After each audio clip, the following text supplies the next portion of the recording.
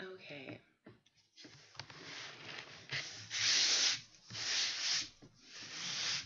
Here we go.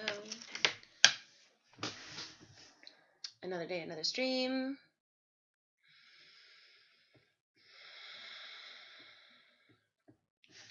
Clear myself to start. He gets so mad when I touch things. I mean, I have to touch the chair and stuff, but like when my arms, which are like big energy receptors, are touching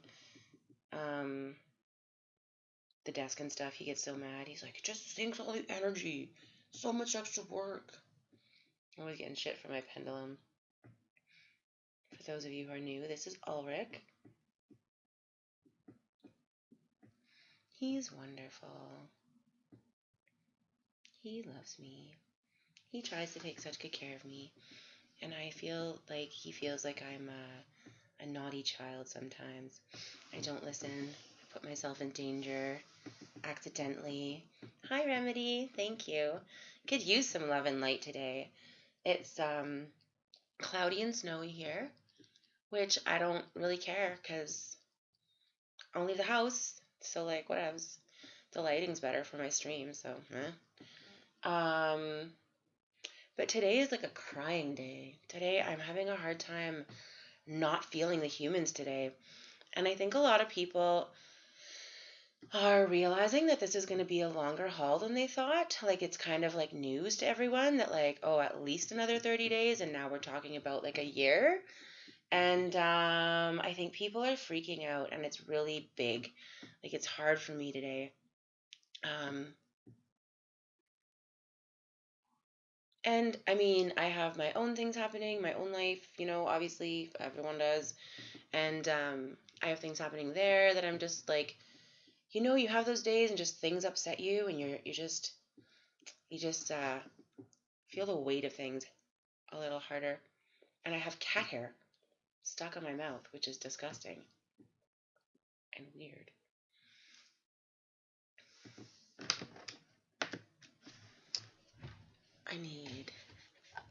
And I'm a little bit concerned. This isn't the lipstick brand or whatever. I know, yeah, and it's scary to go shopping because some people are taking it really seriously and some people aren't. And so, like, I want to take it seriously, and so when I go, I want to wear a mask and stuff, but then you get dirty looks. But then if you don't and you cough, you get dirty looks. Which obviously I do because I'm still getting over this, like, lingering cough. And so, but I have to, like, I don't go anywhere as much as possible. I don't do anything as much as possible. Oh, I didn't update my stream information. Son of a gun. Daily tarot and then some study. Oh, welcome. Squirrel is watching the world burn. I mean, that actually still applies. Maybe I'll just leave that. Tarot. All the tarot, all the time. Update information, please. What is, I'm sorry to be ignorant because this is the first time I'm seeing it this way, with the LGBTQIA. Asexual, I know. What's I? Hey, Hermit. How's it going? And then plus, obviously. I don't know which letter stands for me. I'm non-binary. Does that help? Oh my gosh, guys. I like recently realized I'm non-binary. Like I guess I've always been non-binary. It's interesting because when I was younger, I would correct people if they called me a woman. If they called me a female or a woman, I would correct them. And I would make them stop. And they're like, well, what are you? And I'm like, well, I don't fucking know, but that's not what I am. And don't lump me in with women because I'm not. So stop. And they're like, well, you're not a man. I'm like, you're right, I'm not. So, like, just shut the fuck up. Like, maybe I don't fit in either category, okay? And, like, here, like, 20 years later, they're like, that's a thing. And I'm like, oh, that makes so much sense now. It's interesting, too, because they were talking, like, I've been following a lot of trans accounts, not because I realized that I was part of that community, but because I was like, these people are amazing and inspiring, because not as a trans or LGBTQIA plus person, but as like a human that didn't identify as human as either. Like, so that was the thing, is like for the longest time I was like, okay, well, I'm not a man, I'm not a woman, so I guess I'm not a human. So I don't identify as human, right? Intersex? What's intersex? Is that like gender fluidity kind of thing? Because like, yeah. And so it's interesting, and especially now I've been reading these different profiles, and they talk about dysphoria and about your body. And I told this story at my friend's podcast the other day that I think didn't make it to the actual podcast. Hi, Druid. Hi, it's nice to see you. Do you like this lipstick? Thanks. This is my boyfriend's choice. Uh, boyfriend, male, companion. He identifies as male. Boyfriend, I guess. I don't know, whatever. It's so complicated. Several variations in sex characteristics. Oh, okay. Cool. Okay, so it's more of like a physical designation than um, gender designation, right? If I'm understanding correctly. I am just like, I've always been fascinated and amazed by this community because there are so many amazing, brave people that like you have to fight every day just to be yourself, and that's me. That's like just to, and so this is why I was always drawn to this community, because it's so accepting and so loving, and I not as a non-human, as a non-whatever, yeah, biologically. Okay, thank you. Biologically is the word I wanted. Exactly, that makes sense to me. Um, I grew up not knowing what I was as a medium and as an energy worker and as a healer. And while those things were kind of made available to me in my childhood, and that learning was, it was definitely like, looking back in a way, like I feel like my life was a setup.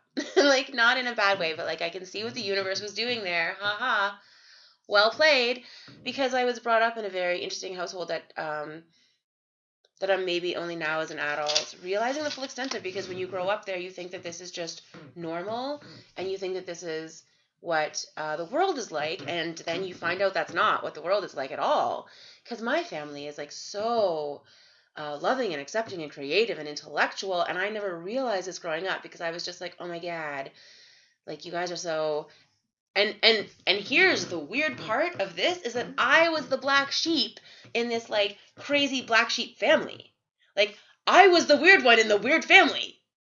Like, what does that tell you? Like, I started shaving my head when I was 12. Like, I really started struggling with breasts and stuff. I hated my body for so long.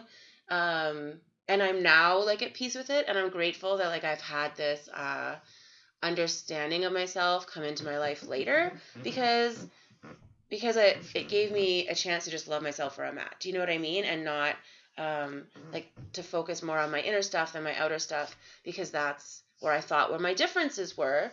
And like, yes, but also no, so it's interesting. Anyway, moving on from all of that. I always thought, as somebody who didn't know what I was and who wanted to just be accepted for whatever that was, I always thought that community seemed amazing, even though my differences were more energetic and stuff. And so my childhood and my crazy upbringing is one of the reasons that I guess, looked for more structure in my life and married a super, super, super, super. Oh yeah, okay. Right till end of 2020. Hey, it's interesting because I was just saying before you got here, Druid, that people are struggling with this. Like, it's so heavy today. I've been crying all day because I can just feel everyone, and people are just coming to terms with this. People are grieving. People are so not okay with this, and I think in my town, people are just starting to realize that we're not taking it serious enough, and that like we're not doing what the world is doing. So people are starting here. The ones that have not been freaking out are starting to freak out, is what I'm feeling. And they're starting to realize that this is like a long haul thing, and this is a serious thing, and we all need to kind of get on it and get our shit together, because we're jeopardizing people's lives every day that we don't. So yeah, so it's pretty intense. The energy today is intense. There's a lot of weird astrological things happening in 2020, which does not surprise me, because this is a foundation year. The 12-year cycle, as I've been saying for months and months now, is resetting, and we all need to be ready. Like, we're all resetting. This is what's happening. Get on board or get off. And so get on board. That's what I'm here to tell you, is get on board. And so anyway, going back to what I was saying before I distracted myself with yet another rant, is the reason I'm doing my Bible study later today, my UnBible Study, is part of because I was brought up that the Bible can coexist with energy work and Islam and Sikhism and Reiki and agnosticism or agnostic people and with everything. That the Bible is just one of many options. And when I was when I decided that was not right for me, then that I needed more structure and that the Bible was the only option. Hi, Rose. Oh my gosh, it's so good to see you. Thank you.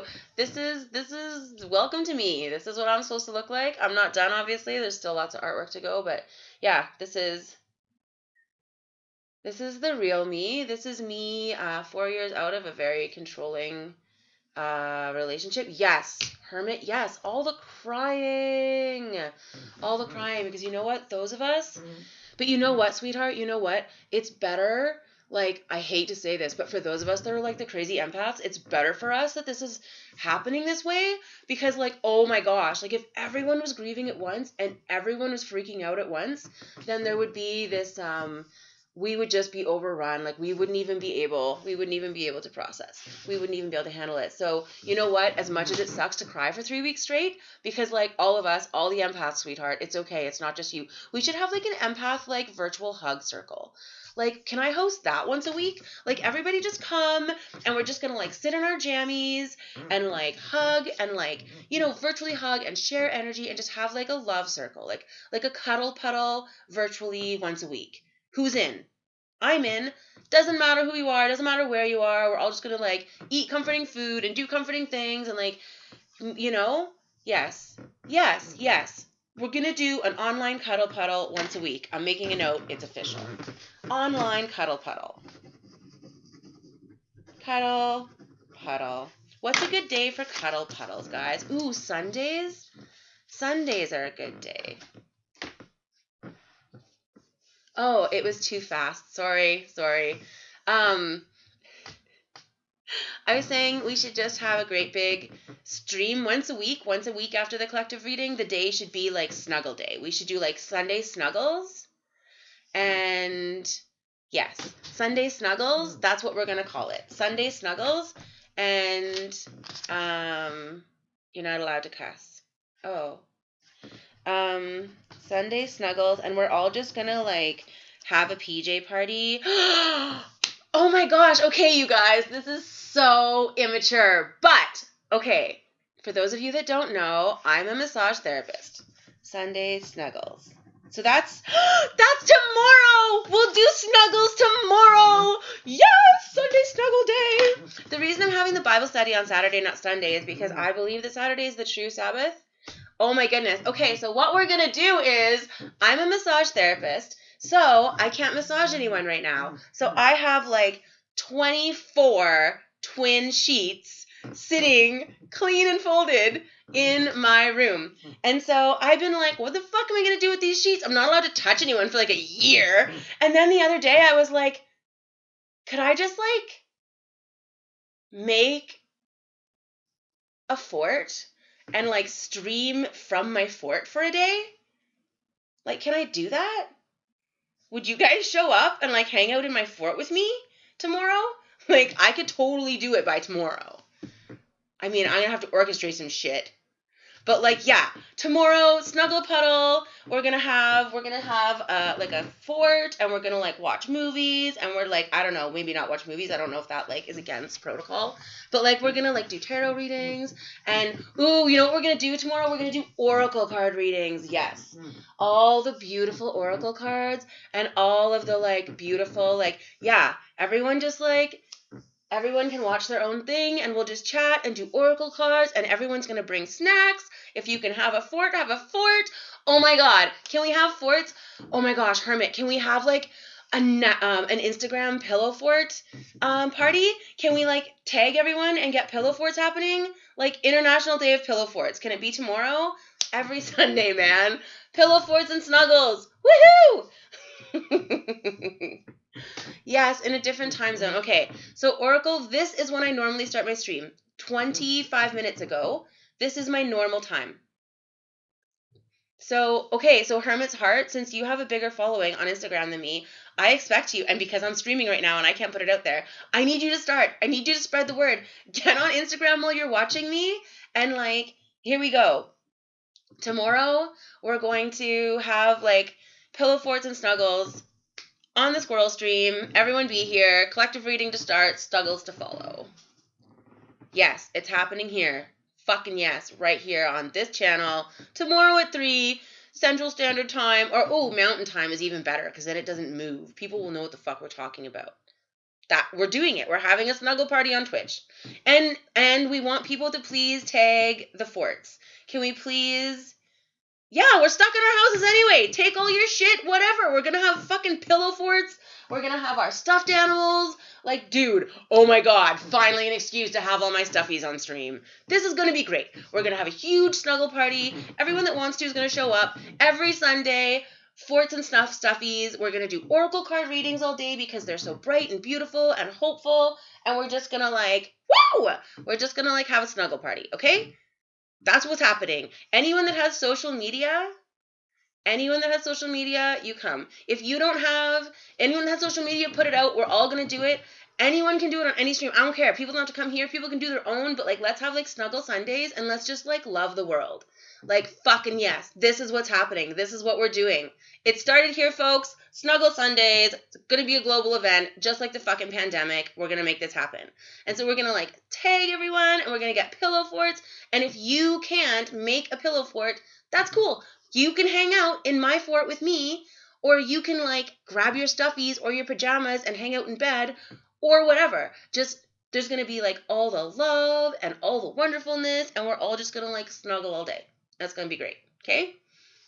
It's going to be fabulous. Okay, so now that it's almost 3:30, I should probably, start the reading. So usually we start the stream with the collective reading, and I'm like, a half hour behind because I'm talking about my childhood and Bible studies because I'm so excited about the Bible study too. Although maybe I'm more excited about the pillow fort now.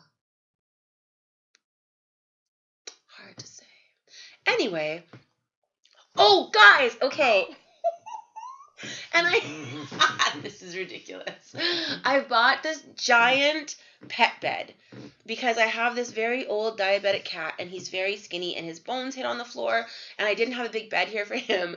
And so I bought this. It was on sale. It was like less than half price for this massive orthopedic, like Great Dane sized pet bed. Thank you, Rose. You're so sweet. I like the way I look now too. I'm very pleased with how I'm turning out. Thank you, universe, for the kicks and the pokes because it seems to be working. I forget what I was talking about. Oh well. I'm sure it'll come back to me. Maybe. I was talking about the collective reading and the Bible study and the big pet bed. Okay, and so when I do my pillow fort, I can put a blanket on this giant pet bed and then it'll be comfy because it's actually big enough.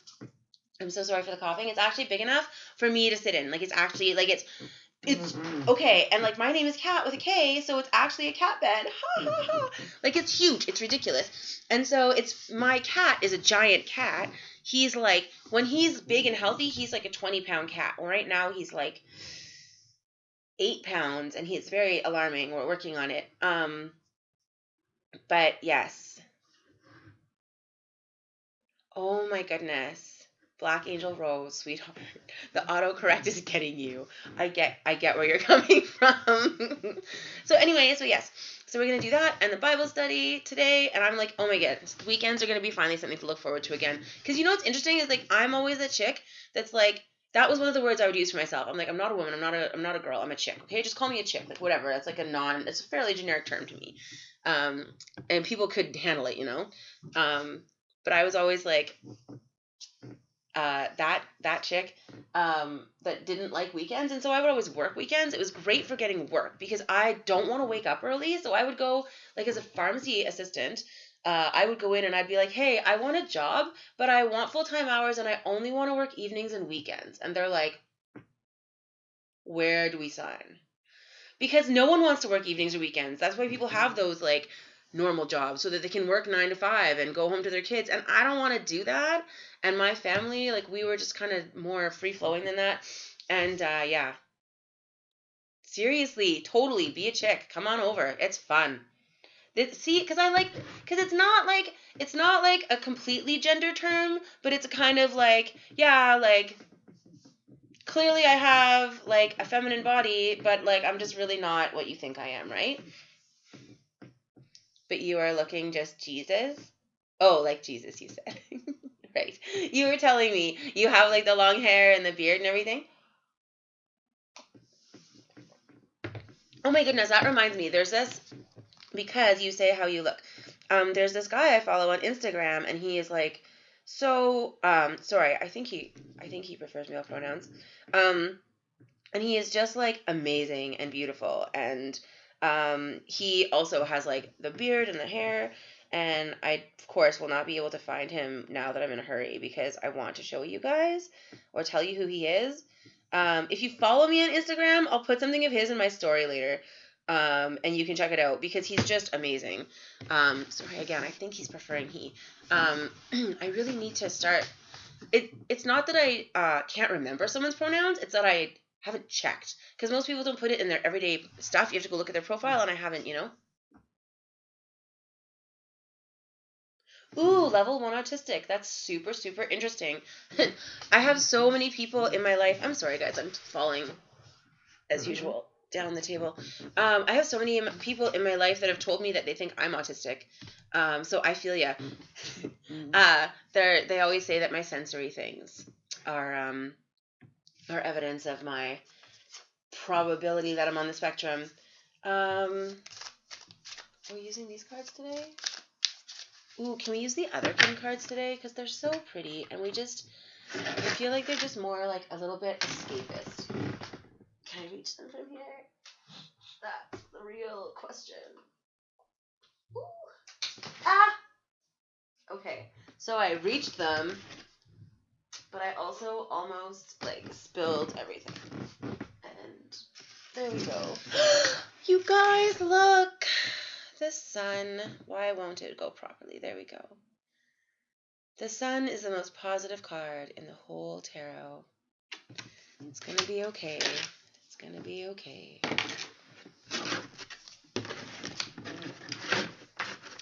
So, what are they doing to, by the way, help you with that, Rose? Like, what are they doing to address that for you or to help you address that? And how is it impacting your life? Like, how is it affecting you right now? Right, little bunny?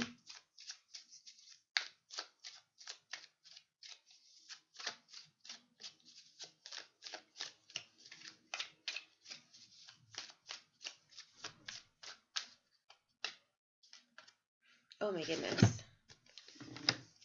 Okay, so the sun was the first card. Oh, here, I'll put it so you guys can watch. The sun was the first card, and then the 9 of Wands.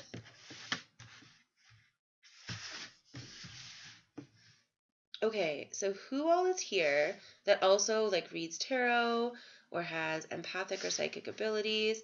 Who else is here that falls into these categories? Because I have questions for you. Hermit was mentioning.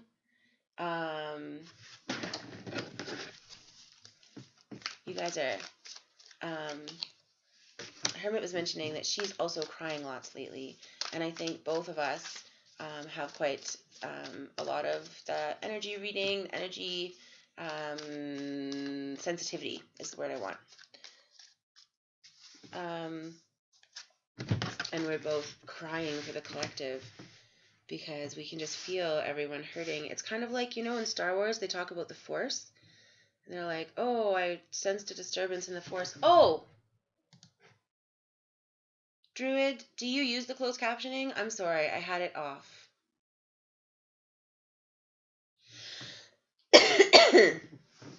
15 years of tarot. That's amazing. How old were you when you started? And who's Gordon Smith? But I guess my question was just 13 with your Slavic mom. Oh, that's so nice. I love that it was handed to you, like handed down to you. I think that's beautiful. In North America, it's witchcraft. It's bad. And many of us not only do not have the opportunity to be taught by somebody knowledgeable on the subject, many of us are just struggling on our own to figure it out. But many of us are, like our family and our loved ones, are actually angry with us for taking it up, or actually concerned or worried that we're going to go to hell or whatever. So I'm a weird one in that I don't muddle my influences. So I don't, North America, it's just starting to open up here. Like, you don't understand, like, as Europeans, I know I was going to say, you don't understand as Europeans because you guys live on sacred land. I mean, the land here is sacred, but it's not sacred to white people or to our ancestors.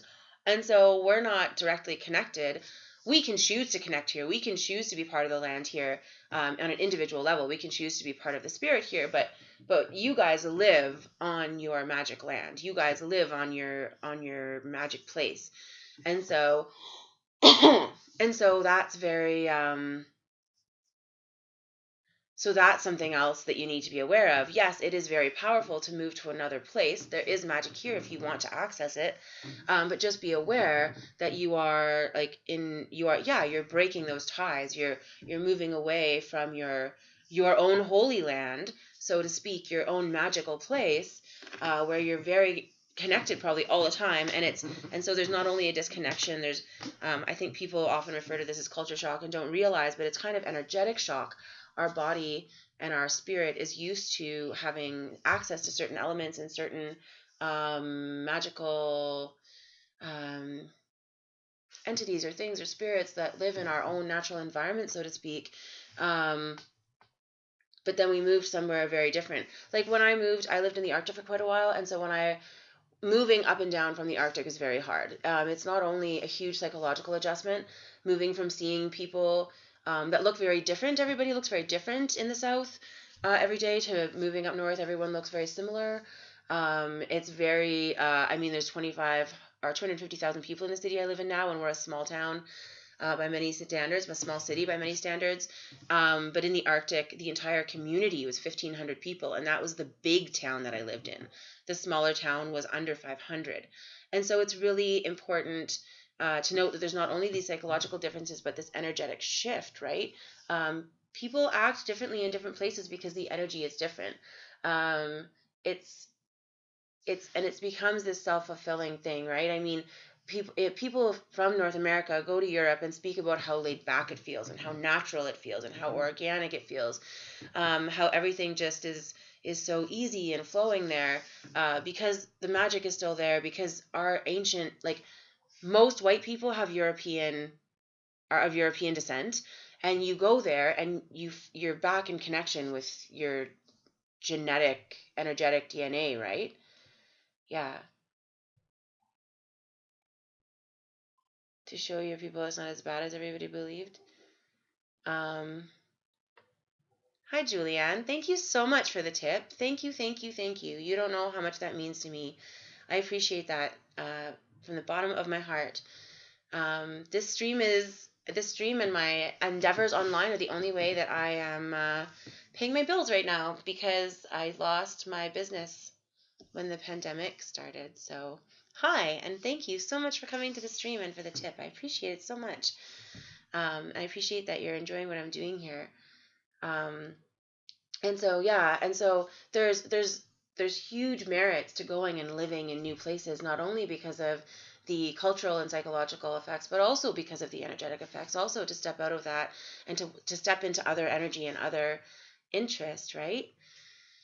Other energy flows. So I think that it's interesting to note that, like, for many European people, magic or like that ancestral energy is part of their day-to-day, but here in North America, we have a very very repressed culture, culture in a lot of ways, even though we seem to all be wild party animals. So sorry, just catching up with the chat. Black Angel Rose, my darling. I think that it will take your mom some time to adjust, right? I mean, and it's interesting how people use different things to feed into their own narrative, right?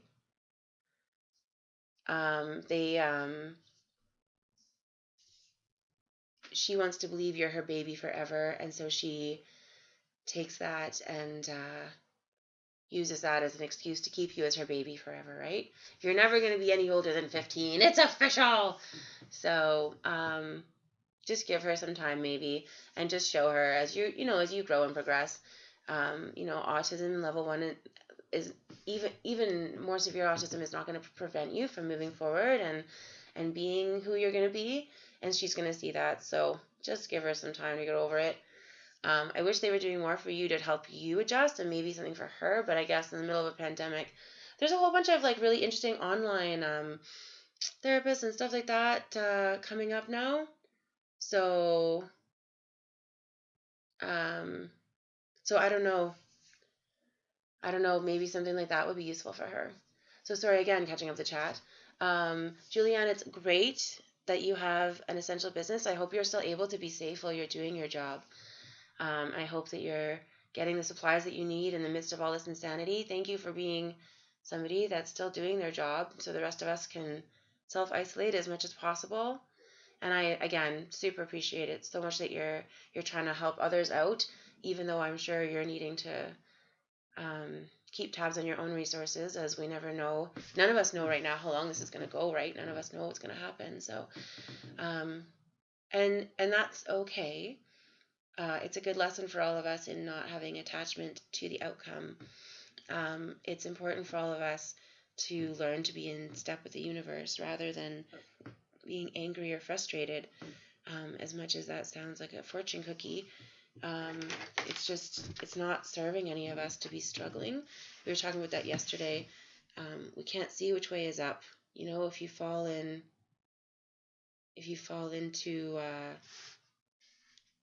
the water and you struggle too hard, you don't know which way the surface is anymore. So we have to be still, and we have to trust ourselves and trust the universe. Feel the current, feel the flow, and find which way to go, right? Yeah, I kind of figured they were a bot. I was kind of just ignoring them because I'm sorry, because I don't speak whatever language they're speaking anyway. I don't recognize it. And most people would recognize. Yeah, I thought it might be Spanish because I speak French, and so it's like a Latin-based language, and so I recognize it, But yeah. Anyway, so I guess maybe we should do the collective reading for the day if we ever want to move on from here, which I do because I want to do the Bible study because I'm excited. The UnBible Study, and I just wanted to make sure. I keep my problem, and my pendulum gives me shit for this. I'm so scattered because I pick up so many energies at once and so many thoughts at once, and I'm just like all over. And so I go and I look at the cards and I'm like, are these the right ones? And then I'm like, oh, I wasn't paying attention. And I go back. Yeah. What's your about my UnBible study? I'm very excited.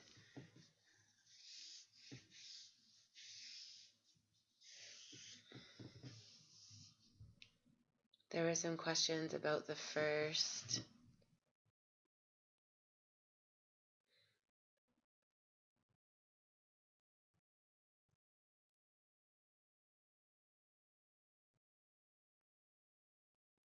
When we started.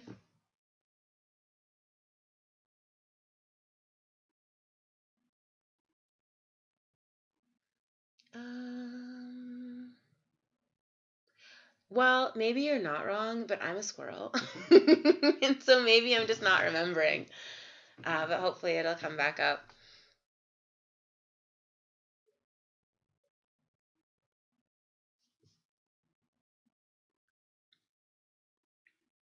Are you in the States, Rose? Are you guys in the United States? I feel like, and I apologize, I'm not trying to be ignorant. I feel like your government's not doing tons right now to help people. Oh, yes, yes. I asked about that, Druid, because I was just saying that all of those people, if you do tarot, if you have psychic ability, if you are magic in any way, it just shows that you're more connected, to like the force or the energy, the universal stuff. And so I was just wondering if those of you like yourself um, are also suffering the way Hermit and I are. If you are also finding it, that if you're picking up on like that collective energy, if you're struggling not only with your own stuff, but with all the energy of everybody, because I was just saying everybody is grieving, and I'm just wondering how other spiritually minded people and other energetically connected people are being affected. So I was just wondering. And then we got talking about how you guys in Europe are so much more likely to be connected to ancestral energy and to ancestral teachings, and how lucky you are, because we believe that our ancestral culture is Christianity here, and it's very sad. Yeah. No, I guess it's going to be people moving. Yes, Druid, I do understand. And this is what I've been talking about recently in streams when I talk about we need to bubble ourselves, we need to protect ourselves, we need to um, make space for ourselves so that we're not being crushed by the energy of the collective, because so many people are hurt and so many people are grieving. So many people are putting panic and chaos into the open, into the realm, and it's really affecting some of us that feel it, right? And so that's why I'm asking, yeah, if you're feeling like you're being crushed by it, if you're feeling like it's sitting on your chest and giving you a hard time breathing, if you feel like you just have to like lay there and cry sometimes because it's so heavy, tune into the cycles and what's happening with astrology, just to help yourself understand that this is going to pass, because there is so much crazy crap happening right now, in that, in everywhere, obviously, but also in astrology, and yeah, yes, exactly. No noise, everything is so silent, right? It's like that, like deathly quiet, and it's that kind of everyone's waiting, right? Everyone's holding their breath almost, and so yeah, we need to yes, we need this to understand exactly. And this is what so many people are saying. It's kind of like we've been sent to our rooms, right? We've been sent home, and this is for some of us, and we're not voicing it, we don't recognize it. It's so difficult to put such intense emotions into words, but for some of us, it's the waiting that's hard, is that we know something's coming. We know something is big is coming. We don't 100% know what yet. As much as we know about the coronavirus, and as much as we know that this is happening, we obviously don't have all the information. Druid, you and I have been talking in stream about how we're not being informed in North America about the things that are happening in Europe. I don't know if you guys are being informed about the things that are happening here, and how we're not, like, we really need to get on one page globally. Excuse me, we really need to get ourselves in check, not as countries, not as provinces, not in that way, but as individuals and as a world. Those are the two things that we need to have, that division between ourselves and the whole, but also to understand that we're part of the whole, and there doesn't need to be all this other division. We need to be one collective. So Yes, exactly. We can hear the wolf. That's exactly what's happening. And so so many people are not only grieving loved ones that have already been lost, grieving changes in their lives, grieving changes in their lifestyles, being left at home with people that are not supportive of them, being stuck in places that are not nurturing for them. And this is what I was saying, is that we need to find a way to make space for ourselves.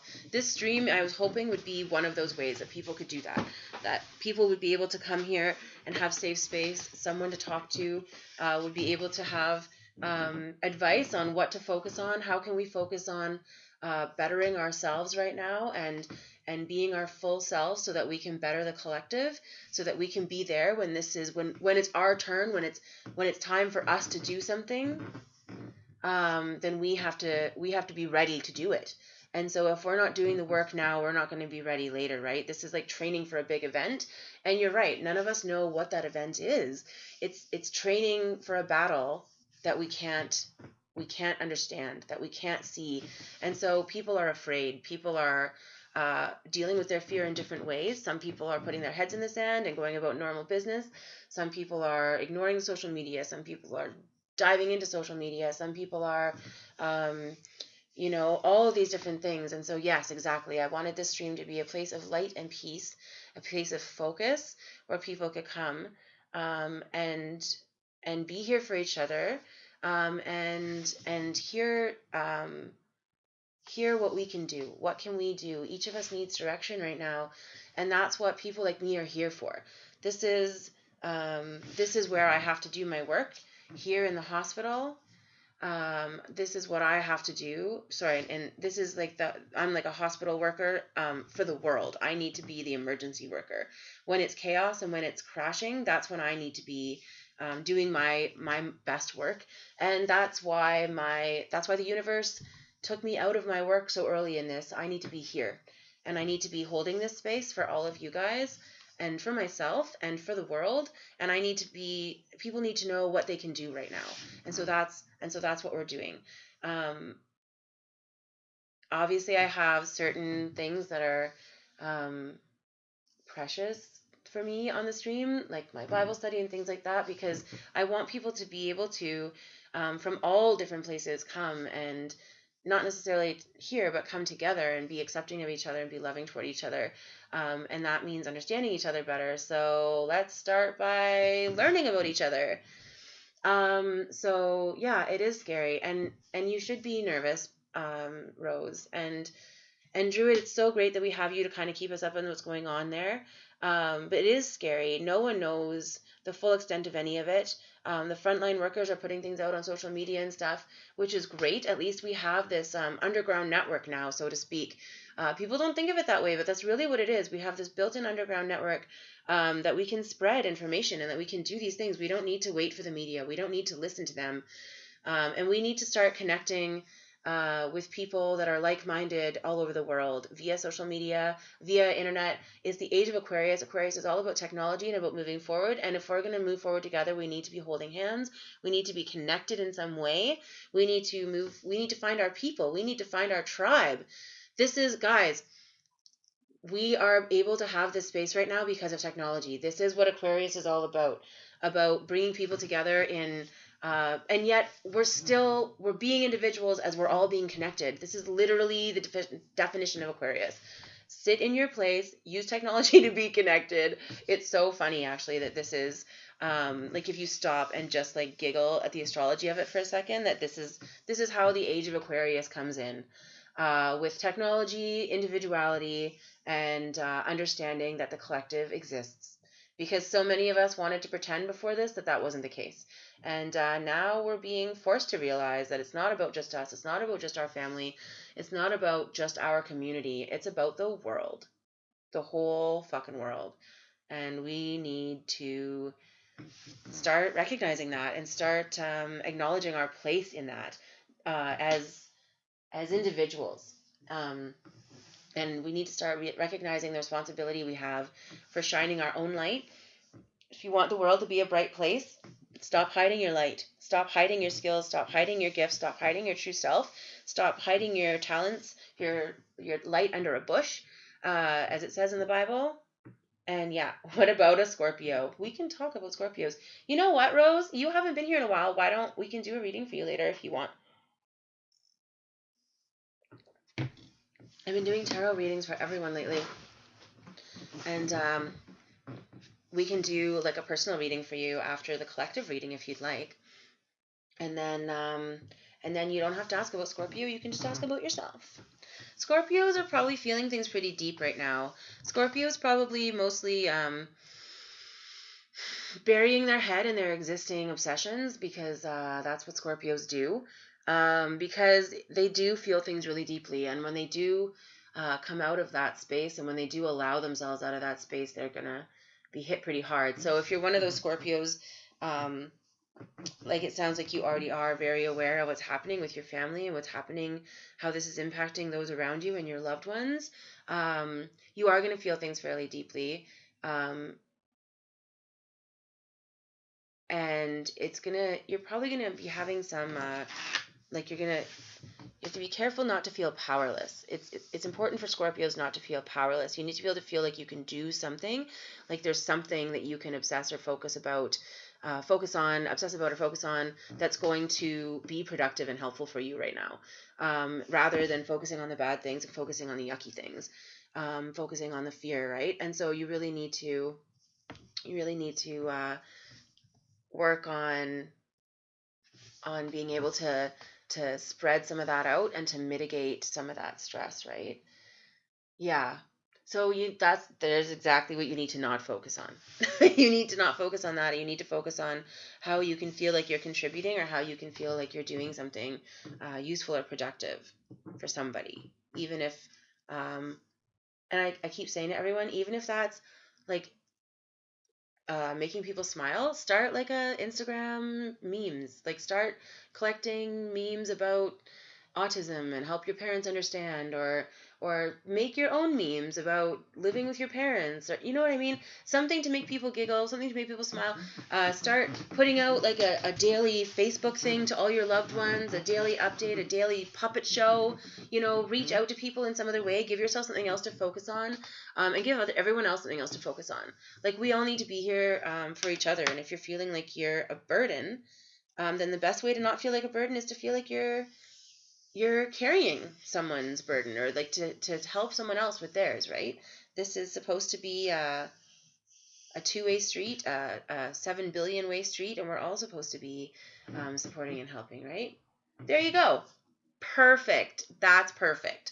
So you can like have music Mondays, and like we're gonna have some upbeat music every Monday, right? Or something like that would be. You could do whatever you want. I'm not saying everyone has to be on social media. I'm just saying that everybody has no other way to talk to anybody right now. So like, we all just need to get out there. And if we're flooding the internet, well, so be it. Let's flood it with happy, passionate, amazing people with happy, passionate, amazing things, right? So I'm sorry. Okay, 4:00. Just gonna do the collective reading now. So I love that the first card of today was the sun. I love that. I love that. I love that. We need the sun. Here it is literally a cloudy day. Let's look at this cute little bunny again. Look how cute the little bunny is. And it's looking up at this beautiful sunflower, at this butterfly landing on its nose. And it's just this air of hope. We're going to get through this, guys. The sun is going to come up again. It's going to come up tomorrow, for better or for worse. Things are going to keep moving. Things are going to keep progressing. And you know what? We're going to get through this one day at a time. We're going to get through it together. We're going to get through it as a collective. And we're just going to be... That's right. Because Druid looks like Jesus and sounds like Schwarzenegger. Which is the best visual of the day, actually. Thank you. You need to start, like, I don't know, you need to, like, tag me on something so I can find your account somewhere, Oracle Druid. That would be super fun. But yes, we all just need to remember that it's one day after the other, right? We only have to deal with today. We're here together today. We can be grateful for at least that today. Let's look to the sun. Let's look to what's next. And let's make sure that we're ready for that day.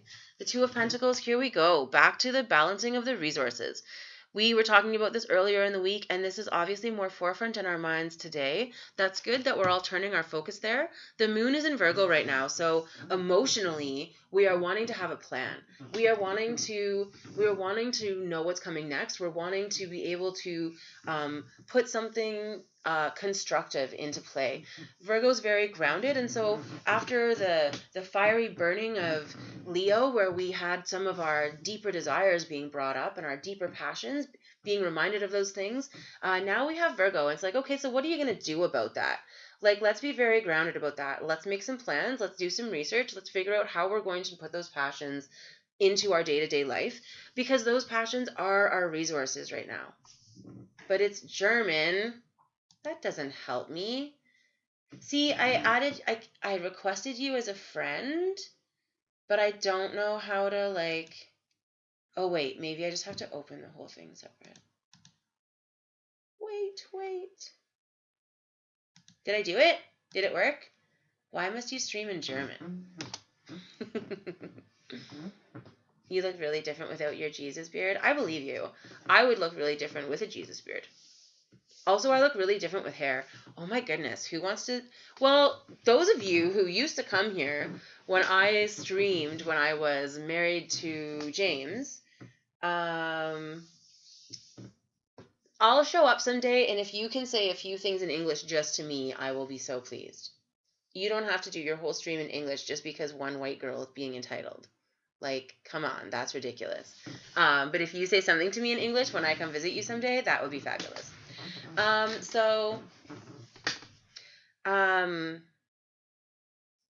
So anyway, sorry. So getting back. So the Two of Pentacles is really talking about this balance of resources, and this is where we're all balancing our concept of resources, and where we're balancing our understanding of resources. So this is where we're realizing that money is not the be-all end-all. This is where we're realizing that we have all of these different passions that bring us joy, and that joy in itself is a resource.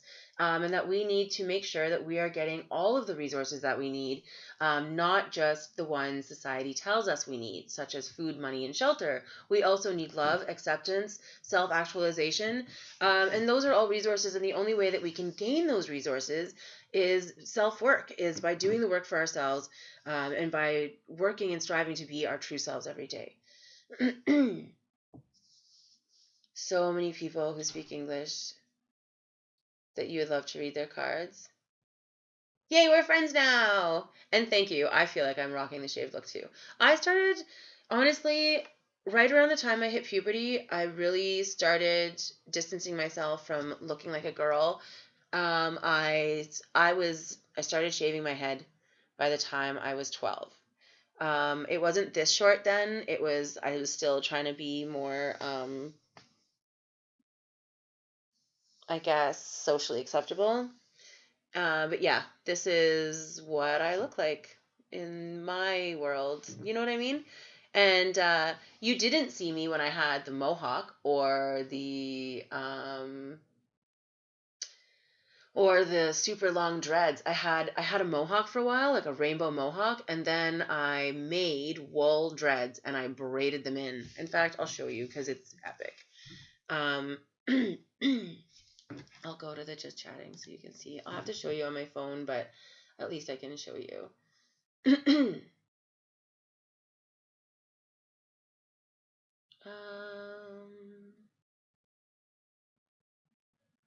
I got sick of the dreads a while back and shaved them off because I just had enough. But you can see how they were like all the way to my ass.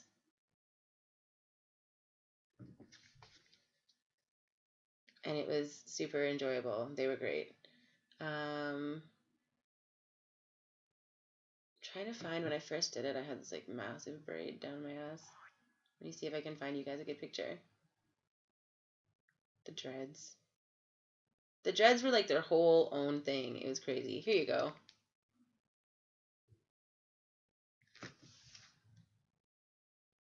These were the dreads. I can't get it to focus.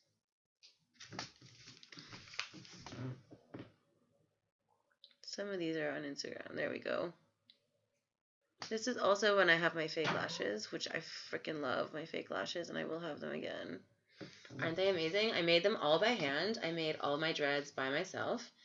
And this is what I looked like before that. I had rainbow mohawk, which is also fun. Focus. There we go.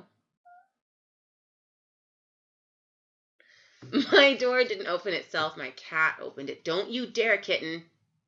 Psst. Yeah. So this was, my partner would dye my hair for me. This was the like electric pink he managed right before I added the dreads into it. And then when I got sick of the dreads, I shaved it off. Oh, and look at, I did like this event, and I did black light and everything, and my dreads glowed.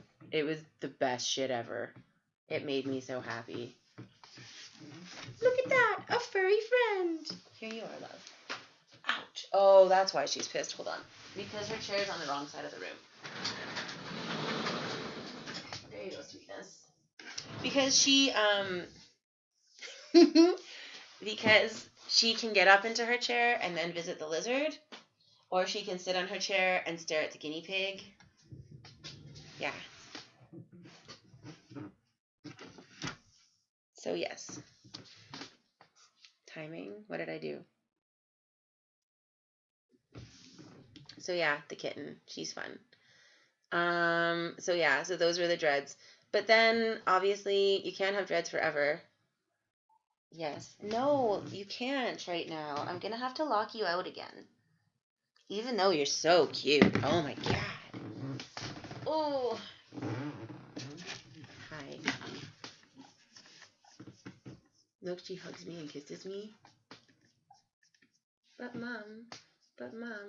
And she makes her little purdy noises. And she's got her tail in my cards. Yes, thank you for the kisses. Thank you. You're the nicest kitten ever. It's a very hard tongue. I have Discord, but I'm not, I don't have a bot for the channel or anything right now. And I don't know I haven't had the chance to set one up. It's been a busy couple of days. Maybe after the stream today. Ooh, is there a bot that you recommend? Oh, I'm sorry that she's making you sad. I'm also sorry that she's putting her ass in my face. Oof.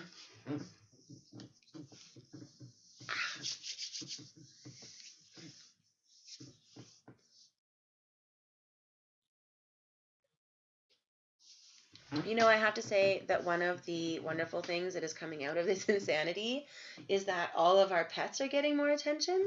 Like, people are staying home and walking their dogs and stuff, and it's just wonderful for the dogs. Like, they're having the best time. It's so good. I'm so grateful that I live in a place where it's big enough that we can do that stuff. Oh my goodness. My girlfriend just told me she dropped something off. So I'm just going to BRB, guys. I just don't want it to get taken. Because you know how people are. And I'll just be 1 sec.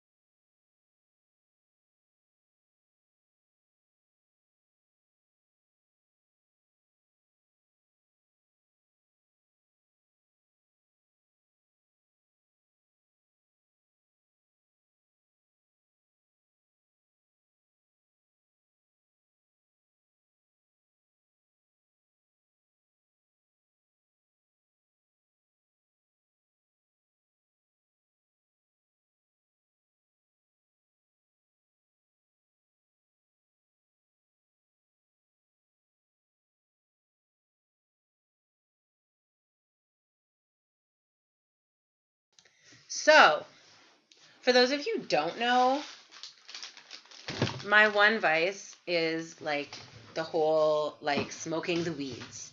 That's my vice. And it's a pandemic. And there's been some discussion that they're going to like shut down the weed stores. So I don't know. My friend is a pal and dropped me off some stash. Because, I mean, I don't know about other people that are energetically sensitive. We were talking about this energetic stuff earlier, right, Druid? We were talking about like those of us that are like this, that those of us that are more connected, that we feel like the pain of others more easily. And so for me, and I don't know what for you guys, but for me, like weed is one of the things that makes that suck less, and makes it easier for me to be out in public, and makes it easier for me to just kind of get through, right? Michael isn't going to be happy. Oh, I don't know what's going on in the States. I know what's happening here in Canada, and I know that Ontario has decided that as of Saturday, marijuana legal stores are not an essential service, which is shitty because now they're encouraging, like, the black market's just going to fucking go through the roof again. But honestly, I think legalization was like one of the best things that ever happened for the black market anyway. So who knows? I understand that I will have to stop smoking someday. I know that for my own spiritual growth and everything, that will have to happen. But you know what? I really like that'll happen someday when the universe is ready for it to happen. I'm not gonna beat myself up about it. And in the middle of a pandemic, when like walking around my house makes me cry, is not the time to quit. So yeah, I have the best friends ever. So so that's what I had to go fetch. And then my neighbor is shoveling because it's snowing like crazy out here. I have a friend, and she's a winter witch, and she makes it snow. And every time someone like pisses her off or whatever, and so today she got a text. So this is super funny because it was kind of like gray earlier today, and then I got this text from her, and she's like, "You'll never believe." And she's like, she got this text from someone that was saying that her ex-boyfriend, who's been like trying to get her back and guilt tripping her for dumping him and all this other shit, had cheated on her with his girlfriend. So like the two of them had cheated together, kind of thing. And she's like, well, if that wasn't the last push I needed to just completely have like no empathy or sympathy left for him, and to just get rid of all his stuff out of my house and like fuck him, whatever. And then she and then now it's a blizzard. Every time there's like a giant snowstorm, I'm like, you okay? You okay? Yo, you okay? I wonder why you can't find me on Discord. Try now? I had streamer mode enabled. I don't know if that changes things. 3342. Yeah, he is unfortunately dealing with a lot of his own issues and demons, so to speak, and he really needs to work through that for himself. But he's projecting all his crap onto other people, and unfortunately, that was not gonna be a functional model for anyone in the long term, right? So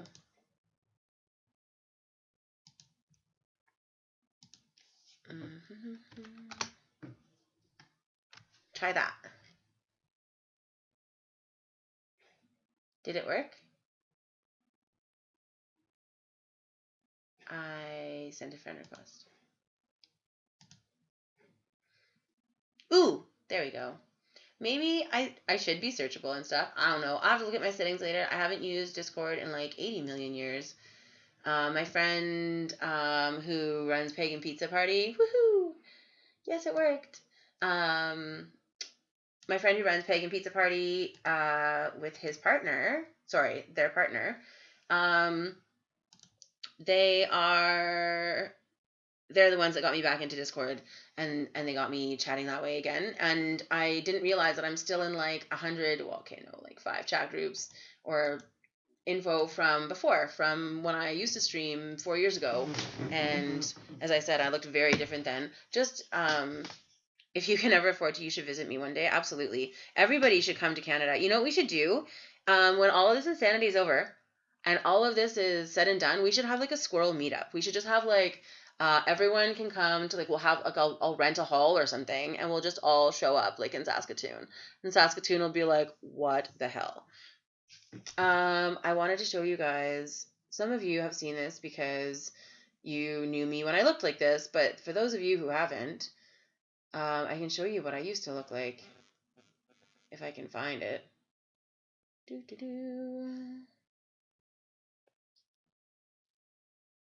It's always hard to find because, I mean, who really wants to remember what they used to look like, right?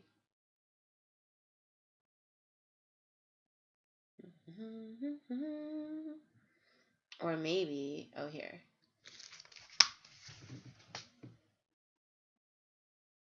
I can't ever get it to focus. There. This is the old squirrel. This is when I was married. This is what he wanted me to look like. The long hair and everything. Even then, I wanted to have a mohawk, but, you know, it wasn't a good witness. Things like that.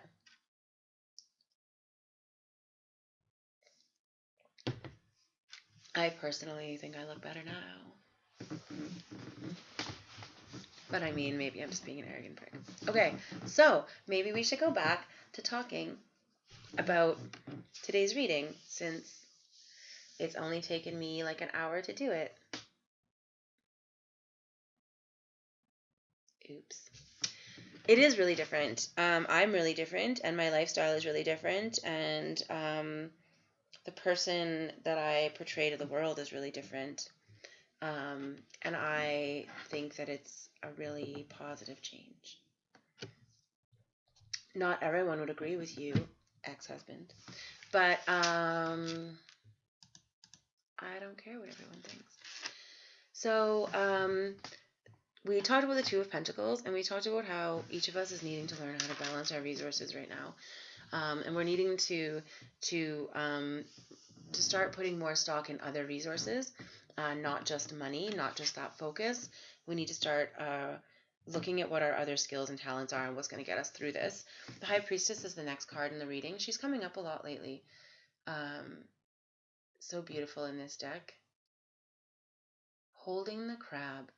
And now, we've talked about this before. The crab is always used to talk about the sign of Cancer.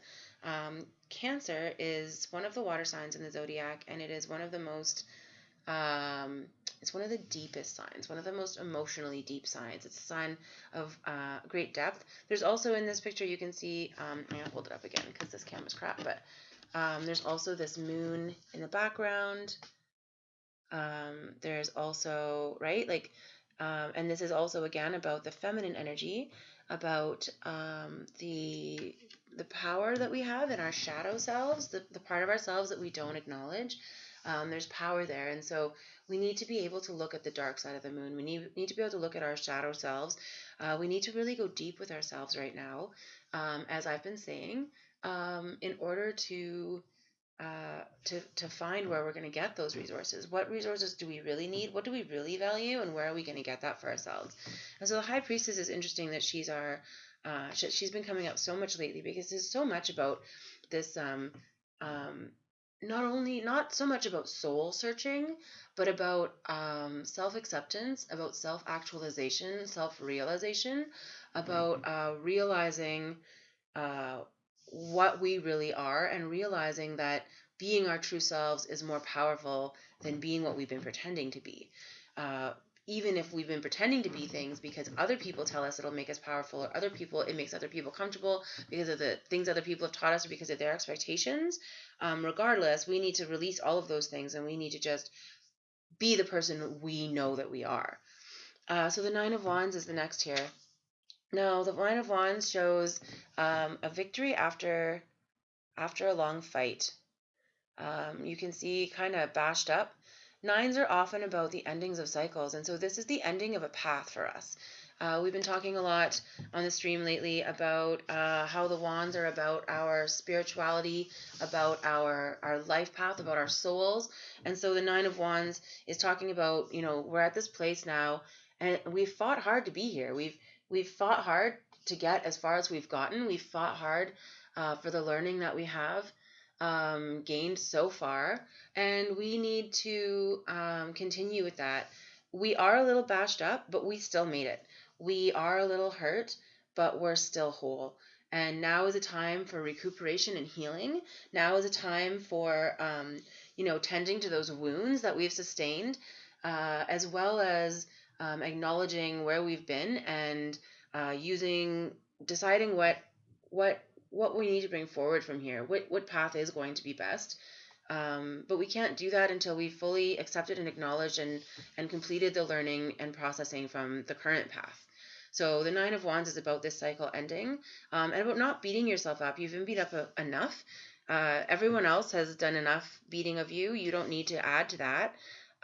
You just need to be healing yourself. You need to be focusing that this as much as it sounds odd to say in the middle of a pandemic, this hard part of this path is actually coming to an end now, and this is a time for taking care of yourself on a spiritual level. So the Ten of Wands is the last one here. This is the burdens card. This is interesting. Almost all tarot decks or tarot readers or whatever, this is tarot books refer to this as the burden card. This is the all the things that we're carrying, and this is because this is about the wands. This is about our life path. This is what have we been carrying with us so far. Are they really burdens, or are they other people's burdens, right? Are they ours or are they others? Who gave us those wands? Do we need to continue carrying them? Is there value in us carrying them for ourselves? So often when I'm doing massage on people, I tell them, like, the left side of your body is the feminine side and the right side is the masculine side, and your shoulders are where you carry burdens. And so I say to people, when you have really tight shoulders, the traps through here, if this is on your right side, then that's because you're taking on too much for other people. The more you take on for other people, the more you put on this shoulder, the more you're constantly having to bring that shoulder up to counteract the weight. And the more that you carry for people emotionally, the more you have that problem on the left side. So the more that you are trying to process for others, trying to make others happy, trying to get your happiness from the happiness of others, the more this shoulder is going to come up, and the more you're going to be stiff through the traps. And this is a place that we hold that energy. This is a place that we hold those burdens that we take on. And this is something that we need to examine for ourselves. And so this Ten of Wands is all about what is serving us to come forward. What is worth tying into our little kit? We talk a lot on the stream about what are we bringing forward from here. And one of the things I encourage all of us to do is take a really, really good look at what do you consider a burden? Is it really a burden? Is it really your burden? Is it really someone else's burden? And if it is a burden, an actual burden, why are you carrying it? Is there value in carrying it? Is it still serving some purpose? Or do you just think you might need it someday? Or you just don't want to disappoint the person that gave it to you? It's not, it's okay to just leave that stuff behind. It's okay to just be done with that. So sorry, I'm just catching up on the chat here just in time for a raid. Oh my goodness. Hi, thank you for the raid. Thank you. Hi, I appreciate it. Yay! And thank you also, Silver Aura, for following. I missed that earlier. I apologize. Thank you, thank you. Thank you, MV Readings, for the host as well, and the raid. I super appreciate it. We're just finishing up our collective reading here today. And we're just finishing up. This is the Otherkin Tarot that I'm using. Yay! I like that icon. I've never seen this one before. That's super cute. I love all the custom icons that there are now.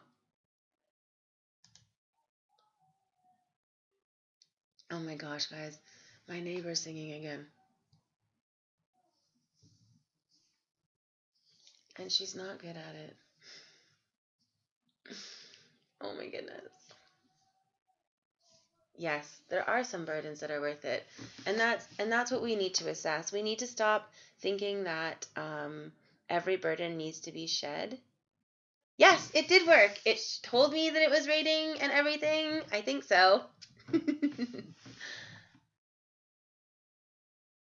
I've been rated. Yay!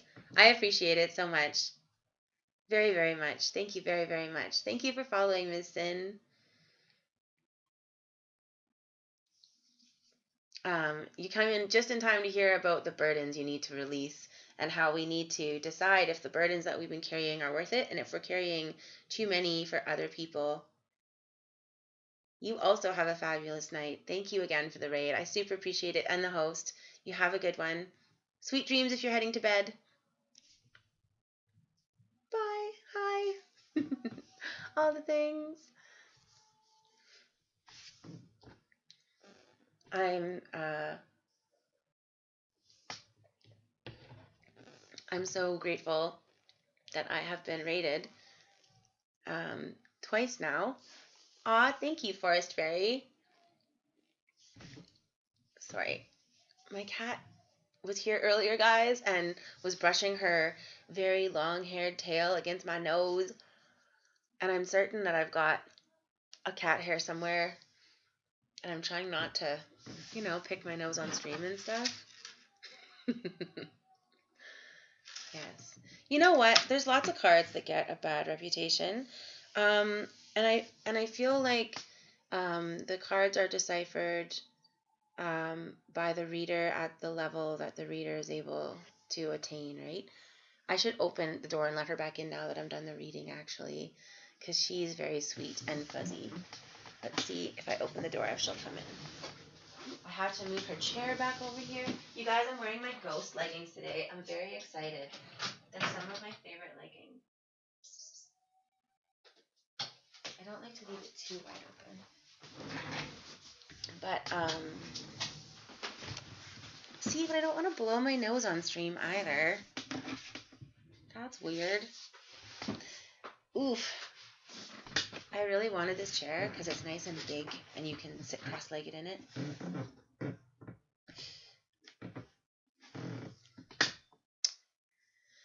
I understand what you mean about taking on people's issues, but I also want to remind you that you need to love yourself, and that setting boundaries is a form of self-love, and it serves all of us better to support people in carrying their own burdens than it does to take those on for them. Because not only are we overburdening ourselves when we take on the burdens of others, but we are also taking their learning away from them. We are taking something away from somebody. We're not just taking their burden. We're taking their learning. We're taking their growth. We're taking the strength away from them, and we're undermining them. We're telling them that they're not good enough to handle this on their own, whether we're doing it from a loving place or not. And so what we all need to be doing is, instead of trying to tell others what will fix things for them or take things on for them, what we need to be all doing is supporting each other in shouldering our own burdens. We each need to bear our own cross, so to speak, and we need to realize that, and we need to move from this model of martyrdom to this model of love and support and acceptance. Do you know what I mean? Does that make sense? And it's a lesson that we all need to learn and that we all need to continue learning. And our society has been so overrun with all the preaching about doing for others and doing so much for others and taking on for others. You're not a good person if you're not overburdening yourself on someone else's behalf. So many of us tie our worth as a human being on how much we're doing for other people. That's something we've been taught to do, especially those of us with female bodies or who are born in female bodies, whether that's what we are or not. we've been thrown into this place where we are expected to care for everyone all the time, and we're not taught to care for ourselves in the process. So it's pretty interesting to see this shift that's happening now, where so many of us are needing to learn to care for ourselves. Similar to Buddhism, I don't know. I'm not very well versed on Buddhism. I think it's interesting because Buddha himself, like the Buddha, said, "Don't worship me, like don't turn this into, you know, don't turn me into a religion. Excuse me, into a religion." And then we almost did, or kind of did, and sort of did. And so I think it's kind of like humans, humans we can take anything the wrong way. You know what I mean? So yeah, so that's something that I do find Buddhism very interesting though. Yes, exactly. You can learn a lot better by helping somebody than by letting them by doing everything for them too, right? And it's important for each of us to learn to ask for help and to not just expect everyone else to just suddenly show up and do everything for us.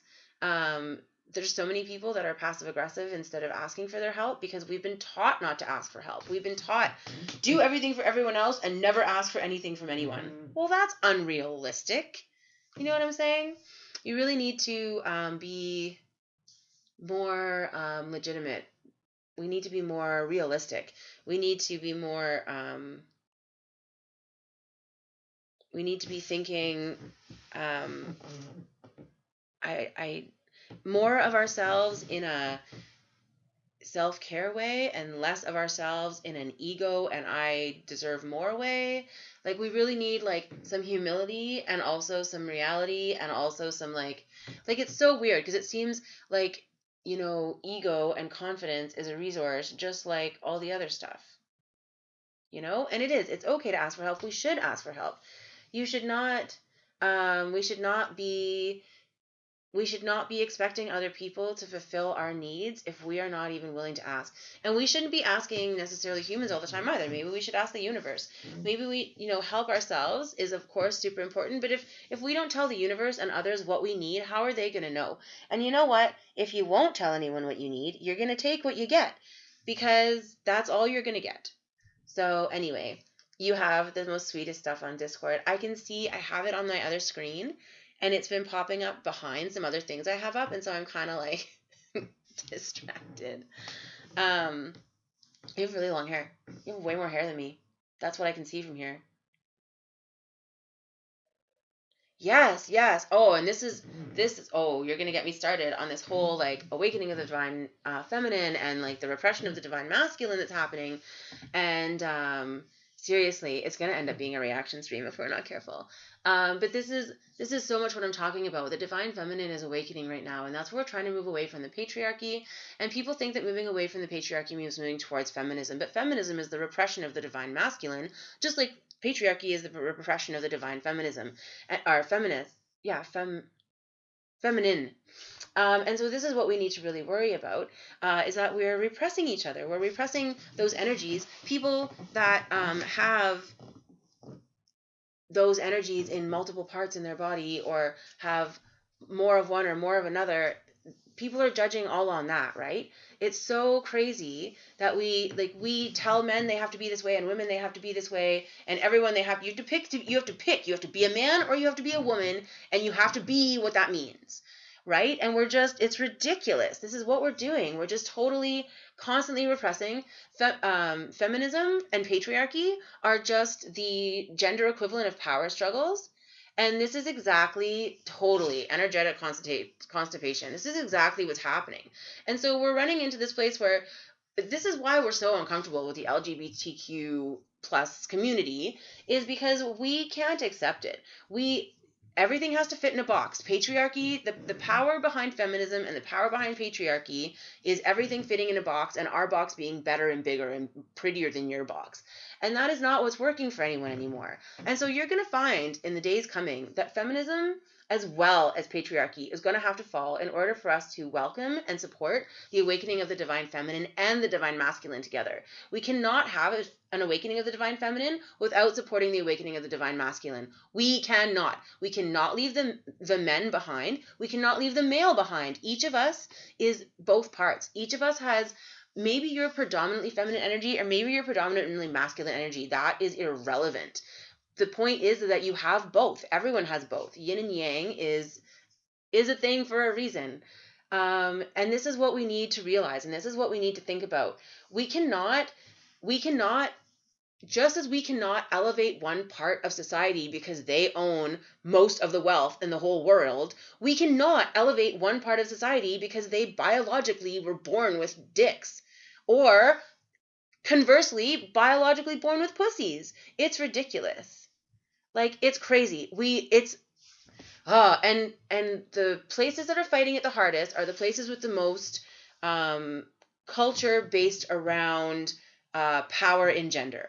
And a lot of those places, unfortunately, are places where Catholicism is really rampant because the power, even in the religion there, the power is for the men. Even in a religious way, the religious women have power over unreligious people, right?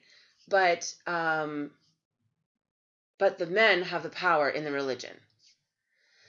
And this is the problem, and this is where we're coming in, and this is what's happening, is that everyone is feeling this shift, and everyone, you cannot not feel it. Hello, look at the world today. This is happening whether we want to acknowledge it or not. This is happening whether the patriarchy wants to acknowledge it or not. This is happening whether feminism wants to acknowledge it or not. We need to stop giving a fuck what gender people are, because it's not important. We just need to worry about whether or not they're human. Color shouldn't matter. Language shouldn't matter. Gender shouldn't matter. Lack of gender shouldn't matter. Sexuality shouldn't matter. It shouldn't fucking matter. We're all humans. It doesn't matter if you are rich or poor, white or black, purple, yellow, green, straight, trans, non-binary, whatever. This is the system we need to move into, because we need to accept that every single thing in every single system has both of those parts. And by polarizing ourselves and by polarizing society with this good, bad, black, white, this is where this takes us. It takes us to this place of division. It takes us to this place where no one can be their full selves. Do you think that these patriarchal assholes, you really think that they are living their best life right now? I don't. I think that they're fucking miserable because their only sense of power is coming from external sources. And this is what we're talking about. And so we're shedding the burdens. Yes, the 10 of Wands, we're shedding the burdens of society. We're shedding the burdens that people have placed on us. This idea that we have to be one thing or the other. This idea that we have to be black or white. This idea that there's only one way. This is what we're shedding, and this is what we need to worry about. Yes, me also. I don't understand why it matters. And that's one of the reasons I have this stream, is because it's just safe here for everybody. I don't give a shit. I don't give a shit what you look like. I don't give a shit what you believe. You come here, you be respectful, you be nice. We're going to snuggle. It's going to be great. Speaking of which, anyone who just got here, we're having a snuggle puddle tomorrow. I'm going to be streaming from a pillow fort. That's right. I'm excited. We're going to do it every Sunday, and we're going to have like Snuggle Sunday, and we're all just going to have like a great big online group hug. So anyone that wants to be here, I started an hour and a half ago about. That is my normal stream time. Going to be here tomorrow for Sunday Snuggles, and it's going to be a thing. We're asking, like, guys, put it on social media, invite all your friends. We're just going to snuggle. We're going to snuggle. We're going to have oracle cards. We're going to have snacks. We're just going to, it's going to be great. We're going to have a great big worldwide group hug. I can't wait. It's going to be the best Sunday ever. And yes, totally. Oh my goodness. ASL. I hated that. You must have grown up online too. I was one of the first people to really be into the, chat rooms and stuff when I was younger. And, I hated that ASL. I hated that. Oh my God. You know what? I'm older than you think. I'm whatever gender I fucking want to be, and I'm close enough for comfort. Back up. That's where I am. I just hated that. Yep, exactly. I know. I totally understand. As soon as they know, and this is when I used to game, this is something I've struggled against as a gamer, is that I'm not a woman. But as soon as they hear my voice, I'm a woman. As soon as they hear me in the stream, I'm a woman, and they start treating me differently. And I would go and I would hang out with all these guys, and I would go on runs with these guys. I used to play EVE Online, which is a very, very male-dominated game. And like 1% female, I believe, or something crazy back in the day is what it used to be. And I would get in there and I would join a new corp and everyone would get along great. I would follow direction and be fine. I'd get on stream and it would immediately devolve into boob jokes and, oh, send me pictures of your tits. Like, what the fuck, people? What the fuck? I'm not even actually a woman. Just because my body looks like this, like, screw you. And it's just so ridiculous. Yeah. And see, and there's the other thing, is like, it shouldn't matter what ethnicity people are. It shouldn't matter what background people are. It shouldn't matter what language people speak. It shouldn't matter who people want to love. Why can't we all just get along? You know?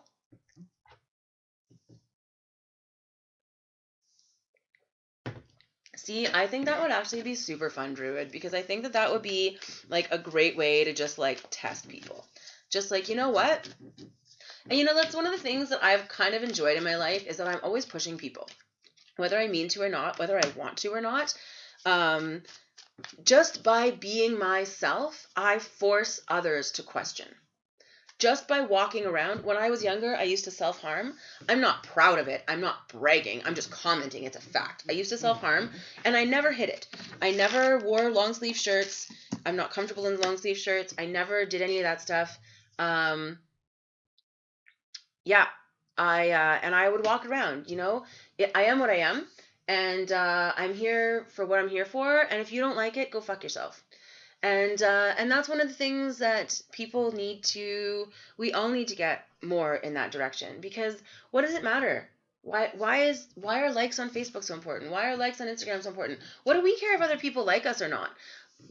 Challenge others just by being yourself. Oh, yes. See, perfect, Fairy. I totally understand, and I will attempt to remember that in stream. It is, like I said, I'm still going with the she, her pronouns for now, because I guess I'm used to it, and it's easy, so to speak. It's less confusing for people, but then when people call me like a girl or a woman, I'm like, oh, no, sorry, you're not understanding. This is not how this is happening. And so I just think that we're all being given this opportunity to really, in the last 6 months, we've been given this huge opportunity to do this like intense soul searching. There's been some really deep Cancer action happening in the astros.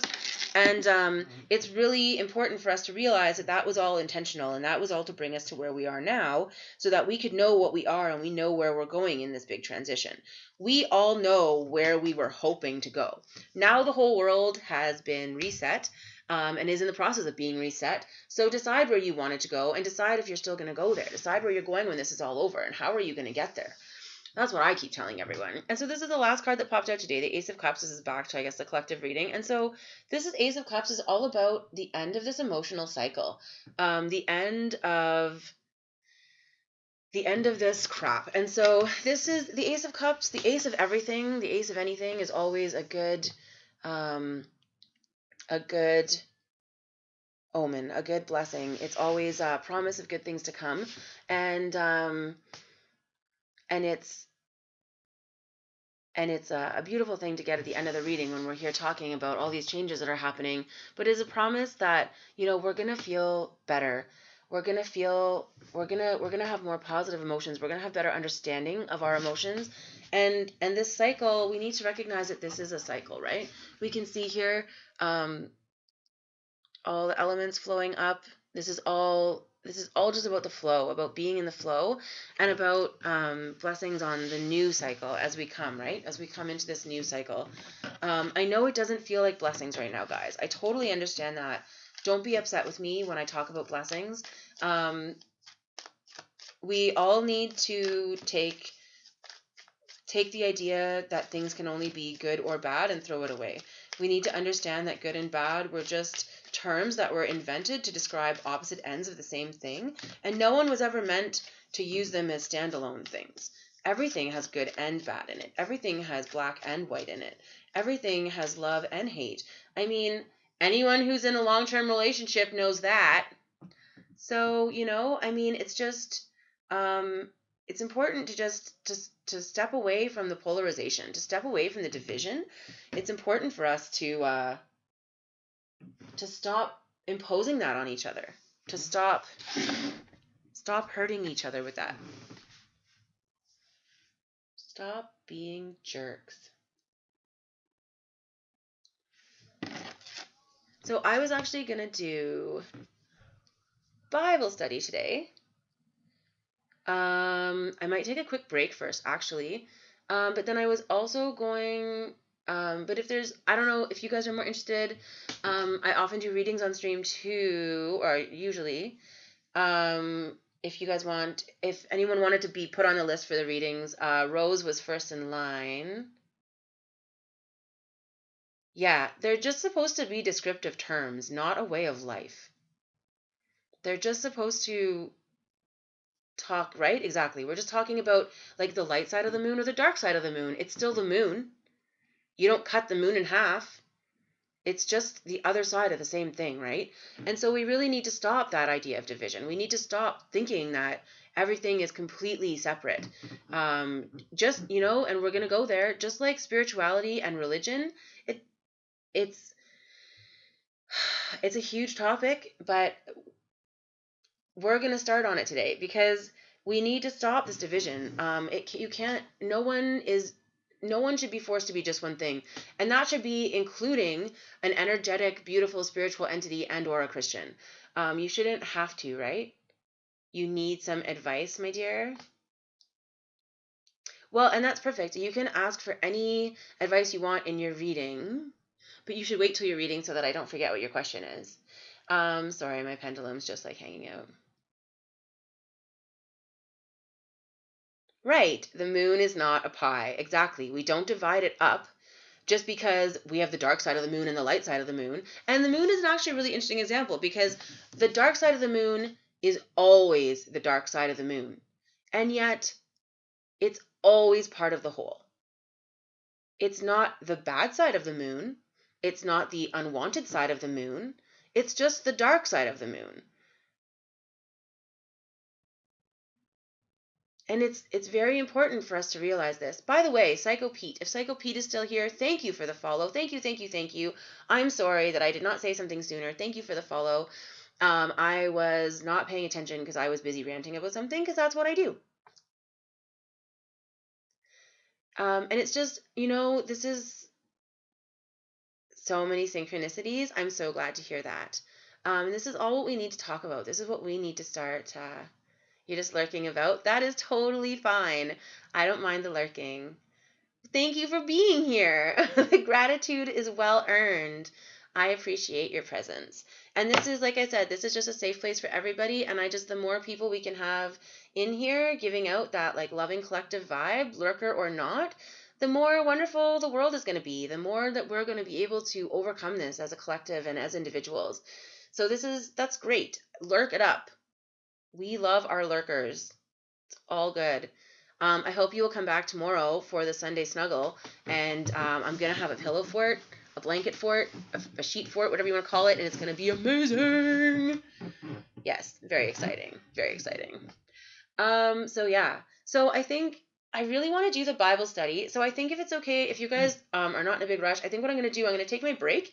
I'm going to come back and we're going to do the Bible study. And then we're going to do some readings for anyone that wants them. Sunday snuggle. Okay, so this is what's happening. For those of you who are not aware, if you're new to the stream in the last few minutes, Sunday snuggle is happening. Tomorrow is happening. This is going to be a weekly event. We're all going to get into our pajamas and eat yummy junk food. We can all watch whatever Netflix we want. You don't have to listen to me. I'm going to have a pillow fort. We can tag each other on social media and have all our pillow forts. It's going to be amazing. But we're just going to basically have like a group hug. We're all going to get together in this stream and we're just going to like snuggle up. We're going to like have all our pets and all of our stuffed animals and like all of the good vibes. And it's going to be so wonderful. And it's going to be great. And so like everyone is welcome to come snuggle, and we're just going to have a great big fucking group hug right here on stream for like the whole day. So like my stream started 2 hours ago, just under 2 hours ago. So that's what time we'll be here. So wherever time zone you are, wherever you are, 2 hours ago tomorrow, if you know what I mean. So for me, it's 3 o'clock. 3 o'clock. I believe it's Mountain Time in Canada. Hermit's Heart is also in Mountain Time, and I believe she is starting to spread the word on Instagram for me. I will probably start a post while I go on my break, and we'll start talking about Snuggle Sundays. There you go.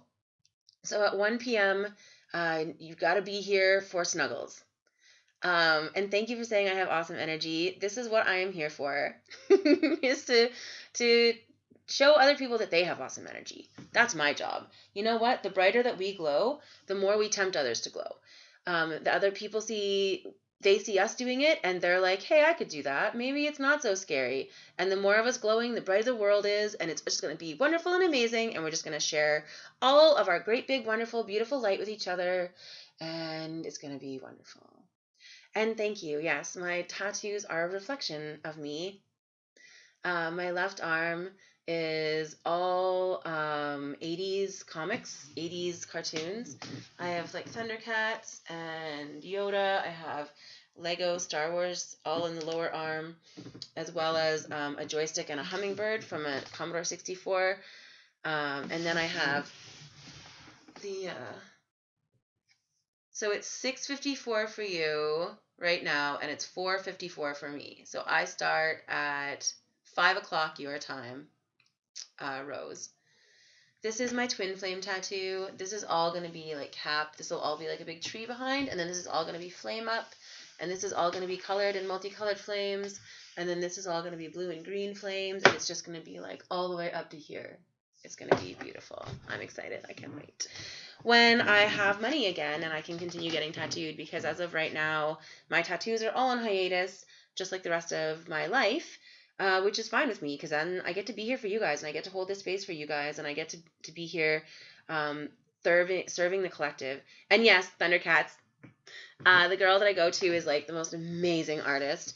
And I went to her and I was like, I need a sleeve, and it needs to be this and this and this and this and this and this and this. Gem and the holograms! Oh my gosh, it was so hard for me not to put Gem and the holograms in here. I actually considered having like her earrings put on my hand or something, but I think I'm gonna end up with a potion bottle, like spilling out like a mana bottle, spilling into the thing. I have not watched the new movies, and I should actually, now that you mention it, although I don't watch things, which is my problem, which is why I haven't watched the new movies. But yes, so Gem and the Holograms is bae. Also, anyone that likes Gem and the Holograms, has anyone watched the Sailor Moons? The Sailor Moons that were all brought into the North America in the 90s? Because like, oh, fire. Yes, well, you might need to wait a long time, Ms. Sin. All of the tattoo work that you can see, guys, all the stuff that you can see here is all done since July. Since August, actually. I started all this work, and I just went hard for months. I had gotten an inheritance, and I just give her. So I am now at the end of that, and this is as far as I got, and I will have to, I don't know, maybe someday if my stream ever gets bigger, I'll have like like a tattoo fund for donation goals. I don't know. Oh my goodness, right? I think like we should all watch Gem and the Holograms again, because fuck yes. So I don't know if I'm allowed to watch stuff on Snuggle Sunday on stream. Like, I don't know if that's like acceptable, but because I don't know about copyright and stuff. But you guys can all watch whatever you want tomorrow. I'm gonna go ahead and just, yeah, Sailor Venus was always my favorite. Mercury and Venus too, also actually. I'm gonna go ahead and read cards tomorrow, and I'm gonna get all my oracle cards out. Ooh, I have so many oracle cards, guys. I should get the rest from my partner's house. We had cleaned up, like I had a whole bunch, because my business here in town, I'm a massage therapist, but I was a massage therapist, but also an energy healer, a tarot reader, a medium. By the way, I'm also a medium. If anyone wants to talk to departed people, let me know. Yeah. Right? Watching things, I'm pretty sure, is not a good idea. I think I'll get in trouble, but I'm gonna bring all of my beautiful oracle cards, all of my most beautiful, exciting, vibrant things, all of the comforting stuff, and we're just gonna do that all day. We're just gonna like chill out. It's gonna be great. I'm excited. So I'm going to set up my pillow for tomorrow. Maybe I'll set it up tonight so that I have it all ready. Maybe I'll post previews.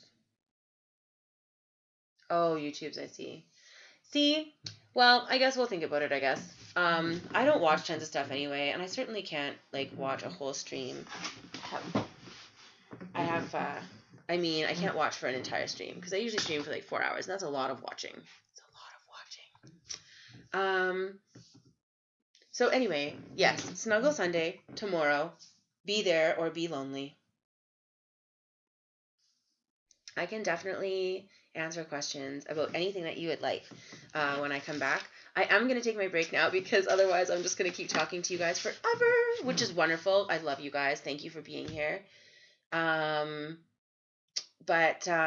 Yes, I will be right back, and then we can talk forever. I'm going to do my little Bible study thing when we come back, which is just going to be, today my whole goal is to just talk about Jesus, because I love him so much, and it was so hard for me to leave my faith, as everyone says that I did, in leaving my husband and stuff, because there was so much judgment brought on me from people that had, when I was a Christian, supported me very much. And so I just want to talk about, I want to talk about the non-Christian version of what a person that was a really amazing energy healer and a really amazing human. So yeah. Right? Jesus is a topic. It should be a topic for every day. Now, I mean that from a what amazing teacher that he was perspective, and we're going to talk about that when I get back. So yes, thank you for reminding me. I need to take a break. Here is my Bible. Here is my tarot deck. What more could you need in life? So I'm going to take my break now, and I will be back in, I think, probably 15 or 20 minutes. And then we will get moving, and it's going to be amazing, and I can't wait. Thank you for being here.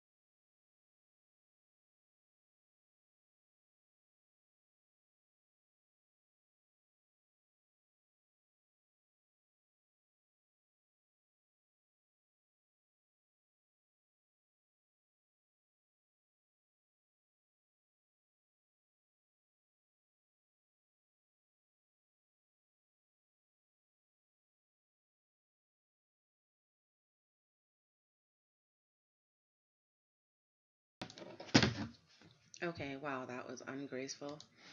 Just like crashing things around as I turn my mic back on. That's so helpful for everyone. So, I'm excited because now I get to do my Bible study.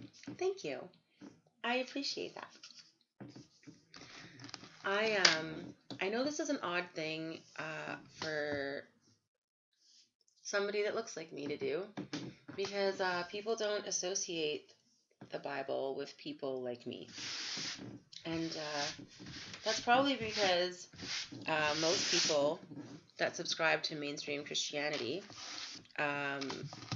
would call me a witch and say that I'm summoning the devil and things like that. Hi, Forest Fairy. Thank you guys for sticking around. I super appreciate it. I'm sorry it took longer than expected. I did not mean to. I have this terrible habit of, I have this very strange schedule, and so I kind of haven't eaten until now today. But that's okay because I didn't get up until like noon, so it's really only like 5 hours ago. But I was real hungry. So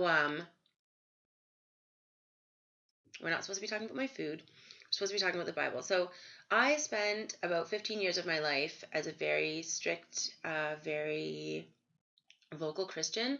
And one of my big things when I was a Christian, for my own personal faith, was that I didn't feel that it was, I didn't like the judging part. That really hurt me.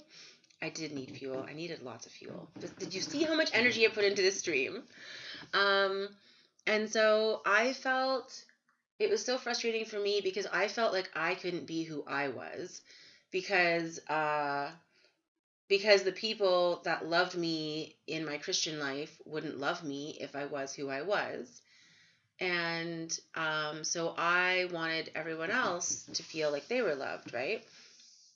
That is perfect. Hi, Miss Sin. You can always eat when you're watching my stream. I won't be offended. And so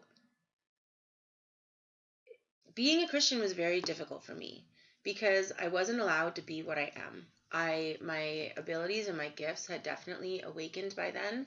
I definitely already, I don't know, there's cat hair in this house, guys. I only have one little cat. It's ridiculous. Sorry, I had already started getting guidance. I had already started traveling to different realms. I started doing that stuff when I was a child.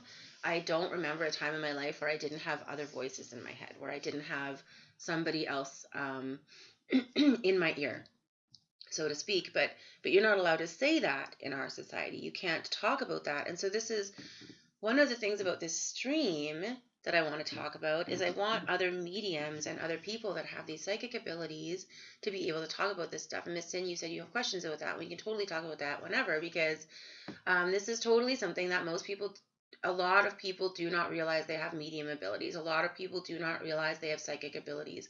A lot of people don't realize they have energy reading abilities. A lot of people don't realize they have energy manipulation abilities, healing abilities, manifestation abilities, things that we have learned in other lifetimes that we keep and we don't have any control of because we give them no attention, and then we call them a mental illness. We're like, and then we call energetic sensitivity anxiety. We call medium. We call clairaudient schizophrenia, or a channeling, right? Hello, good thumbs, my fellow Aquarius. It's so nice to see you again. You got here in time for my Bible study. And I'm talking about, what am I talking about, guys? I'm talking about how I was a Christian for 15 years, like a very strict Christian. And I wasn't allowed to be what I was and what I am as a medium and a psychic. And that one of my goals with this stream is to make sure that other people who have these different abilities and different gifts can know what that is. And so I'm talking about like mainstream. When you go to someone and say, I hear voices in my head, they assume that you have schizophrenia, or that you are not bipolar, but split personality disorder, things of that nature. When I was 15, I I did self-harm, and they brought me to a counselor, and they tore my whole life apart. They read all my diaries and all my poetry, and they looked at me and they judged me and they assessed me and they decided what I was in their terms, in their world. And that was really damaging for me. That really damaged me as a child and now as an adult. And it's all of this and all of this stuff, right? Yes, exactly, Missin, exactly. This is what people go through. This is what people go through, is that there's no information out there for people like us. There is information, but whether it's accurate, whether it's there for the right reason, whether it's from the right source, whether it resonates for us, and it's so much of it is impersonal. There are lots of people doing tarot readings. There are lots of people doing that stuff, but I don't feel like there's a safe place for mediums, for people that think. We talk about the trans community, about the LGBTQ plus community, but we don't talk about the spiritual community. And I don't mean the I made bath bombs at home community. I mean, oh, there's a million ways to learn your gift. There's a million ways. And this is what I want to do. I want to do the tutorial every Tuesday. I want to do okay, what gifts are we exploring this week? You think you might be a medium. Let's learn how to channel. Let's start looking at those gifts. Let's start looking at following those things. Let's start leaning into our powers, right? Right, exactly. A lot of people have had experiences. Now, this is interesting too, because people don't realize that humans need to have a certain experience, but the person on the other side is also needing to have a certain experience. They need to have a certain level in order to communicate effectively and clearly, and so do you. You guys need to match up in multiple ways. And what often happens is that they'll be around you in times of stress or distress for either of you, and the emotions are energy, and they amplify things. And so people have they realize they have medium abilities in times of great distress, or because everyone is amplified, and so your natural skills are more. You're more motivated in a way, and so that energy, that connection is much more clear. So it's very interesting.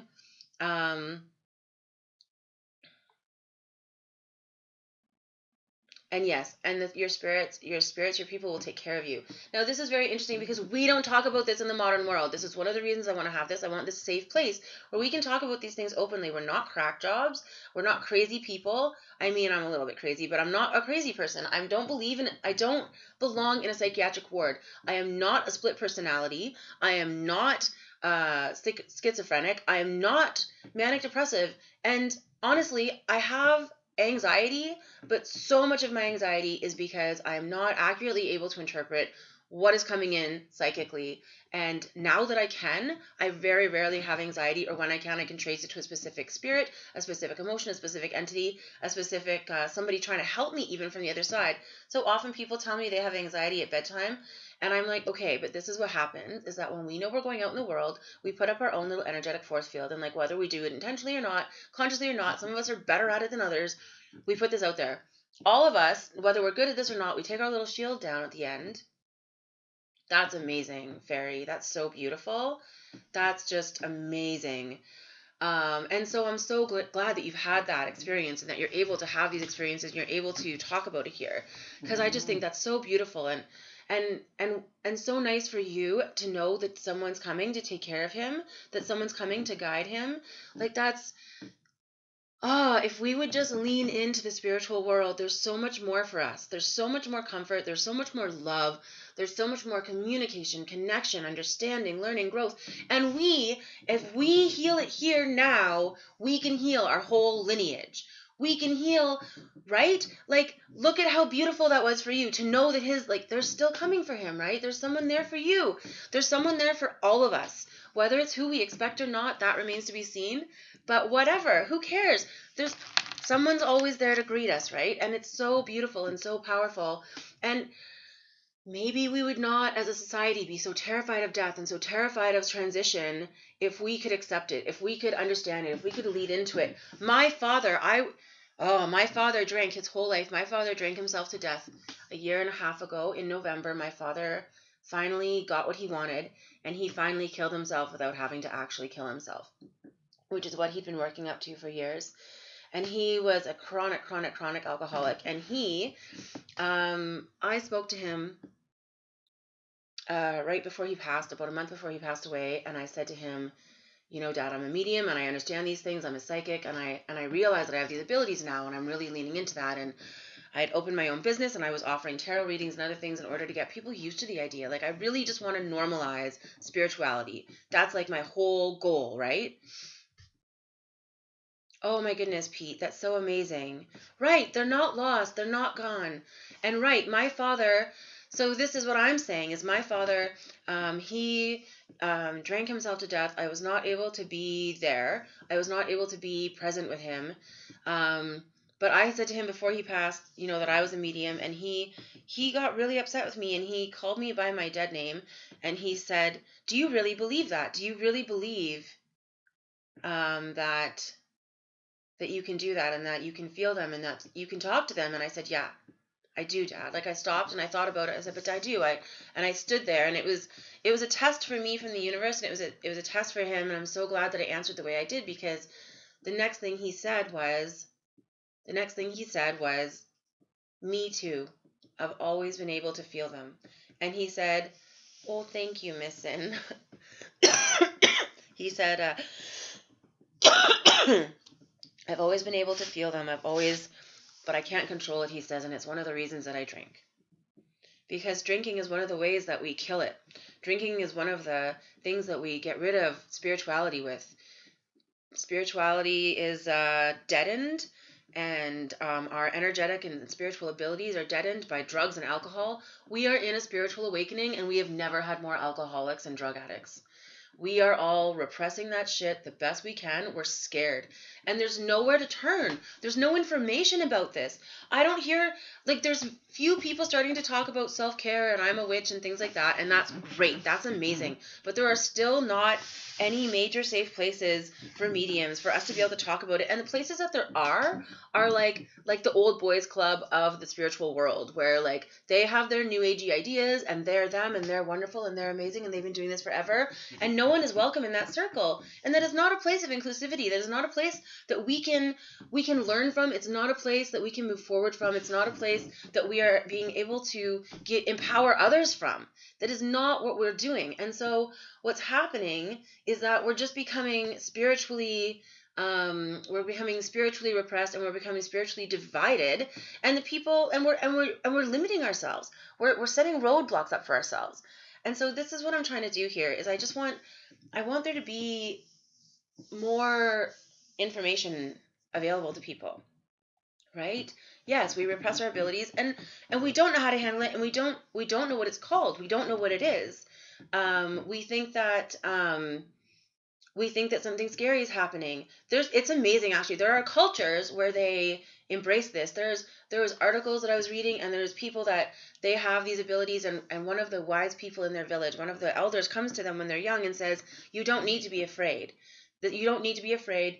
What you need to do is you need to embrace this. You need to see it as a strength. You need to see it as a gift. And the next thing you know, they're one of the wise people in the village. They're tapping into their spiritual gifts and their abilities, right? Yes, exactly. We're all here to learn from each other, and we all came here. We each incarnated here for a different reason. And I am sorry, I'm trying to keep up with chat. I'm going to go back in a sec. We're all here for different reasons. And we each have to, that's what I've been saying all week, is that we each have to lean into our own power, because leaning into our power is what's going to strengthen the collective and what's going to serve the collective right now. We need to each individually care for ourselves and own ourselves and be ourselves, and not be afraid to be ourselves, because that's where we're going to shine and be the most effective and be the brightest. We need to really lean into our skills and lean into our resources, and not just the ones that bring us money, not just the ones that are going to bring us what we have needed in the old world, because this is a whole new world, baby. It is all changing. And yeah, everyth's about repression. This is the problem. Every society has its own way of repressing, right?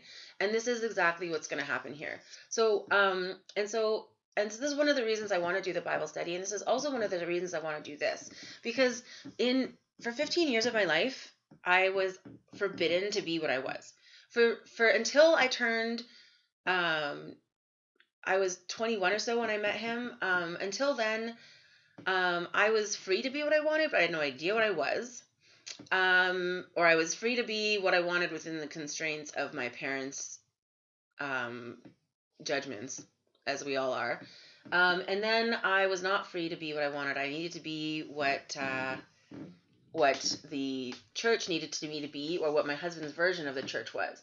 And so, so 15 years of my life, I wasn't even allowed to be what I was, even if I knew what I was. And so I'm glad that I didn't. I mean, I always suspected some things about myself, but I didn't really pursue them at that time. But one of the beautiful things that came out of that repression was that I really leaned into Christ and I really leaned into Jesus, and I really got upset about Christianity, even though I was supposed to be a Christian. And that's one of the reasons I ended up actually leaving my marriage, because I couldn't be who I was in that relationship because I had to be his version of a Christian woman. And I showed pictures earlier on the stream of me with long dark hair, which is my natural hair color, and a side braid and cute makeup, looking like a normal pharmacy technician, which is what I did then. I also used to manage a law firm. I've done a whole bunch of different things, actually, because I don't sit still, because I'm looking for my place in this world, and this is it. This is my place. This is where I belong. This is what I'm supposed to look like, and this is who I am. And this is what serving other people looks like to me. This is me being my best self, and you guys get to hang. So one of the things that I hate about the world right now is that Christianity is repressing spirituality, and I want to change it. And I got mad at the church because they're repressing Christ, and they're denouncing him, actually, and he's getting a bad reputation because of their stupidity and their patriarchy. And so it's very upsetting for me, and I want to be not only a voice that talks about the Bible, not from a point of Christianity, but from a point of deeper understanding and more holistic outlook, but also with someone that like genuinely loves Christ and has a very strong connection with Christ, and who also, I still connect with him. I still love him. I have scripture on my arm. I got this whole arm tattooed, guys. I have scripture here. You can see on my forearm, maybe. And it's I didn't get it covered on purpose. I asked her to leave it. It says, if anyone is in Christ, he is a new creation. The old has gone, the new has come. And that's still true. If you are in Christ, he was not preaching what the modern Christians preach. And that's what we're going to explore. That's what we're going to talk about. And you're right. So most all religions are used to narrow the scope, and that's exactly the problem. Most religions are used to control, right? Most religions are used for power, and that is the unfortunate thing, is that we are not understanding that what we really need to do is not seek power externally, but empower each individually. Power comes from within. We each glow brightest when lit from the inside, not from the outside. We also are more likely to have a shadow side if we're being lit by someone else's light. Stop and think about that for a second. And if we need to be fully ourselves in order to shine brightest. We need to eradicate the need for a shadow side. There's no part of us that we need to be ashamed of. And that's what we need to be moving into. And I'm just going back in the chat to make sure that I know what I'm doing.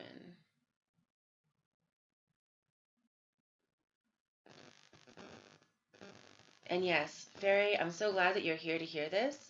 And I'm so glad that you're here to hear that it's not necessarily, I mean, I definitely think there are people that struggle with mental illness. I'm not saying that that's not real. And I'm not saying that seeking assistance and medication for that is not acceptable. I'm not. I'm saying that so many of us turn to those options and it doesn't answer our questions. It doesn't help us. It doesn't fix it for us. And why not? Because that's not the problem. And you know what? They tried to drug me up. I've been medicated several times. I don't like it. Once by my own choice. And you know what it does is it literally, they put me on a drug to the one that worked for me, that made me a normal, good little Christian girl that could shut all the voices in her head off, and or a lot of them, not all of them, was actually a drug that was designed for seizures. And it was a drug designed for minimizing brain activity.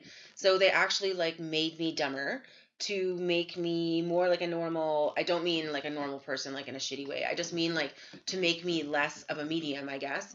And yeah, so I did that, and it helped me through some hard times, and I got some space where I could deal with some things. And then, you know what? I realized that my power was in owning myself, and I took myself slowly off that medication with assistance of my doctor, and I decided it was better to stand in my power. Hi, Isabel. It's nice to see you. Oh, yes, right. Totally, fairy.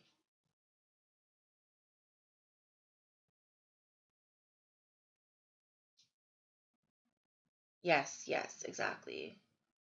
Um, people who want to understand their mediumship abilities. Okay, so here's my advice for people that want to. Oh, I'm good, thank you. um, Here's my advice for people that have, yes, it cuts you off. And you know what? This is what alcohol does. This is what drugs do. This is what, to some degree, marijuana does. It's just which connection it's more comfortable for you to sever. Some of us like to be completely disconnected. Some of us like to be partially disconnected. Some of us just like to be still in control and just have it dumbed down a little bit. And that's where we're at. So that's, everyone has their vice. I would say that probably most people, I would say that most people have at least some of these abilities. As humans, we have that intuition. We know when someone's meaning us harm. We get that feeling in our gut when we're walking down a dark alley at night. You know, we have, and it's not just fear. There is intuition there. I, as a massage therapist, have had men proposition inappropriate things to me because that's how it is, and I always know before I go in. That's not because I'm a medium. That's because I'm a human. That's because I can sense energy. Just like all of us, we know when we're in danger. We don't know why, but we know we are. And we need to start honoring that. We need to start leaning into that. And so there's so much, it's not fun. I've been very lucky to not have anything seriously terrible happen to me. The last time it happened to me, I was like all alone at my workplace, and I called my partner, and he happened to be just leaving where he was, and he was 5 minutes away, and he came and he sat in the lobby for the entire time. And this is what really pissed me off about that experience. I understand that people have needs, and I do think that sex is a need, and I don't think that sex work should be illegal, and I don't think that they should not be allowed to advertise. I think that should be just legitimized, and that they should be required to be part of the Legion of Sex Workers or whatever. I think that we need to recognize that as a need, and I understand when people come to me for a massage, and they are asking about that, it's because they don't have an understanding of where to get those things. They don't know how to go about getting those things, and it's a need of theirs, and I understand that, and I'm not upset. Some people are malicious about it, and some people are just like honest about it, and I don't mind when people are honest about it, but I always know that there's going to be some discussion one way or the other. And so I'm sorry, get them to go back to your question in just 1 second. And so this is intuition that we all have, right? It's that we all have. Yes, it's this whole stupid taboo, and it's not working for any of us. In fact, we're harming people by letting it be a taboo. All repression harms people. Repression is harmful, period. And so, that is why I think that all humans have that innate ability. How much we have practiced it in past lives and how much we are able to use it in this life depends on how much we're able to acknowledge it and how much we're able to dump the things that are preventing us from connecting. It's also about practice and learning how to harness those gifts, which again, no one really talks about in great detail or in any mainstream ways. And so, so for you good thumbs, I think I got sidetracked answering your question. That's why you didn't hear the answer. So I think that the best thing, what I recommend to anybody who thinks that they have medium abilities or anything like that, is I recommend a pendulum. Actually, is where I always recommend to start. And so I'm just gonna switch to this view so you guys can see. And so this is, you guys have met my pendulum. This is Ulrich. He's wonderful. And pendulums can be used for a million different things, but one of the best things they can be used for newbies is for channeling. It's just to practice energy. This is just being in control of energy and understanding how you're in control of it. It's also for understanding to have a physical view of how you are changing it by how and of how the feeling on your body looks in the real world. And so you want it from a tarot reader. That is super cool. So make sure that you clear it and cleanse it for yourself. Make sure that it's attuned to you, and make sure that it is ready and willing to work for you. I always ask pendulums when, especially when I was new, when you're first starting, can we demo Ulrich and not be so show-offy? I would always say, please show me a yes. And so for me, when I channel, a yes is up and down. For other people, it's not. And that's why each of us needs to ask for ourselves, please show me a yes. Please show me a no. And you have to be patient. When you're learning to channel, the change in direction could take a long time. It's difficult, especially with a lighter pendulum. They don't have as much pull. If you have a pendulum with any bobbles in the chain, that's bad. That's not okay. They don't like that. You'll feel the energy.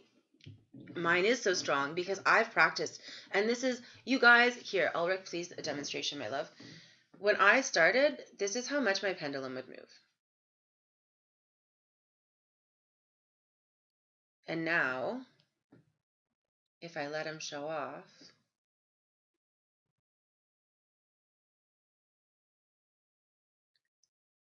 he's taking his time. He's like, yeah, wait for it, wait for it.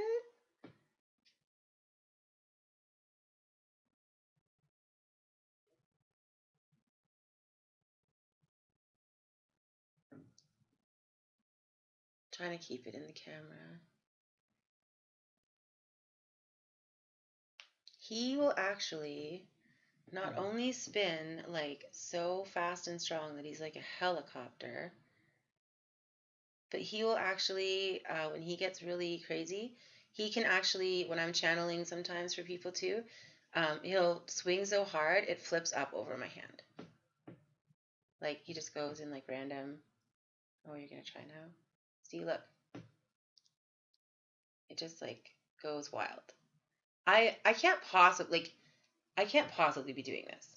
I'm holding on for dear life actually because this thing is flying around in my hand. This thing, he says, how rude. And my pendulum has a voice in my head. I'm clairaudient, so I literally translate energy into words in my head, which is really fabulous. And a lot of us have this ability, more than we realize. And our guides do talk to us. We have practiced with this that we don't even realize that we have. And so I really encourage beginning to practice with a pendulum. Most of us have a trusted spirit, a grandparent, a loved one, somebody that we know we can trust and we know that it's safe on the other side. And I recommend to work with a pendulum for a while. Find a pendulum that resonates for you. Work with it for a bit. As far as practicing yeses and nos, yes, thank you, Ulrich. Yes, I always ask, please show me a yes. And then, please show me a no. Please show me a maybe. And then, as our relationship and as everything else developed, I actually, when I do direct questions with Ulrich now, I ask him questions, and I don't only get yeses and nos. I get yes, but, or yes, despite, or yes, and, because it's not finished, right? Hi, Brennan. It's nice to see you. I'm glad that you guys are enjoying this. Static spike when it went wild. Oh, that makes sense because it's energy. I have the mic on the desk and it's right over here. And yeah, how does one cleanse a pendulum? There are multiple ways one can cleanse any item. Smudging is effective and easy, accessible to most people. Smudging works with anything. White sage is obviously a common one in North America. Yes, Miss Sin, there are definitely spirits that are imposing. Sorry, cleansing for a spirit second. You can put it in the moonlight on a full moon, which we're coming up to, I believe, on the 7th Tuesday. Where's my phone tracking app? We're coming up to that. Sorry, one sec.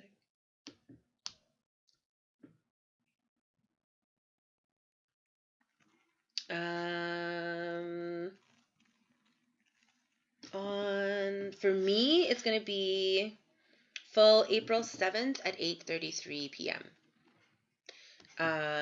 So if you're in the same time zone as me, that's when it's going to be full. You can put it in the moonlight to cleanse it. You can do this with crystals as well as yourself. The moon's energy is considered cleansing.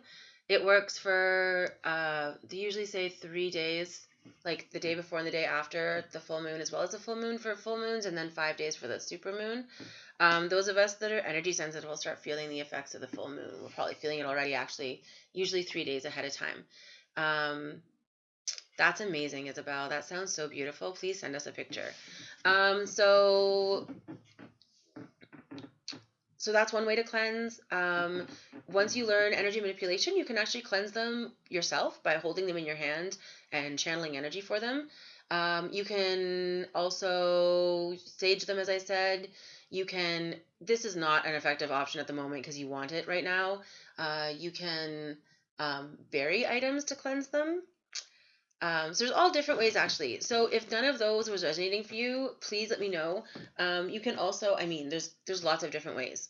I think saging is the easiest. If that's not accessible, then let me know. But again, the full moon is like 2 days away, 3 days away. You can probably already start counting on that energy. If you can get it in some moonlight, you should be good to go. And so you should feel wildly connected to the moon as a woman. Yes, that's perfect at thumbs. As a woman, as a female, or someone that resonates with female energy, you don't necessarily need to resonate as a woman or consider yourself a woman just to have female energy. Any of us that have female energy or feel that we have a lot of female energy will be very affected by the moon because it is the divine feminine planet. It is the emotion planet. No, it won't hurt it if it's exposed to sunlight in any way. In fact, it's kind of nice to have it exposed to the sunlight because then you can charge it with that beautiful solar energy as well. The sun also has its own healing powers, but the moon is generally used for the cleansing. So it's just, and the full moon especially. So any crystals and stuff, any spiritual items that you have, it's always good to leave them out in the moonlight. And then the next step is once you are certain that you're cool. I like that we all know the exact time. Once your pendulum is cleansed, then the next step is to start carrying it with you so that it can attune to your energy. I always ask my new pendulums if they want to work with me. Because they need to be part of the exchange. They need to be in there with you, and they need that connection. I carried mine in my bra when I go out in the world. Now that I have my own space where my energy is all the time, they stay home. But when I'm out and about, I used to often have one with me. So I'm sorry. I'm just gonna go back because I'm before the chat scrolls too far. Miss Sin, you had questions about setting boundaries with spirits, right? So there's a lot of different ways. You can, if the spirit is a friendly spirit, you can just tell them. You can just set boundaries with the spirit the way you set boundaries with a human, and then you just have to enforce them. So you just say, with all due respect, I appreciate your presence, but I'm feeling that you're too close. I'm feeling overwhelmed, and I need you to back off. With friendlies. That's how you can do that with friendlies. If you're being harassed by a spirit that is not friendly or is not respecting your boundaries, you can set up energetic boundaries for yourself. There's a lot of different ways to do that. Supermoon. Supermoon is when the moon is closer to the Earth. It's at its closest point in orbit to the Earth than other than other times. In its natural orbit, which is kind of like an ellipses, sometimes it's full and it's further from the earth and sometimes closer. So right now you could probably use the full moon energy for cleansing your pendulum tonight, because they say that we can feel the supermoon as much as 5 days in advance, the full moon energy, and as much as 5 days in advance. And we could all use some cleansing right now. I highly recommend laying in a moonbeam every single night as often as you can. If you have a partner and you can make love in a moonbeam, it's cleansing for the relationship. And you can set that intention before you, make your move. And it's amazing that people don't think that we're affected by the moon, because it affects the oceans. And we're 75% water. And the oceans are the biggest thing on our planet. And that's kind of like an ant saying, I don't think that I'm affected by shoes. Like, I don't think shoes affect me, because, they, like, people wear them, but it's not for me. It doesn't affect me in any way. It can still step on you. Like, holy shit. So people should be paying attention to not only where the moon cycles are, but where the moon is in astrology, which house it's in, not house, sign it's in, because it really impacts our emotions. This is something I talk about almost every day, and I put on my Instagram, like, the moon is in this, so if you're feeling this, don't panic.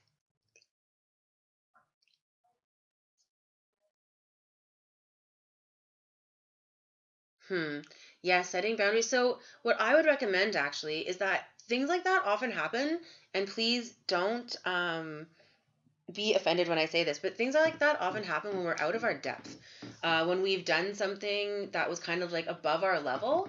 And so what we need to do in those instances is we need to kind of dial it back, and we need to start going, like, wherever the chink in our armor was, that's where we need to start patching, right? So I recommend backing yourself up and finding where, like, your chink in your armor is. But I'm totally happy to tell you these other things too, obviously. And I think that this is one of my other concerns, is that so many people are stepping into this power and have no idea how to use it, no idea how to protect themselves, no idea how to harness it. And this is what I want to be here for. Like, please don't think I'm shaming in any way. Please don't.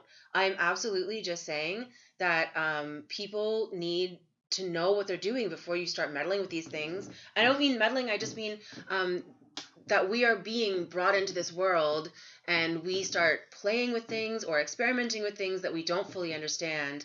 And, it's difficult to be in control, right? If we're not in control of our own abilities and we don't fully understand our own abilities, how can we be in control of what boundaries we're setting?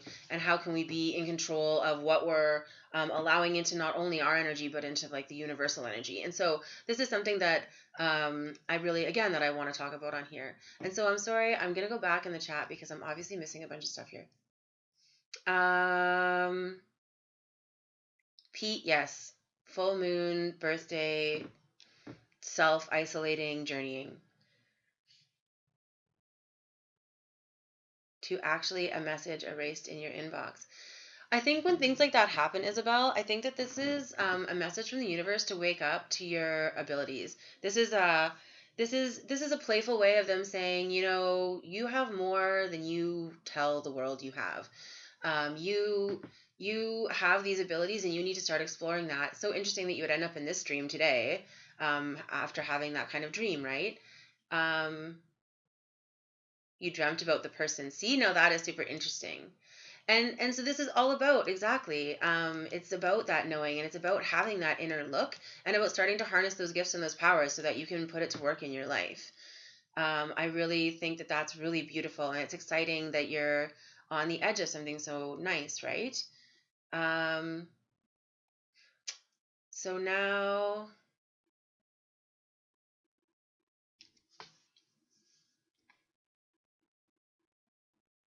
see, and this is, I was saying earlier that when we travel, we get put in different magical places. We get put in different energy, and our energy resonates more or less with the land around us. And we find, we end up in these situations, and we end up inadvertently increasing our abilities that we don't know, like, to the point where we suddenly have no choice but to realize that we have them, right? So it's interesting to put ourselves in these new places. We were talking about the difference between Europe and, for example, Canada. and the difference between the energies there. Ha, Brennan, that is super great way to do that. Kill him with kindness.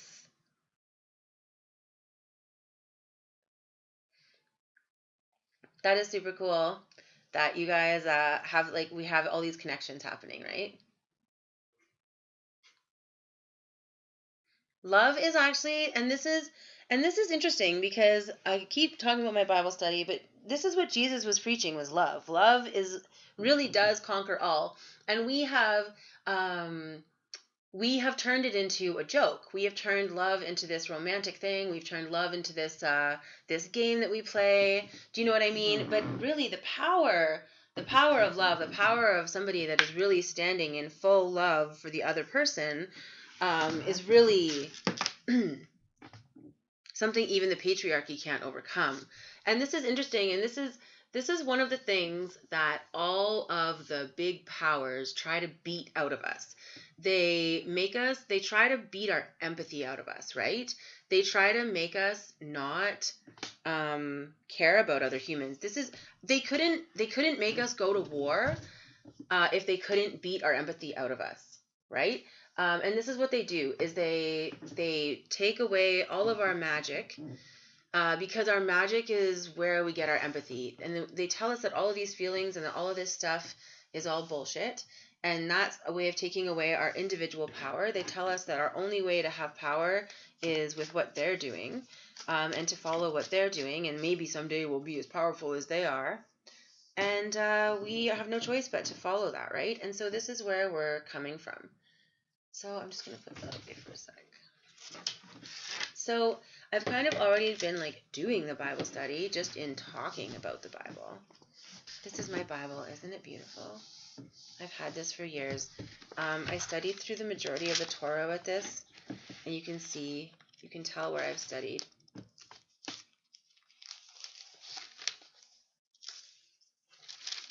And so, sorry, for energetic boundaries.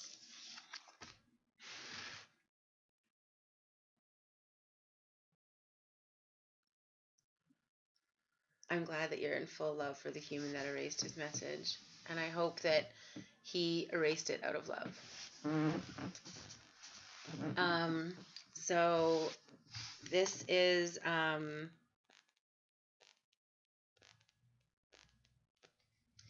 of shy and erased it after. So cute. Thank you, Pete. I appreciate that. I'm so glad that you found something that resonates.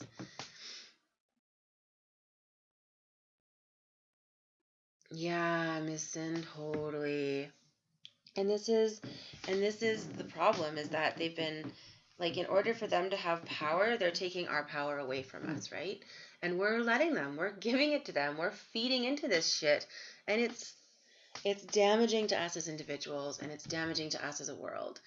And we can never live up to their definition of power, but we shouldn't need to, and we shouldn't want to. We each have our own power.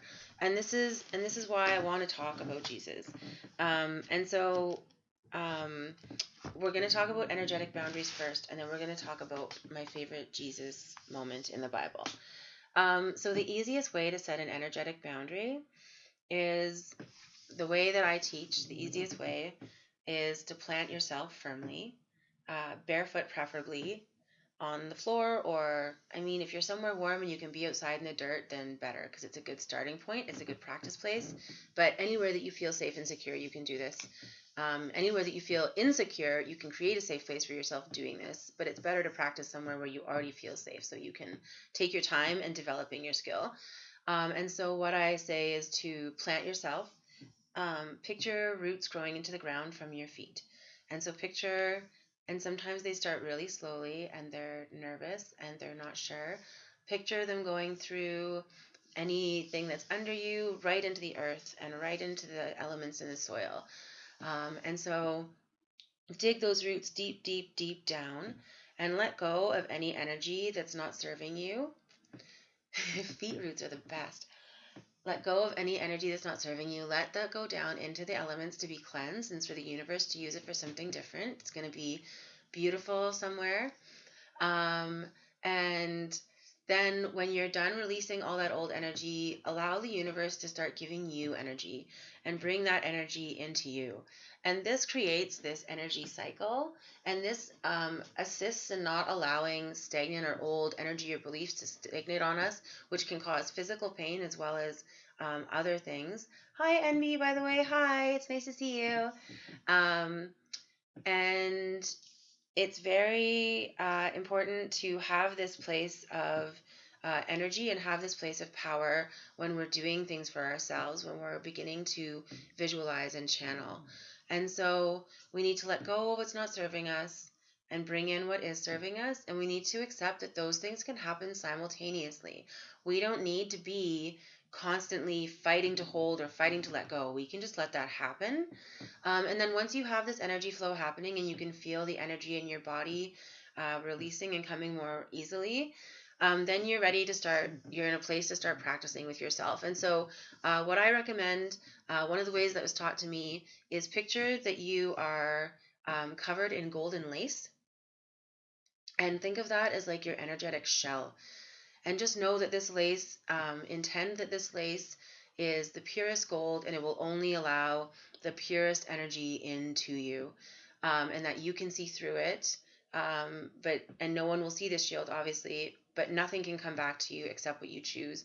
And so we start with this shield against our skin, and then we breathe new energy. With every breath in, we welcome new energy, and then we breathe out and we fill our shield with energy, and we let it come away from our body so that we have more space and more space. And with every breath, we fill that shield up until we're standing in a beautiful golden egg full of golden energy. And that is our starting point. And we can make that space as big as we need it to be by just continuing to allow more energy into it and breathing energy into it. We can use from your heart chakra or from whatever chakra you feel most powerful in. You can project energy into your bubble, and you can project your own self. And this is creating this bubble for yourself. And this visualization is where we start doing energy work and where we start understanding and learning and knowing and being able to do energy manipulation. And so this is where we start. We start with, and as much as these are visualizations, everything in the energetic world happens by visualizing it here. So everything that you are visualizing is happening. Everything that's in our mind is real. And so we need to be aware of that, and we need to, thank you for the follow. We need to be aware of that, and we need to honor that. And so when we make this space for ourselves, we protect ourselves from the world so that we can heal ourselves, so that we can go out in the world and do what we need to do. I recommend for empaths to set this up before we go into stressful situations. Intend a bubble for yourself, but don't ask for it to be permanent. It's unrealistic and unhealthy for it to be permanent, but instead just ask for it to last until, I often now, when I was new, I would ask for permanency because I didn't understand how unhealthy that was. But now I will say, please, allow my shield to begin dissolving when I come back into my own home. So that I don't forget to take it down, because you're not allowing all of the things and all of the processing to happen if you're not experiencing everything, but it is necessary to protect ourselves when we go out in the world. This is especially useful for people that are energy sensitive, who go out grocery shopping or to the mall and start to feel like people are screaming at you. That's because there's so many spirits there. Everybody has their people with them, and they don't realize. Those of us that have this ability and that are able to do this, we shine brighter on the other side, so to speak. We have a different kind of look, so to speak. And so spirit notices us, and often, especially if we have higher abilities that we're not aware of, they'll kind of yell at us or trying to get our attention. They're like, hey, you, can you tell my people the thing? And so as you get more tuned into your abilities, you can start to choose how much of that noise you allow in. You get to tune your radio, so to speak. And so the great thing about these visualizations and these exercises, the great thing about learning how to control energy on this level is that you can really, once you have the basics, you can do anything for yourself. As far as bubbles, for example, bubble basics.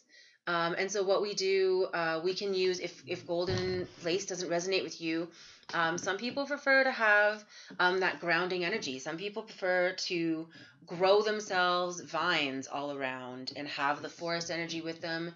Um, Yes, exactly. And that's with the golden lace. I always say, please, like, only the best, like only the purest energy can come in, right? And when if we like to have like briars or brambles or things like that, there's still we can use anything that resonates with us for a shield, anything that feels right to us. When we are on the other side, anything is possible, and that's where we need to do our strongest visualization, and we need to manifest those things into reality here for ourselves. So believing it makes it real. Thinking it, feeling it, seeing it makes it real. And we need to bring that into our physical life, right? So, yes, exactly, Sin, exactly. Cold oatmeal. Is that what they're telling you?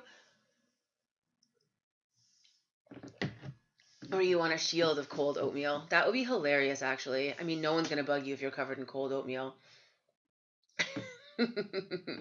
But so this is as you see, it's very customizable. These are just basic teachings. Anybody can use this. Some people prefer to think of cords coming out of their feet. Some people prefer roots. Some people prefer vines. Some people prefer energy, fingers, tendrils, whatever, right? There's a lot of people, Brennan, that really believe in the power of words. And so I think that everyone needs to use the language that is powerful for them. And so I don't personally think of protection as meaning fear. I think of protection as meaning preparedness. I'm not protecting myself because I'm afraid of anything. I'm doing it as care for myself. So for me, to use the word protection is not negative or fearful. But if it is negative or fearful for you, then you should use a different word. And so exactly. So if for you having an energetic boundary feels better, then do that. For me, I don't have any fear or stress implications with the word protection. So we can use the words interchangeably. Yes, exactly. That is exactly what I'm saying, Miss Sin. And it won't just help with spirits, it helps with any energy, humans or otherwise. And so yes, language has powerful magic in it. And so that's why it's so important when we set intentions that we set our intentions in our own language and that we don't worry about what other people are thinking. When we are writing, when we are speaking from the deepest places in ourselves and the magical places in our souls. And we need to trust that. When I speak magic, I don't speak like this. When I was a young child, I used to speak funny. Everyone thought I spoke weird. I would say things like, I failed to remember my book. What? I know that other people think it's weird, but I still talk like that. I still have all kinds of weird speech patterns that others don't. And a lot of these are patterns from past lives. And when I get into my magic and when I'm doing spiritual battle, my words are not the words that I say now. My words are from deep and powerful places, and my choices in words are very different. And so it's very important to recognize that everything has power, and we need to acknowledge that power and respect that power individually. Words have power, numbers have power, all of these things. Miss Sin, thank you for the host. That is so sweet. You're wonderful. And we need to understand that, and all of these things have power, intention has power, and that's why we need to be pure in ourselves and our intention. We can't this is one of the reasons that I have frustration with people posting like spell books and stuff like that. I think it's important that we share information, but I think it's dangerous dangerous to use other people's intentions, dangerous to use other people's spells. Yes, totally. Take a look and see what people are doing, get some ideas, and then do your own thing. Shit goes wrong when you do other people's magic. And it scares me that there's so many witches out there publishing these books. And I'm sorry, Wiccan is just another fucking religion and just another power grab. Publishing books from a Wiccan perspective is just another power struggle using the spiritual and the divine for their own personal gain. And I can't, and it upsets me. And they're putting all this information out there that is potentially super harmful to awakening spiritual humans, and they have no responsibility. Upsets me a lot. So I was just catching up with chat. Yes, everyone needs to picture their own thing. Sand under your feet, cold oatmeal, whatever is going to work for you. I'm so glad that this is working for you, Sin. And I'm totally 2 mediums in one day. What more could you ask, right? I'm totally grateful to be able to hold this space for you guys. As I said, as soon as my job ended, I was like, well, I know what I'm supposed to be doing, and I just dove into this head first. I took a couple weeks to recover from my cold and get my shit set up, and I was just like, all right, business done. This is life now. So 6 days a week, here I am, 3 p.m. Central Standard Time, which never changes because we don't observe daily savings time. And we're going to have a different theme probably almost every day, and we're going to have a safe space here. And we're going to talk about all of this. Oh my gosh, spirituality is almost always, and this is the problem, is that people use spirituality as a word to justify their pursuit of power and to justify why their pursuit of power is better than someone else's. And it's not okay. We need to have our own power. Stop looking to others for power. Stop looking for others to uplift you and worship you and tell you how amazing you are. Do that for yourself. Yes. Yes, Pete, exactly. Like when people are putting out there all the time that oh, just do this and you'll get everything. No, do your own fucking thing. Do your own thing and you'll get what you're supposed to get. It is not appropriate for us to be constantly doing other people's work. It is not appropriate for us to be casting other people's spells, right? We really need to we need to each own ourselves and be our own thing. Create our own spells, create our own reality. And we need to, as I said, we're going to contribute to the collective the most effectively by doing that. As I said, we shine brightest from within, and we're going to light up the whole world when we shine the brightest. And so this is where we need to start, right?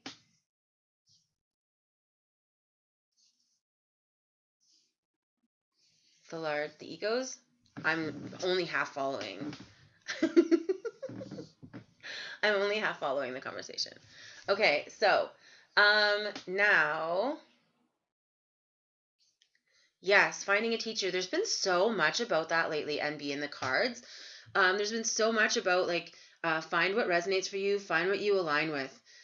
Please find something that is find what resonates for you and find where your alignment is and go with that. There was so much in the cards about that last month, especially about okay, you've done some of the work and now you kind of know what you need, so go get that thing that you need. The thing that's going to progress you on your spiritual path, now's the time to find it.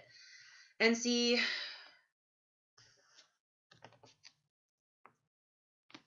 consume your wants as a person. Do you mean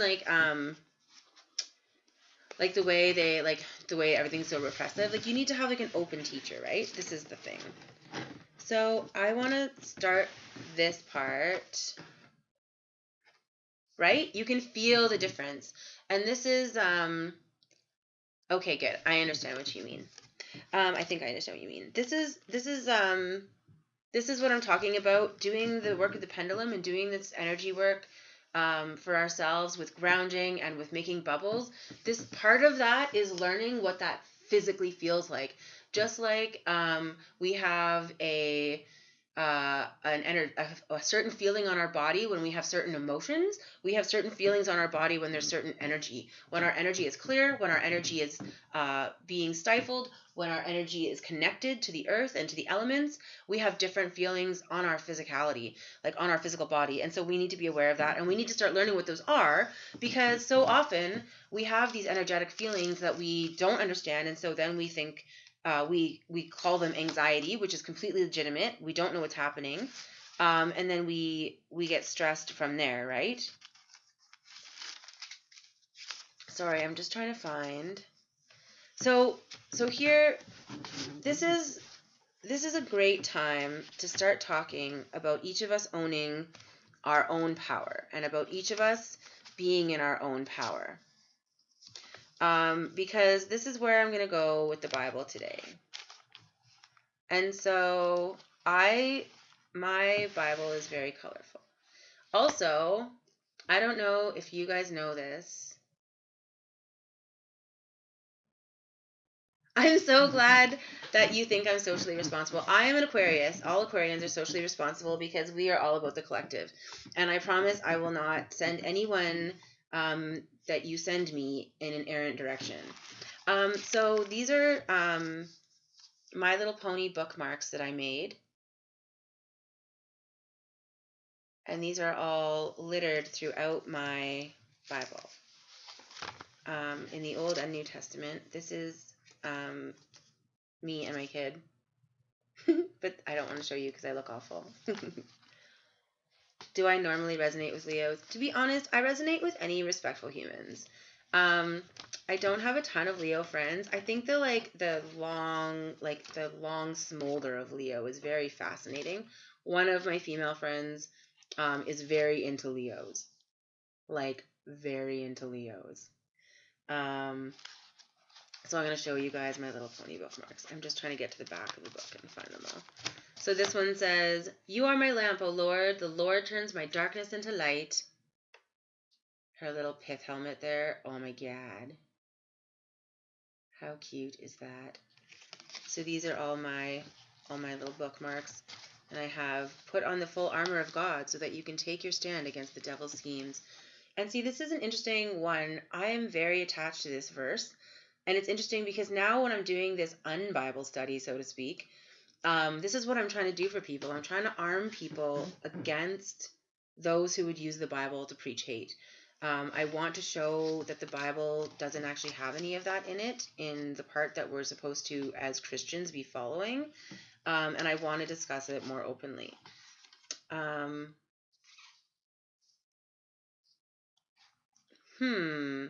I think that Aquarius will get along with pretty much anyone. Yeah, I made all of these.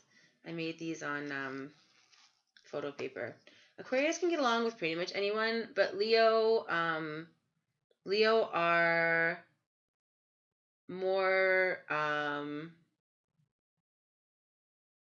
want to use the word repressed because there's an air of, you know how cats, like, because Leos are cats, and cats are always like, I didn't do that. I don't know what you're talking about. Leos have a certain ego about them, right? Yeah. So I don't know. That Aquarius probably had a bad experience. I don't think that Leos are inherently bad. I think that it's a challenging match because Aquarians are so like flitty and Leos are so like long, slow burn, right? But yeah. Sagittarius in general. Sagittarians are interesting. They're very action signs. They're kind of like the middle of the fire signs because like there's the Leo, which is like the coals and like the slow ember burning, and like they don't want to move too much. They're kind of like, you know, the slow fire of the signs, and then the Aries is like all the things all the time, full ADD squirrel mode.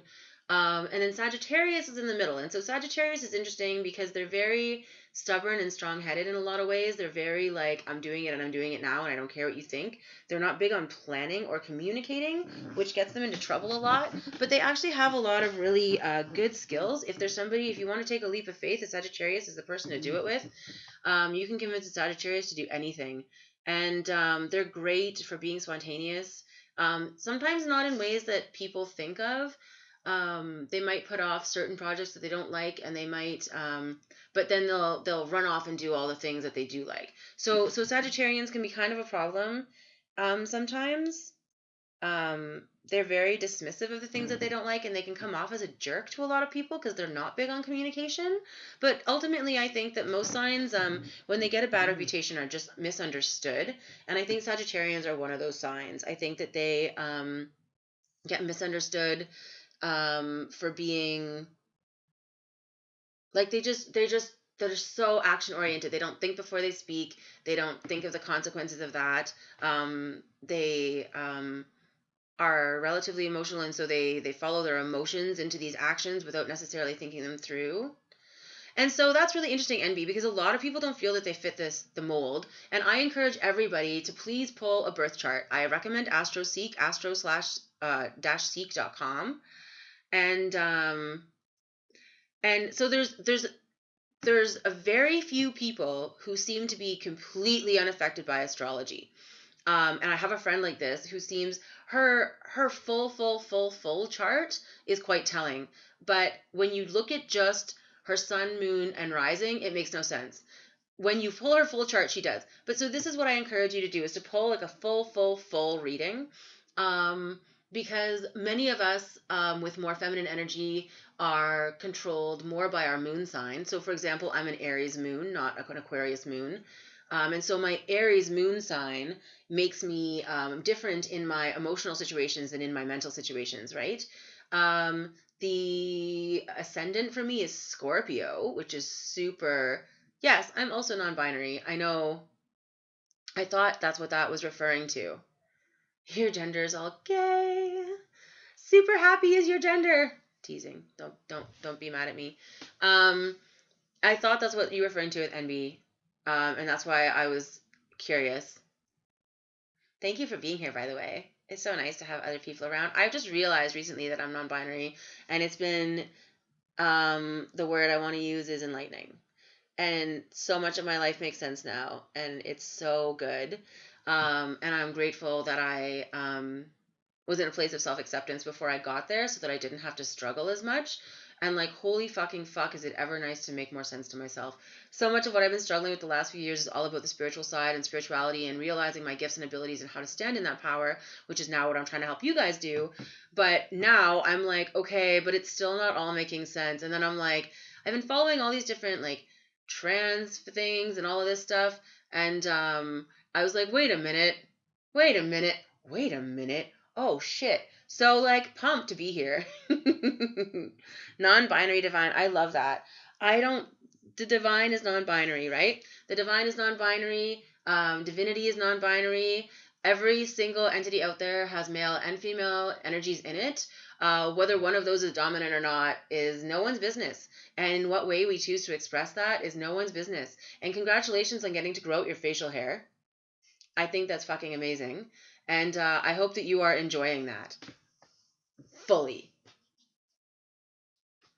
Totally. Sexuality is a very confusing thing. And we seem to have in our, like, I love that all of these new things are coming out now, that there's like so many different ways that we can talk about sexuality, because it used to be that like, well, what do you mean you're not a boy or you're not a girl? What do you mean? Well, fuck off. Like, anyone can be anything. Honestly, I keep talking about this. Just because we have used terms to, explain what the opposite ends of things are, doesn't mean that the ends are separate from each other. They're just part of a bigger whole, right? And so, I'm sorry, I see Mercy the Mama Witch. Thank you for the follow. Thank you. Everyone that's followed, if I missed you, I'm so sorry. Call me out on it. I will tell you thank you. I'm so grateful that you guys are here.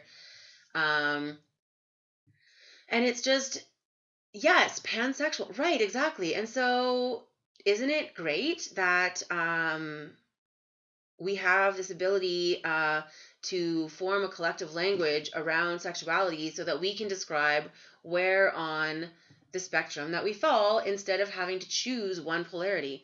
I think that this is really beautiful for a lot of us who are starting to understand ourselves better. Holy shit, I fought puberty. I fought wearing a bra. I fought fucking kicking and screaming, tooth and nail. I started shaving my head when I was 12, and everyone was like, what the fuck? You don't look like a girl. And I'm like, good, I'm not a girl. But no one understood that back then, right? And it's like, oh my God. The men's just don't want anything to do with you. I mean, it happens, right? Like, it so often it's just what people are attracted to. Don't take it bad. Just, just be aware that that people are attracted to what they think they need too, right? I think sexuality and gender are separate. I think that you get to pick your sexuality and you get to pick your gender. I mean, I don't necessarily think you get to pick. I think that you get to pick what term you use to describe that thing. And I think that they're completely separate. And I also, I'm glad that you love this channel. You're so sweet.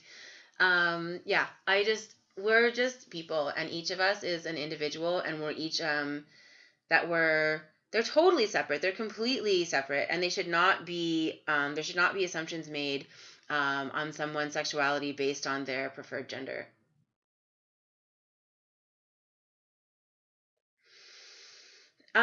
I have heard about that a couple different places, Pete. I have difficulty in situations like that, and so this is what I do. I definitely encourage anyone that wants to participate. I think it's super amazing to put all of this positive energy out there. I have difficulty connecting that much at once. And I think a lot of people don't feel that connection the same, but I definitely do. And so I'm probably not going to partake. Although I think it's an amazing idea, and I think it's a beautiful idea, and I'm excited that people are doing stuff about it, right? That people are taking action in different ways, and I love that we're all allowed to pick what resonates for us, right? I love that we're getting to this place where it doesn't matter what you choose. You're not being we're getting further away from being judged for our choices. We're just link away. I don't think there's any limitations. Go for it. Absolutely. Perfect. Well, and so Sin, and here's one of my things about in general is like there's so many people that are not on maybe Canadian accent via text is fun. You're not wrong. I caught that too. Maybe people don't realize that that's what they're doing. And so I kind of hesitate away from those kinds of things where there's a lot of people who maybe are not in control of their abilities. I find like it's a little bit hairy. It's kind of like when you go to a big concert and everyone's bumping you and everything. It's kind of dangerous for if people are not in control of themselves. And there's so many different people and so many different energies and so many different levels of ability and experience. It feels like a lot of work to bubble myself up to pull it off, right? And so yes, being spiritually in crowds or being physically in crowds is the same base, the same net effect. And so definitely I encourage anyone that does want to go to bubble themselves before they go or to meditate, the group meditation, please do it. But please be sure that you're safe about it. Wear a condom, spiritual condom, I want to say. Bag it before you tag it. And just make sure that you are exactly the golden condom. Just make sure that you are protecting yourself when you do these things. I think that it's a miracle. Like, I think it's amazing that we are creating these things, but I also think that it's dangerous that we are not properly educating. And it's really easy for people with malicious intentions to use this kind of collective this collective energetic gathering to nefarious purposes. Kind of like people that go to the the metal shows to pick pockets or to grab boobs. You gotta be aware of what you're getting yourself into. You gotta be aware of what you're putting yourself into. And spiritually, we need to protect ourselves just as we do physically. So there's my mom rant for the day. Here's my next bookmark. Love must be sincere. Hate what is evil. Cling to what is good. How perfect with all the things, what I was just saying. What? Stop it. Look how cute. Why? There. I love My Little Pony stuff. I should take these out because none of them are in specific places right now, and I should put them where we study. This one is, a new command I give you, love one another. As I have loved you, so you must love one another. Don't you think it's interesting, the verses that I picked? Even as a very strict Christian who had very little control over my life, all of the things that I chose were very inclusive. We're very much about being spiritually armed, about loving each other. I have very specific tastes.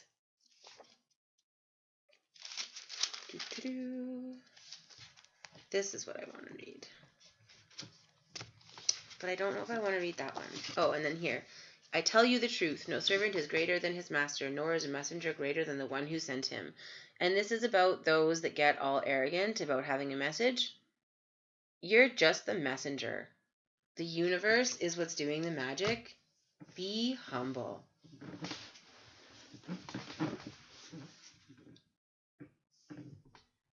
You felt a wall, like you felt a block. Yeah, I understand that. And that's why I really encourage everyone to choose what's resonating with you. If you think about something and immediately one of your chakras fires, really pay attention. When we get that feeling right below our rib cage, that's our fight or flight. That's our solar. And that is like, if you are thinking about something and you suddenly get that like gut, that like punch in the gut feeling, or that like that activated feeling, be aware that that might be something that is dangerous or threatening your security.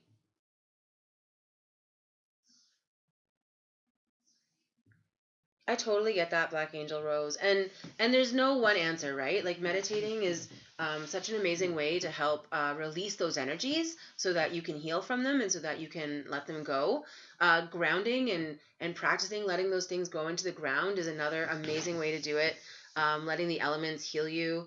But you have to understand that when we feel anger or resentment, they come up for reasons, and they're like guides, right? They're like, here, pay attention to this, pay attention to this.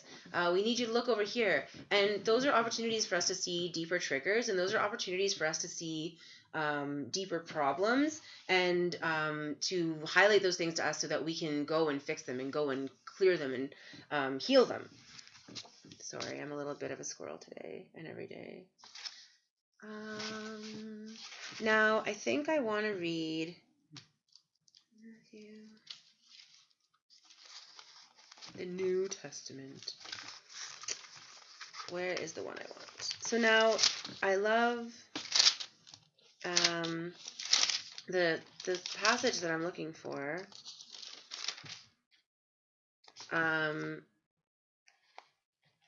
Is actually in 3 different, I believe, places in the Bible. Is it 3? I think it's 3. And each of the disciples that went with him has their own account of it, is my understanding.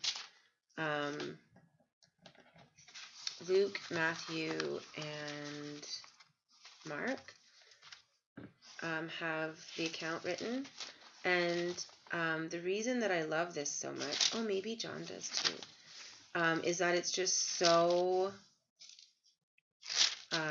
painful to read it. It's so human. It's so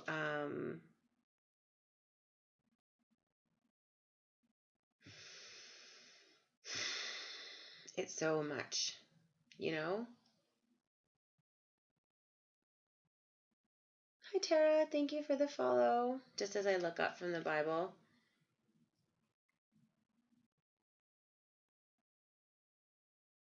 Ooh, that's a good advice, Brennan. Say thank you and ask what it's here to teach you.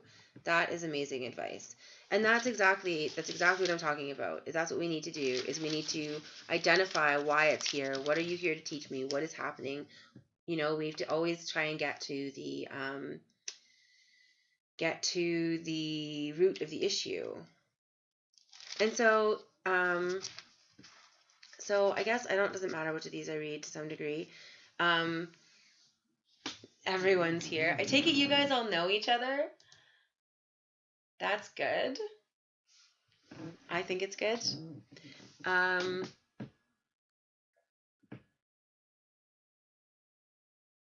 Yeah, that's good. I'm glad to hear that.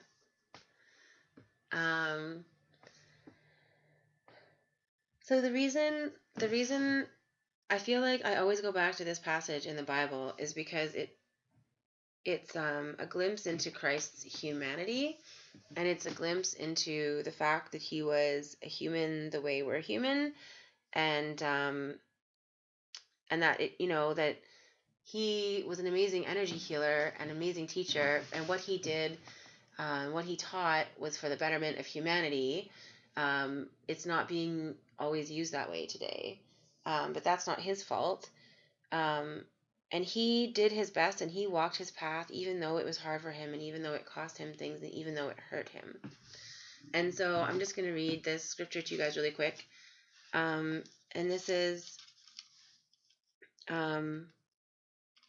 Jesus went with his disciples to a place called Gethsemane. I'm probably saying it, Gethsemane. And he said to them, "Sit here while I go over there and pray." He took Peter and the 2 sons of Zebedee along with him, and he began to be sorrowful and troubled. Then he said to them, "My soul is overwhelmed with sorrow to the point of death. Stay here and keep watch with me." Going a little further, he fell with his face to the ground and prayed, "My Father, if it is possible, may this cup be taken away from me, yet not as I will, but as you will." This is the part that always kills me, is where he begs God to let him stop. He's like, "I've done everything for you. I've come this far, but I don't want to go any further." And to me, this is like the most human and the most, this is like one of the most painful passages in the Bible. And maybe that's why I love it so much, because that's where we really find our strength, is in those really dark moments. And so,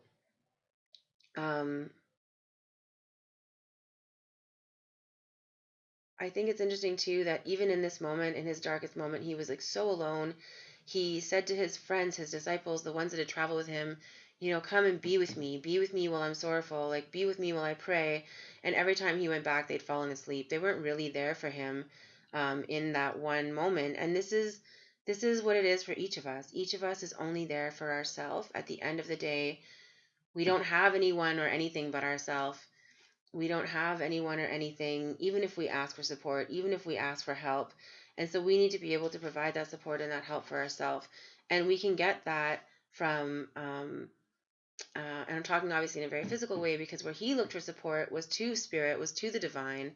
And that's what we need to do, right? We need to not rely so much on the physical world and on physical means and on physical riches. And we need to start putting our energy into entities and places that's going to be with us when it counts. And so I like that he goes back to his friends and calls them on it. And he's like, "Hey, could you men not keep watch with me for 1 hour? Watch and pray so that you will not fall into temptation. The spirit is willing, but the body is weak." Which is like basically a harsh burn, right?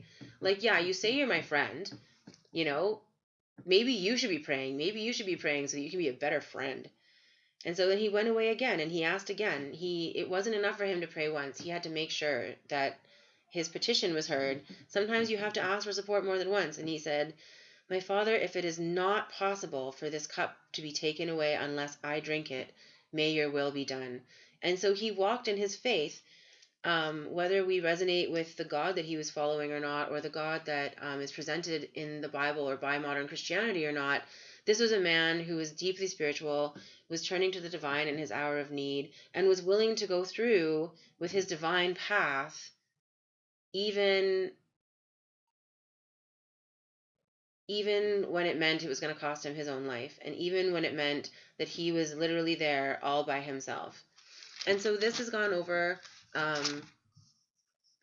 in 3 different places in the Bible, and they talk about it in different ways, because everybody has their own perspective, right? Everybody that wrote about it their own way.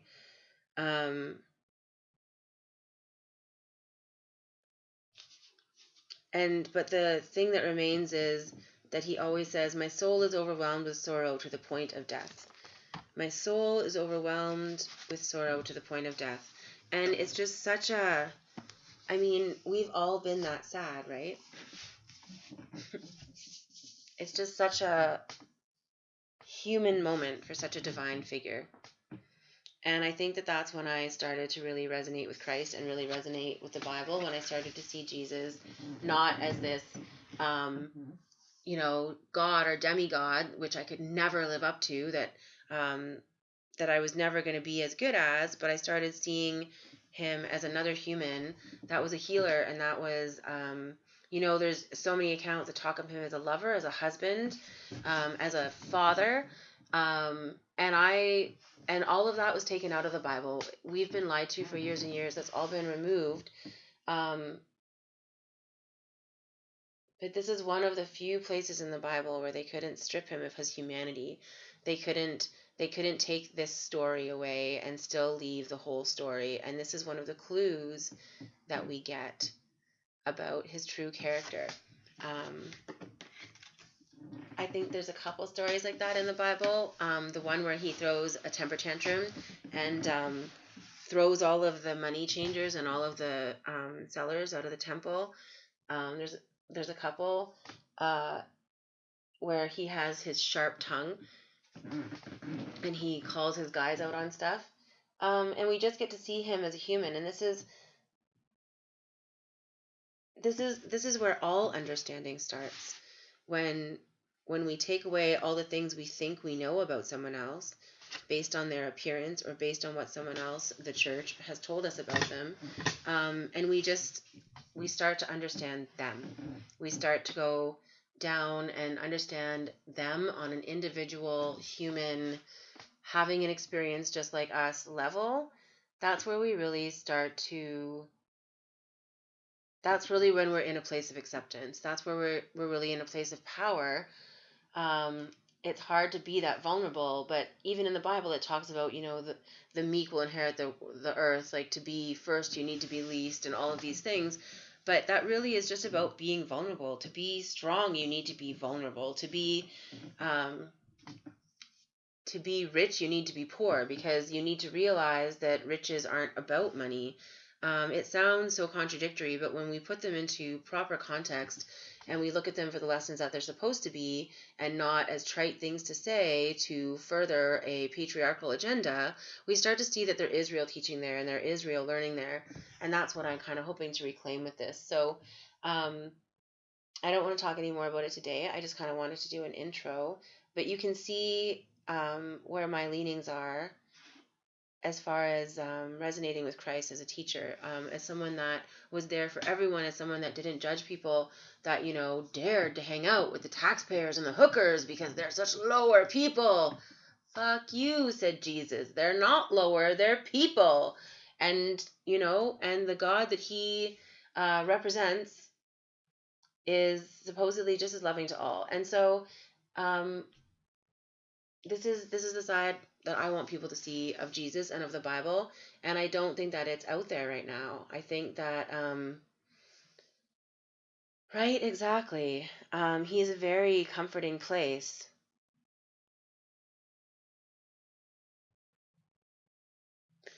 To be honest with you, Brennan, I think that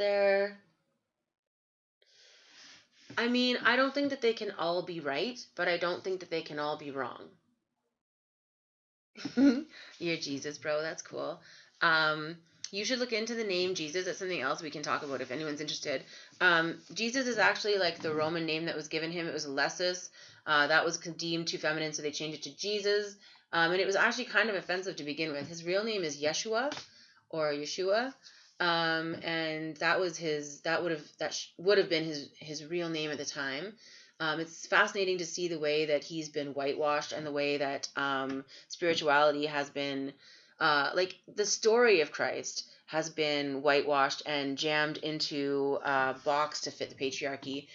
Even when you look into the history of the Bible, there used to be so many, none of these books were written or found at the time. The letters from Paul to the Corinthians and everything were all written after his death. And many of the texts hundreds of years later. So none of them, in theory, were written by the people that actually witnessed the events. And then a whole bunch of texts that met exactly similar criteria were removed from the Bible as it was canonized, because the people that were in control of religion at the time felt that the other information was dangerous for us to know because it gave us too much power. It talked about things like fallen angels. It talked about things like racial purity as far as humans being just humans and not having angel DNA mixed in. It talked about Jesus having a wife and children. And then there's a lot of people that believe that the Bible whitewashed Mary Magdalene, that she was not a whore, that she was indeed his wife, actually, and bore him children, and that they had a very loving relationship. Which makes way more sense, that somebody with so much love would need and would want and need that supportive partner and would need that balance to their energy. But those are all things that we were deemed not to need by those that were in charge at the time.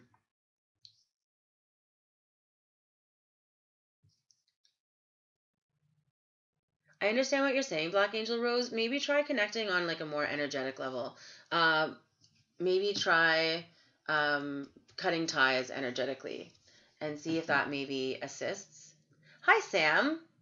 It's nice to see you. Thank you. I'm glad that you're enjoying your UnBible study. And this is what I'm hoping for, right? Is that people can just have this, that we can just talk about him without being jerks, that we can just talk about Christ without needing to judge anybody and without needing to justify anything. I mean, if we're being real honest, the Old Testament is where most of the hate comes from, and the Old Testament is actually supposed to have been eradicated by the coming of Christ. The Old Testament was the law, as it's referred to, and it's not supposed to be here anymore. Jesus was supposed to come and eradicate the law. So we're really only supposed to talk about the New Testament, and the New Testament is all about love and not calling each other bad names. So what's happening in the modern church and why? So Angel Rose, there's if there's a person that you're having issues with and you are not physically in their presence anymore, one of the things that we can do to remove their energetic influence on our life, so to speak, and to move away from like anger and resentment and to move toward healing, is we can literally sever our energetic ties. And so this is this is another thing that even those who are new to energy work can do. This is something I was teaching earlier you guys how to ground. So I say to stand with your feet on the floor and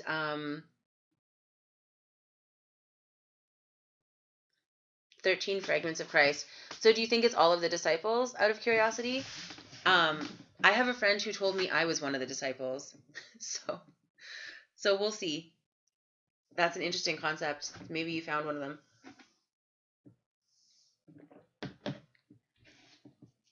them. So a really easy energetic thing to do, sorry to go back to that. The grounding that I talked about earlier, where you plant your feet and picture roots growing into the ground and into the elements that you need and allow that energy exchange, that's always a good place to start from. We always want to start from that place.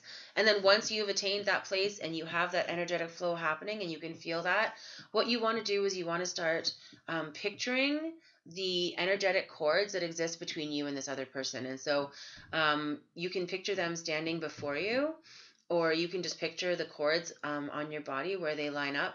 Now, most of us will have cords in multiple places because our different chakras align in different ways. Sometimes they go to the same chakra on that person's body, and sometimes they go like to a different chakra.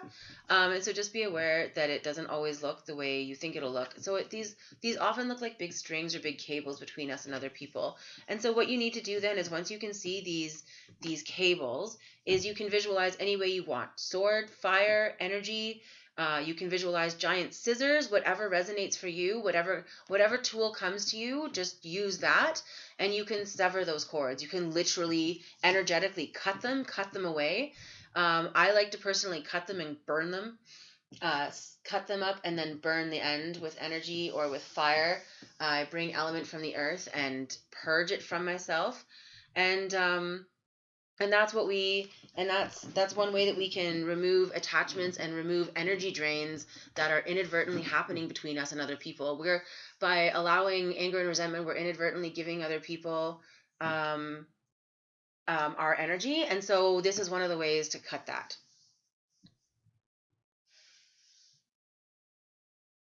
That's amazing, Brennan. That sounds so cool. I will need to discuss that with my friend, who I think is possibly like Christ or one of his offspring.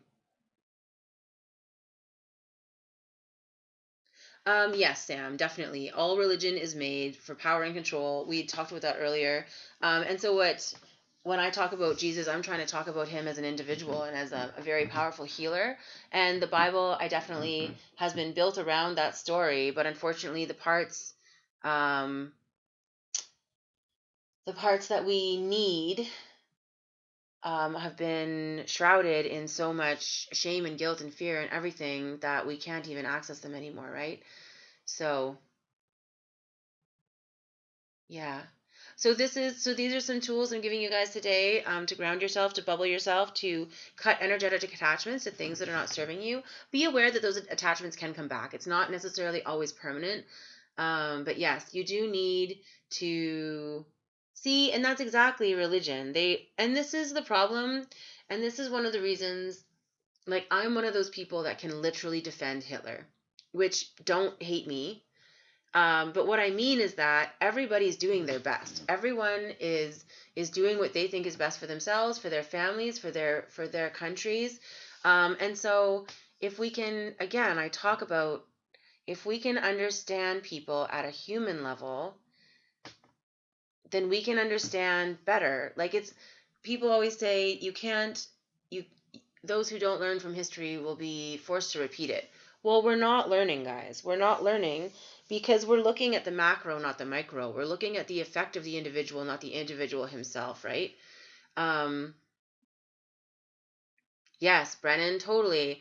You have to fix the root of it. You can clean it and cleanse it and bubble it and fix it all the times you want, but if you don't fix the root, that's what it is, right? Exactly. Exactly. Everyone is standing for their truth. Everyone is standing in their own power. And unfortunately, for the world, sometimes that looks different than other times. And that is just something that we need to be aware of. That is something that we need to understand when we're putting our focus in, where we're choosing to put our focus. We need to understand that, Hitler believed what he believed and lived his beliefs, more than the average priest or minister, more than the average Christian, more than the average anyone. Hitler rallied an entire nation to believe at his side, whether it was a correct thing to believe or not, which I don't believe that ultimately it was, or that from a loving perspective that it was. But regardless, he still lived his truth and lived it powerfully and lived it as strongly as he could. And so there is something to be learned, that if all of us had the same amount of power and self-conviction, then maybe somebody could have stood up to Hitler. But everyone was lost and everyone was hurt and no one knew what to do or where to look. And here was this powerful glowing light. Here was someone standing in their full power. So where else are the moths going to go? And that's what I'm talking about, guys. That's why we need to stand in our full power, because the evil ones are standing in their full power. Look at the corporations. Look at the corporations. Look at all of these different things. Look at who has the big money right now, and pay attention. That is their way of glowing, and they are getting the most attention. But there needs to be other lights. People are starting to turn away from that, and there need to be bright lights. We all have a voice, we all have power, we all have that light within, and we need to light it up. We need to give people focuses that are not money and not power, right? Well, and this is the thing, Brennan, right? Is like, we are all signed up for something. We all come here for something. We all come here for a reason. Each incarnation is about healing or fixing something else. And you know what? I think that he pursued his path and his passion and his belief to the end, to a higher amount than most of us. And so you're right. Maybe from a soul growth perspective, maybe he did the hard thing and he followed his path when it was the unpopular path through all else. And just like we're going through this pandemic right now, that was a global lesson. There was no other way. And you know what? Hitler became the figurehead of that. But what happened there is that we were given an opportunity to grow and learn together as a world. And frankly, we squandered it. And if we hadn't squandered it, we wouldn't be here right now. Right?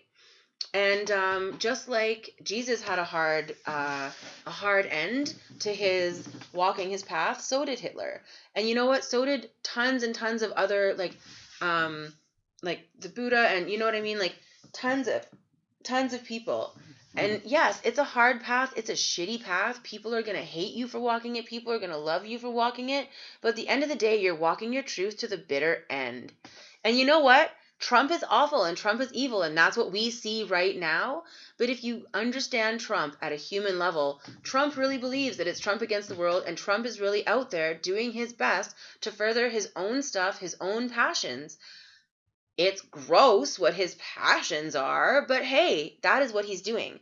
And so we need to all be able to understand and accept people at this base level. If we would stop trying to repress people and stop trying to repress the individual, the passions of the individuals, then we would have a much easier way of empowering everyone. If everyone was all empowered, then these people that are grubbing power would not be such shining beacons. So we each need to stand in our own power and do our own power and have our own thing. And this is where we really need to pay attention, and we need to start waking up, and we need to start seeing what's really happening and stop fooling ourselves. Stop thinking that feminism is the reverse of patriarchy. Stop thinking that good is the reverse of bad. That's not a thing. These are just different descriptors for different ends of the same pole, the same thing. They're poles on the same object. And like we all collectively, we just need to move away from the blame game. We need to move away from the hate. Faster, please. Faster, faster, faster. Just light speed, Mr. Zulu. That's my request, and yet another squirrel rant.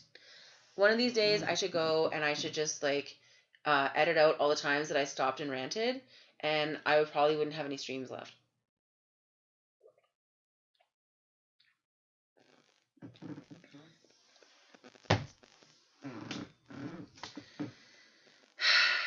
I think talking about it,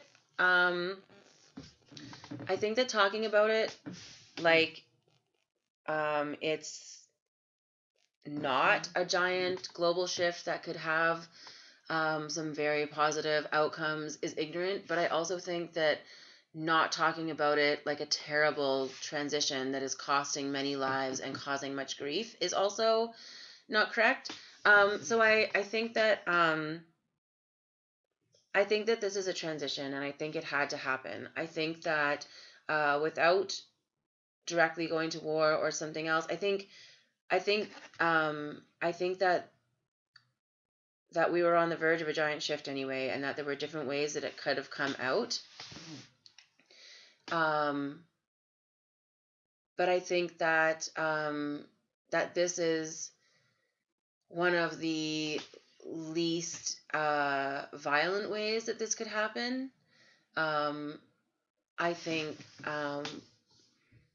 there's a lot of people having a hard time getting on the same page, right? And yes, and everyone knew something like this was coming. They've been predicting something like this for years and years. There's actually been work done on viruses and coronaviruses, not the specific one because this one's new, but on other coronaviruses that have cropped up. And so this is not new. We knew this was coming. We knew this was going to happen, and yet we did nothing sufficient to prevent it. And so I do think. I guess I think it's necessary. I don't think that it's good, and I don't think it's bad. I don't think it's the best thing or the worst thing. I think it's the most necessary thing, and I think that that's why it's happening. And I think that that it's necessary for each of us on an individual level for this to be happening. That each of us, I've said this before, each of us is being affected very individually about this, and each of us is being affected very specifically, and we need to examine what that means for us as individuals so that we can heal and grow and fix ourselves within this time frame so that we can come out as stronger members of humanity. But it's important to not have that attachment, right, Brennan? Like it's important to be able to step back. I'm just gonna move this because it's driving me crazy. it's important to be able to step back and to see it for what it really is. It's important to be able to not have attachment to the outcome, because when we have those attachments and we have those unrealistic expectations, that's when we really end up in those negative feelings, and that's when we really end up in those places that we are, well, and see, we were totally gearing up for World War III, and this is exactly what I'm talking about. I would much rather a pandemic than World War III. Sorry, that's my personal preference. You want to talk about attachment? There's my attachment. I would rather that we are fighting an invisible enemy than fighting each other. And I hope that this is not the beginning of World War III, as various global powers use this as political license and leverage. But I don't want us to be shooting each other. It's too far from empathy. This, at least, ultimately we're moving toward a position of empathy, whereas war just forces us back into a place of repression and forces us back into believing that other humans are not as good as us, or not. We have to believe that in order to shoot them and kill them, right? And so, and this is what I mean, like, this transition had to happen whether we wanted it to happen or not. Like, it had to happen one way or the other. And so so I'm not going to worry about whether it's a good thing or it's a bad thing. I'm going to worry about why it's happening for me. And I think that we all need to worry about where is the growth here? Where is the opportunity for growth here, individually and communally? Did I answer your question?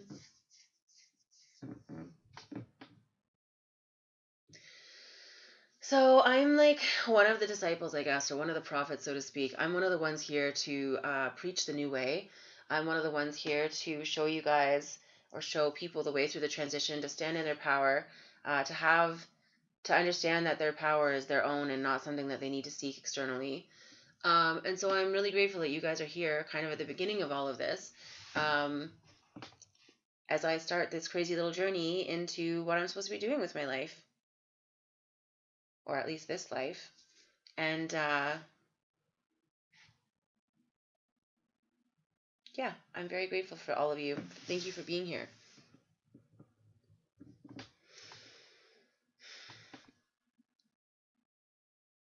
Yeah, seeking your own power is the path we all need to be on. There's no point in trying to seek it externally, right?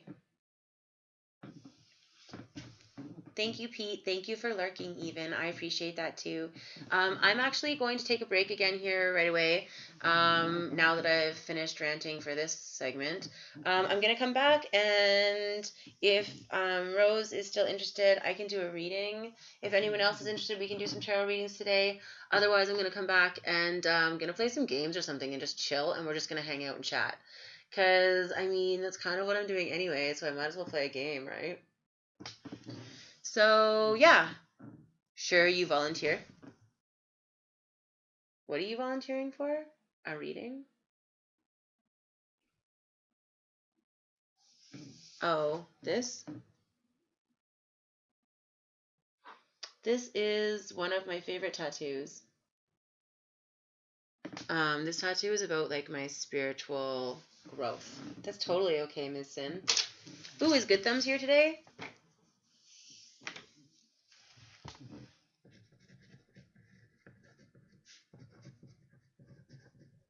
Whoops.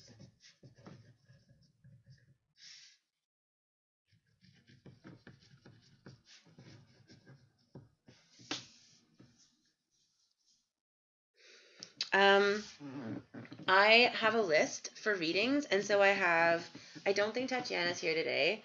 Good Thumbs, and then Black Angel Rose, and then Miss Sin is on my list currently. If anyone else would like to be on the list, please speak now, or later, or whatever. Not going anywhere. I am trying to get a bot made up so that I can keep the list digitally, but I don't have one yet, so suck it up. So yes, I'm taking a break. Don't forget, guys, that we're going to do the Snuggle Sunday tomorrow. I'm super excited. We're just going to have, like, the best day. I'm so pumped. So that was 4 hours and 20 minutes ago, local time, that I will be starting tomorrow. So for me, 3. But whatever. So I'll be back in a little bit, and we will do some more readings and maybe eventually play some games. I guess we'll see. So yeah, stick around. And just so you guys know, if you guys are unable to be here for whatever reason and you can't, if I call your name and you're not here for a reading, I leave you on the list and you stay in that order of priority until you show up. So, I mean, if you can't stick around and you want to be on the list, be on the list. If you can be here another day, that's cool. I'm here Tuesday to Sunday, 6 days a week, and I do the readings right now on channel. I do them like every stream at some point, it seems like. So if you want to be on the list, you just let me know. In the meantime, I'm going to take my break, and I will be back shortly. Thanks, guys.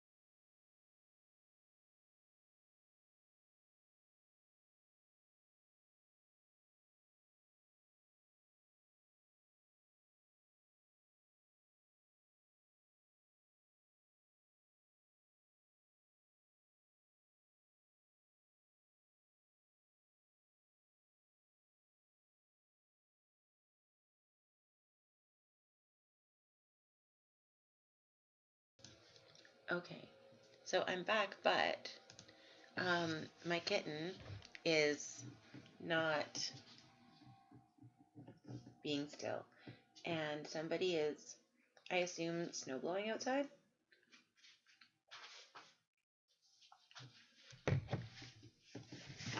So I apologize if it's loud.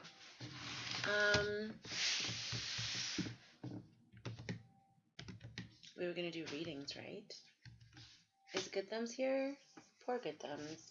Good Thumbs shows up like every day and never gets a reading. I feel like a jerk. I might just need to like drop everything. Excuse me. The next time I see the Aquarius Good Thumbs.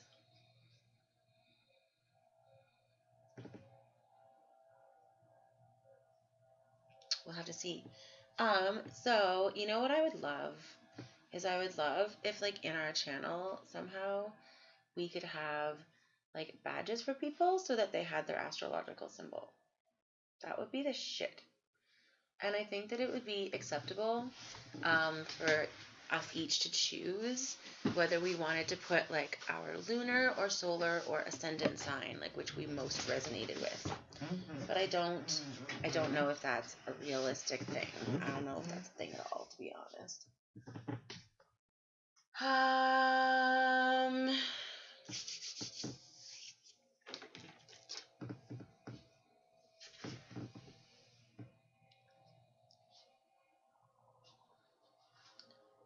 It has been a big day. It is very interesting coming on stream because when I have someone to tell the message to, they give it to me very freely.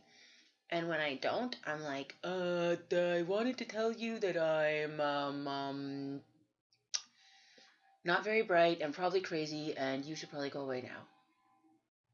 And that's my whole video. So streaming is really, for me, the best way to do this. It's really the best way, as I've been saying, we all need to be this individual. We all need to use this connection, this technological connection. And we need to learn that we are connected even when we're not. I love that technology is a way of being intangibly connected. And so is energy. So is energy work. And technology is only possible because of energy. We just call it electricity to make ourselves more comfortable in the modern world. And this is all very manipulatable by spirit and everything, actually. So it's very interesting once you start learning more about energy work and you start learning more about spirit. Energy and electricity and electronics are one of the things that they are very capable of messing with. My friend, her partner passed, and he like almost immediately came through, kind of, for lack of a better word, by messing with pictures on her phone and superimposing one picture of them and the children onto a picture of the two of them together in her phone. It was pretty. That was his first attempt at contacting her. He still does crazy stuff. He would like always leave her blinds open, unlock her doors, stuff like that. Kind of a pain in the ass once he got better. You see it as a good luck charm? I mean, I have a bunch of different things I could say about that. Everything that we believe is true. So if you believe that it's a good luck charm, then it's a good luck charm. If there's some particular energy on it, it's possible that somebody has imbued it before and that you are merely sensing like a protective spirit or something of that nature.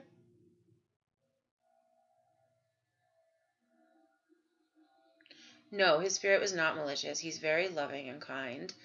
And he virtually handpicked a Viking from Ontario for her who she's like going to propose to any day now.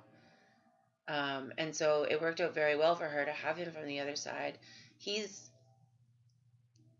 around me a lot. We've become very close.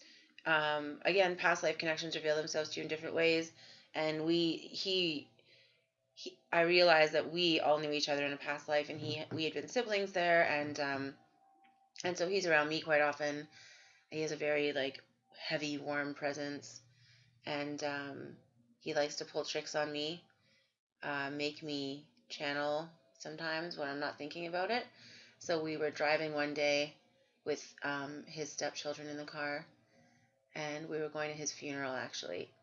And me and his partner and her 2 children and one of our other girlfriends. No, sorry. She met another man after he passed, a tangible man, oddly similar size and name, who is amazing and wonderful. And the spirit partner has blessed the union with the tangible partner. And I'm pretty sure somehow handpicked him from Ontario and made him move here. Not even joking. So it's pretty it's pretty um it's pretty amazing. It is a real life scenario, and I know that's insane. Hi, Brennan. I know it sounds crazy to a lot of people, but it's just I don't know. People can think what they want to think. Oh yeah, I was gonna ask. Manga? No. Otherkin? No. Yes? Yes, Otherkin? Yes. No. Oh, you were like already ready for the next thing I was gonna say? I don't even know the next thing I was gonna say. Tattoo. Tattoo tarot. I don't know about Spendula, man. It's hyper.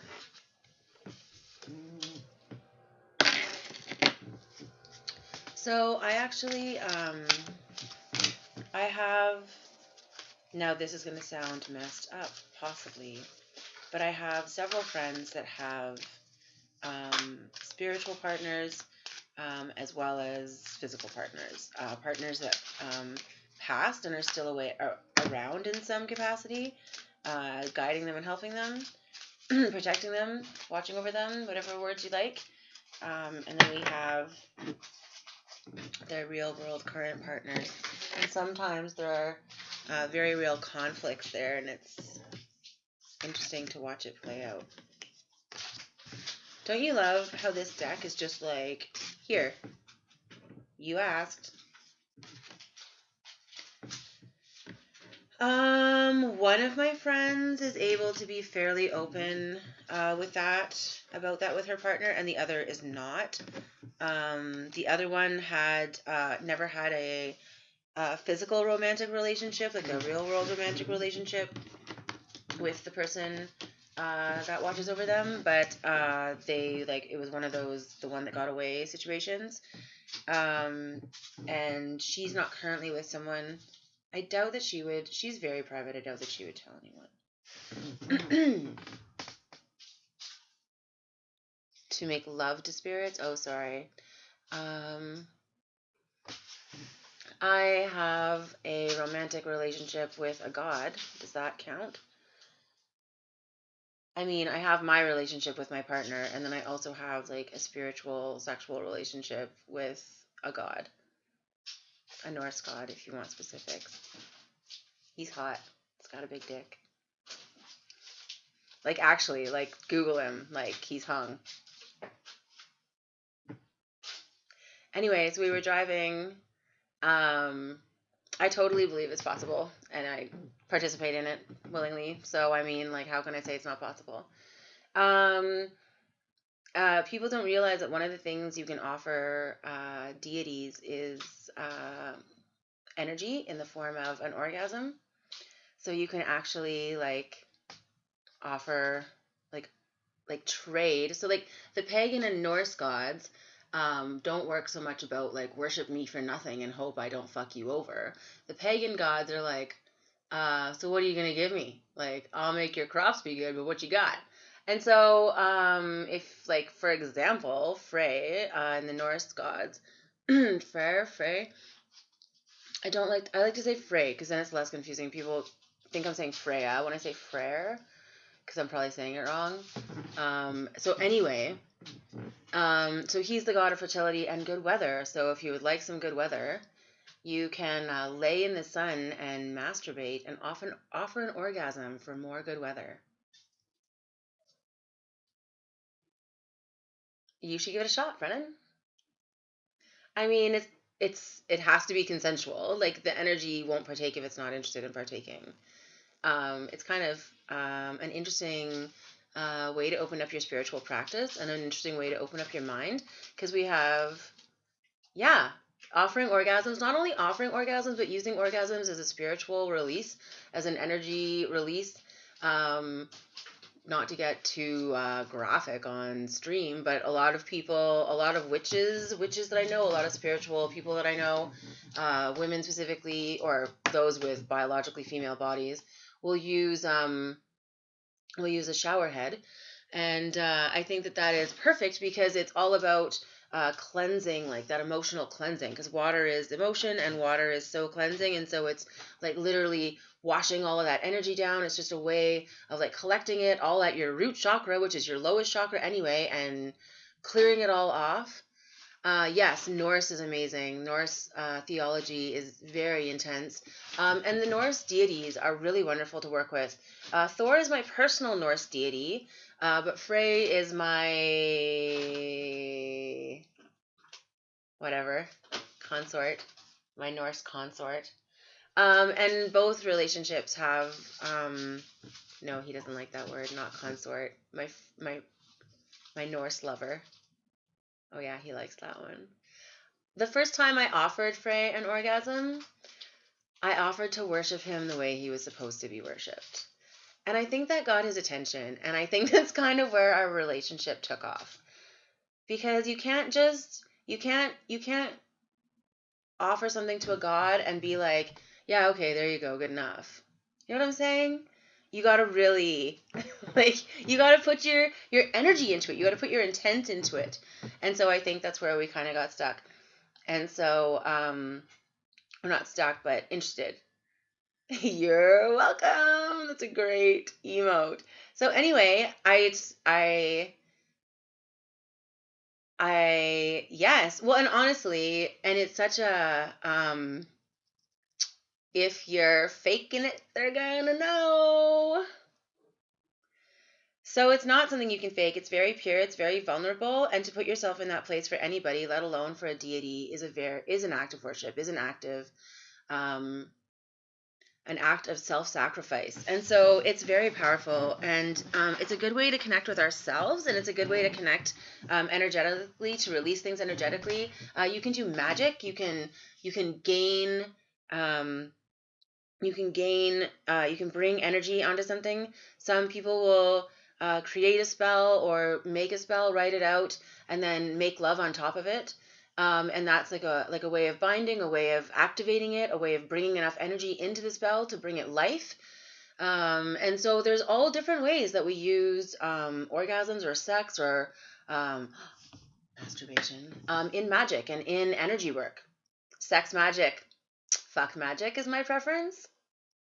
I like to call it fuck magic. Can we call it fuck magic? I just want to say that all day. I'm a terrible person and I don't care.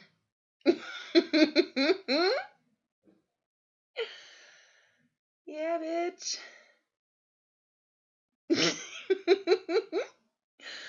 Okay, so anyway, so for those of you who are not aware that masturbation can be a spiritual practice and involved in witchcraft, but only if you want it to be. Excuse me. I'm never going to get over this cold, especially if I don't stop smoking weed. No comment.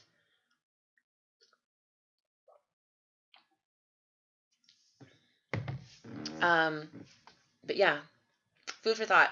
So I guess maybe, so you guys, we need a bunch of lists. With the Norse deities, there's an expectation of reciprocation. This conversation did take a turn. Indeed it did. Indeed it did, as it should. This is what I'm here for, because no one else talks about this shit.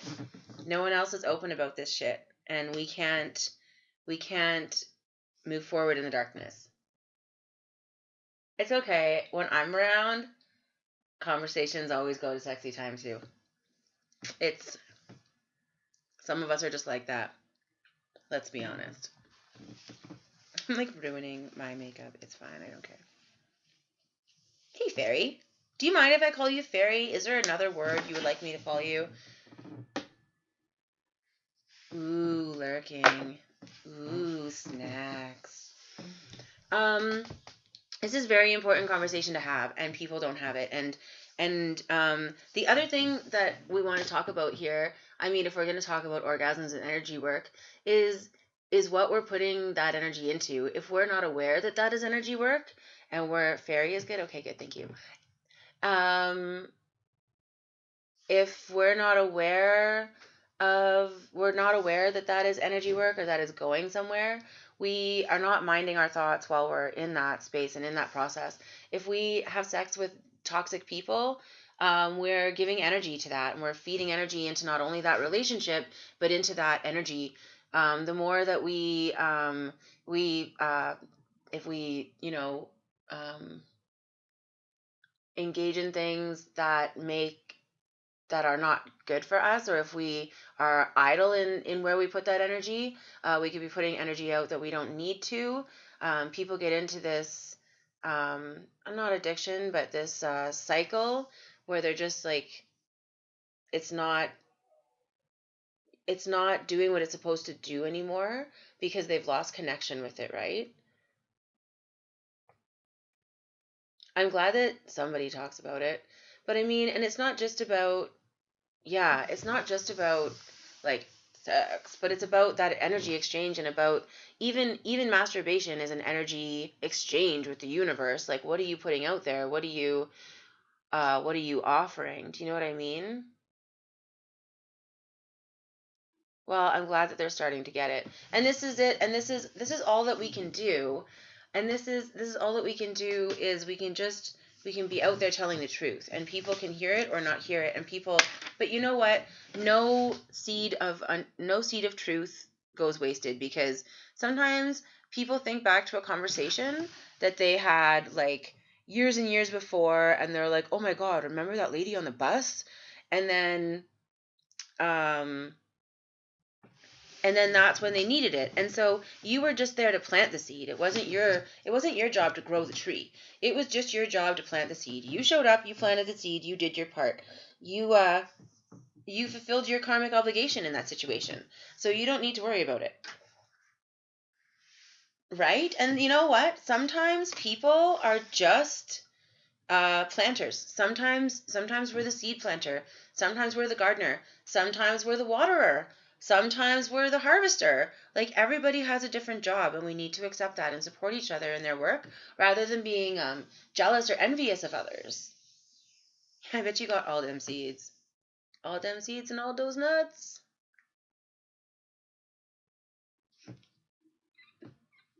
Sorry.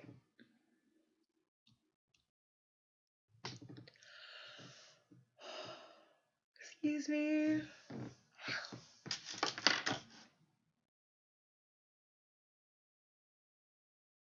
I mean, there's always going to be sexual undertones in my conversations. But I mean, take it as you will. Yes, I'm back. Hi, Isabella.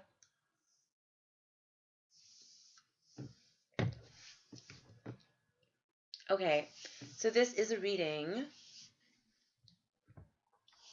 for Rose. And so usually when I'm doing the readings, I try not to pay too much attention to the chat. Oh my goodness, I'm missing follows. Carly and Era-san, I'm sorry, I don't think that I welcomed you yet. Thank you for following. I appreciate it. For anyone new to the channel, for anyone that missed the announcement, we are having Snuggle Sunday tomorrow, and we're all going to have a giant, I'm going to make a pillow fort. It's going to be wonderful. I'm excited. I can't wait. I have theoretically enough space in here to do it. We'll see.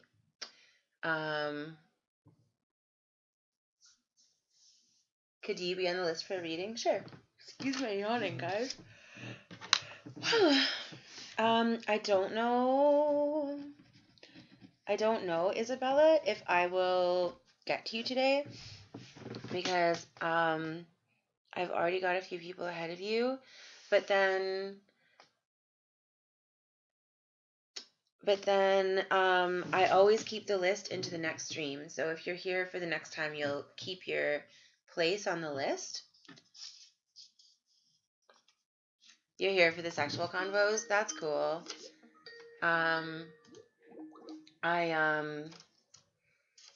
There are definitely going to be sexual convos, and otherwise, feel free to lurk in the back. Thank you very much for following and lurking. Appreciate that very much. I'm glad that we're having this like loving air in here and going on. We've got all this love-in happening today.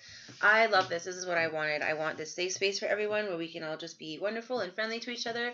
When I streamed gaming back in the day, that's very much what my channel was, which is a safe place for all the little, seemed like we had all the little nerdy ones. I can't believe you had to be our to blow your nose. You're so cute. But yes. So totally. I'm going to start your reading now, Rose, if you're ready. And everyone else, I'll try to catch up with the chat when I'm done. But in the meantime, I'm going to try to mostly just ignore it so I can give Rose her reading properly.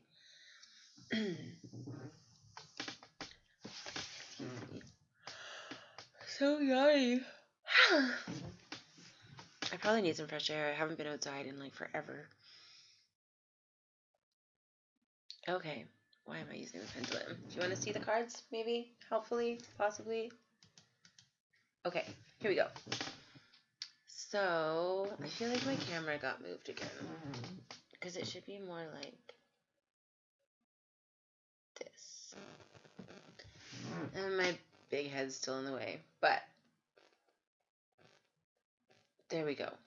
So, the reading is starting with the Four of Pentacles. Everyone's worrying about their resources lately, right? Everyone's having these frustrations. And you can see in this deck how that is like really apparent in this card. The Four of Pentacles is often about kind of like hoarding our resources, feeling very stingy about our resources, fearful that we're not going to get more. The Four is a place where we're coming on to a new level of understanding, and so we're transitioning from one place of understanding to another, and it's difficult for a lot of us. It's difficult for a lot of us to go through any change, really. But also for us to let go of old things or to let go of the idea of resources that we used to have. It's kind of like a bad habit, right? I can't reach my window because I put my computer in front of it. My bad. Sorry. So it's this bad habit that we have, and it's kind of one of those things that affects us on every layer, because when we feel that we're lacking resources, or when we feel that we have to hoard resources, or when we have to hold on to resources too tight, it affects us. It creates an air of fear and insecurity, and so it's really difficult for us to move forward in the other areas of our lives because it takes away one of our basic needs, which is for security, right? And so the Four of Pentacles is supposed to be about resources and about new foundations with resources, but it's also about the insecurity that comes with that, and the maybe not understanding, or the not the frustration with not feeling fully ready, or being fully accepting of the new situation. Does that make sense? And so the Star is the next one here. And so this is really about following your inner path. And so I'm going to remind you again that resources are a lot of things. They're not just physical things. They're not just money. The Star is all about finding our own star. And you see how set she is. There's all these other bright stars in the sky. There's all these other bright lights, but one is brighter to her than all the others. Maybe other people see it differently, or maybe other people see it in another way, but she is only seeing that one star, and she needs to focus on her own star. So you can see here, it's almost like there's like this little egg in the back, and this is all about rebirth. This is all about, taking your egg somewhere safe to hatch, so to speak. All about bringing yourself to a place where it's safe for you to explore that star. It needs to be somewhere that you can be accepted when you're coming out, right? And so this is what you're needing to break through right now. You're needing to break through these judgments and these layers. You're needing to break through these old obstacles so that you can kind of be reborn and kind of have this new opportunity for yourself and start almost this new life. As I said, we're all going through all this insane transition right now with the end of the world and all. And this is a time for all of us. Everybody's tower is crashing, and so we get to pick how we rebuild. We get to pick how we're rebuilding from here, and we need to be really focused on the brightest star that's brightest for us. We need each to be focused on that. And so I love how there's kind of like messages for the collective in each one, right? And so the next card here is the Two of Swords. We've come across this sword a lot, this twos a lot lately. The swords and the wands are very much about being at a crossroads or having these two different ideas. And so we see that we have these very two different ideas. Now, this is reversed for you. So you're having unpleasant different ideas, if you want to think of it that way. And this is, again, you're seeing that she's blindfolded. We always talk about with this card that you need to take the blindfold off. You need to see clearly for yourself. Instead of lashing out blindly and drawing barriers and boundaries in your own mind and in your life and relationships, you need to take the blindfold off, and you need to make sure that you're not that you're cutting out what needs to be cut out, and that you're not flailing blindly. This is a place where we're coming to this place to make this decision, right? And there's two different ways to think, or two different ways to feel about this, so to speak, right now. Two different sides of the issue, but you're not seeing either side clearly, and that's why this is feeling like such a struggle for you. And so there may be this idea of lashing out. You're talking about anger and resentment earlier, and that can be what that's coming from. But you need to open your eyes to the root of that issue. There's always a solution to the problem if you open your eyes. Sometimes the solution is not the solution we want, and so we prefer to be blind to it. Sometimes the solution is not a solution that seems easy to us, so we prefer to keep our blindfold on, but that's not realistic. And so the next card here is the Devil. So the Devil card comes up when we are trapped in some way. The Devil card often comes up with addiction or there we go. Addiction, toxic relationships, jobs that are not good for us anymore, anything that's making us feel trapped, anything that's making us feel like we are stuck and we have no power. So this card is coming up reversed for you. Now this is interesting because this is actually one of the only cards, excuse me, in the entire deck that is positive when reversed. And so because the major arcana talks about the major themes in our lives, whereas the minor arcana is more about the external things that are passing on the path. This is actually a huge opportunity for you right now to be releasing those chains, so to speak. The world is upside down, and so the chains have been loosened. I was talking to someone, maybe on stream or maybe not. We're talking about, yes, the tower is crumbling, but for a lot of us, that means that the jail that we've been held in is now open, right? So we can escape through the rubble, so to speak. And there is this opportunity for this major change that will release you from this feeling of entrapment and will release you from these old things that are holding you back from moving forward. You need to have the strength to do that, though, and you need to have the power. You need to see clearly what you're going to do and what you're releasing yourself from. If you cut the wrong chains, you're going to be very upset with yourself later, and it's going to take a long time to mend them. You need to be careful which ropes you're cutting because you don't want to fall off the path. And so here's the Ten of Wands. A lot of the Ten of Wands lately. The Ten of Wands is the burden card, as we discussed, right? And so this is all the burdens that you're carrying for others. This is interesting because it shows that all of these wands have come from different places. If you really look at this card, there's these little lines everywhere where all these different wands have come from all these different places. And you know what? They're all damaging you. They're all hurting you in a different way. Each of these expectations, each of these pressures, each of these judgments is having its toll on you.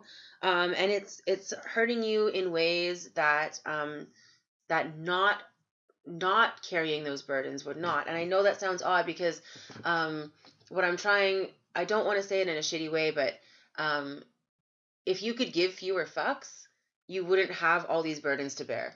Um, Other people will find a way to do things for themselves. And we've been talking again earlier today. What we really need to do for people is we need to support them in carrying their own burdens. No longer are we going to take on their burdens and allow them to injure us with their bullshit, with their expectations, with their baggage, with their problems. Yes, we may heal ancestral issues by healing ourselves, but that is a side effect and not the main goal. And so we need to bear that in mind, that we can indeed support people, but we need to not be carrying their burdens, especially at our own expense. And that can only lead to anger and things of that nature. So the next card up here is Judgment. One of my favorite judgment cards in any tarot deck I've ever seen. Because this really, really fiercely puts into contrast, like, how far apart are good and bad? Where is that line? And so many people will try to tell you where that line is for you. So many people are going to put those judgments on you, and they're going to judge you and tell you that you're not doing it right or that you're being disrespectful or whatever. They're going to tell you what they're going to tell you. But you need to shed those. You need to let go of those. It's a fine line. What's good for someone is not good for everyone. What's good for one person is not good for the other person. We need to not judge each other's choices. And if somebody is judging your choices, you need to be your own judge. You need to stand up for your own beliefs, and you need to decide for yourself. Are you going to choose to allow them to affect you with their judgments or not? And just be aware that it is a choice. It is a choice whether you decide to take that on for yourself, and it's also your choice now, and you have this opportunity now to shed that and let go of that, and to stand in your own judgment. So the Knight of Pentacles is the next one here. This talks about resources and talks about movement on resources. So this is about getting what you need, but it's not going to happen without some effort on your part. You need to tell people what you need. You need to recognize for yourself what you need, and you need to start to figure out for yourself an action plan and how to get that. Whether that means on an emotional, intellectual, physical, spiritual level. As I said, pentacles are resources, but resources come from many places. Whatever it is that you're needing right now, you're needing to take action on that. So whatever area you're not feeling supported, whatever area you're not feeling rich, whatever area you're not feeling like you have what you need, now's the time to explore that, and now's the time to take action in that area in some way. Make a plan to take action if you can. Right now, this weekend, the moon is in Virgo, and so it might be a good time to take some action on emotion. And I mentioned this in my Instagram little reading of the day, that, we want to have a plan. Virgo's about having a plan and doing the research. The emotions are less scary when we know where to go with them. And so the last few days with the moon in Leo, as well as all the other intense influences going on, we had kind of we had this kind of reminder of where, like, our deep burning is, our deep passions. And now we want to have a plan of how to bring that more into our life. And so you're probably starting to get an idea of what those resources are, or what those things look like, what steps you need to take in order to feel like you're having those resources. And now's the time to plan to get that. So the last card in the reading is Temperance. If it will ever focus. How about now? How about now? Kinda? Good enough? Anyway, Temperance. Temperance is coming up for a lot of people lately, again, because so many are seeking that balance right now. Everyone's feeling off balance, and everyone's feeling shifted. Everyone is feeling like they've been, they kind of had an idea of where they were going. They kind of have an idea what happened, and then the universe just went, oops. And everyone's like, whoa, what the fuck, man? I was walking here. And that's fair. It's okay to feel that way. It's okay to feel that you that was the drop that overflowed the cup, so to speak, that overflowed the frustration cup. that we're all overflowing with emotion. All of us were coming out of a dark time. All of us were coming out of a dark period. All of us were looking forward to 2020 with great fanfare and rejoicing, just as we had looked forward to 2019 with great fanfare and rejoicing, and were disappointed. And so it's been a rough few years for everyone, and we were all thinking we were coming out of the darkness, and here now so many of us feel like we're going in. And so just remember that the part that spills out of the cup, the emotions that spill out, the things that come up now are the things that you need to focus on. That's where your imbalances lie. This is an opportunity to see where those problems are and where those big issues are, so that you can get that balance now. 2020 is a foundation year, like it or not. And if we're not doing the inside work, we're not setting that foundation. If we set ourselves a foundation of procrastination and self-loathing, that's what we're going to get for 12 more years. And I don't know about you guys, but that's not what I want. So temperance is all about that balance, about having, about giving yourself that peace a little bit. Everything is damaging in excess.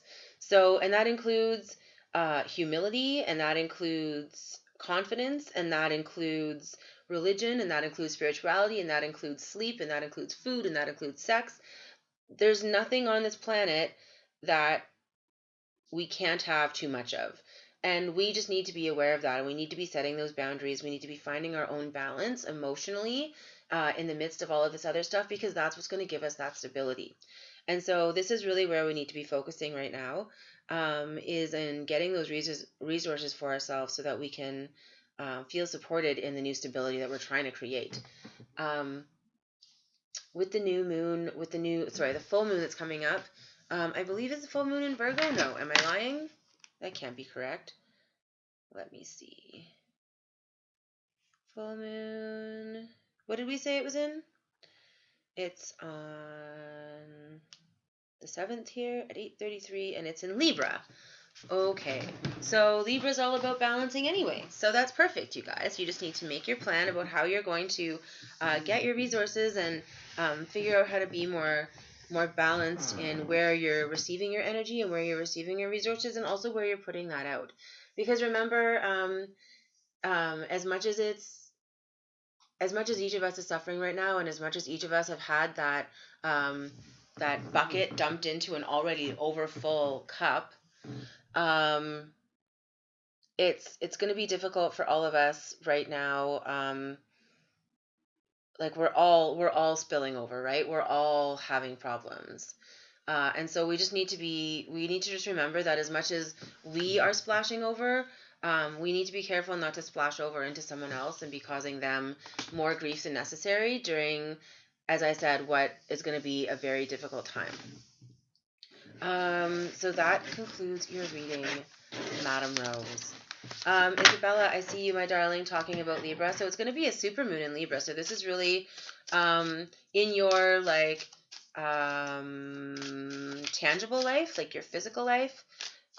Libra is your sun sign, I imagine. And so this is going to give you a chance for your actions and your emotions to line up together. So this is a good time for you to be, for you personally, to really lean in to what actions you need to take in order to create more balance in your life. What can you do in your house, in your home, in your routine every day to give yourself more balance and to give yourself a better sense of stability? And that's something you can really lean into and work on right now. The effects of the supermoon should already be starting. And so this is really kind of, even though I believe the moon's in Virgo right now, we're kind of in the planning stage. But Libra, it'll be moving into Libra in time for the full moon. And that's when you'll be really feeling that emotional and action resonance. You'll be feeling the lineup between what you're doing in your life and your emotions for a little bit, is what that should do for you, Libra. And then you can use that energy to kind of push forward with something that will give you more stability or make you have more balance in your day-to-day routine. Does that make sense?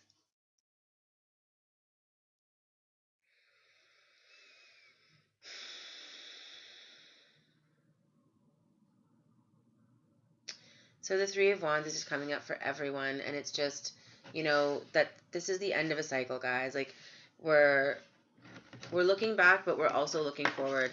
I lived in the Arctic for a long time now. I love this card because you can't tell if this is the sunset or the sunrise. And so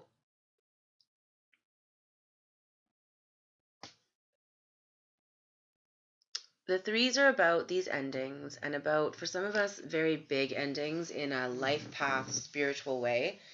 And it's very important for us to realize that every sunset is someone else's sunrise. The sun sets and rises simultaneously just for someone else, right? And so when I lived in the Arctic, in the summer, we would have 24-hour daylight. And so I would go out hiking and fishing with my friend, and we would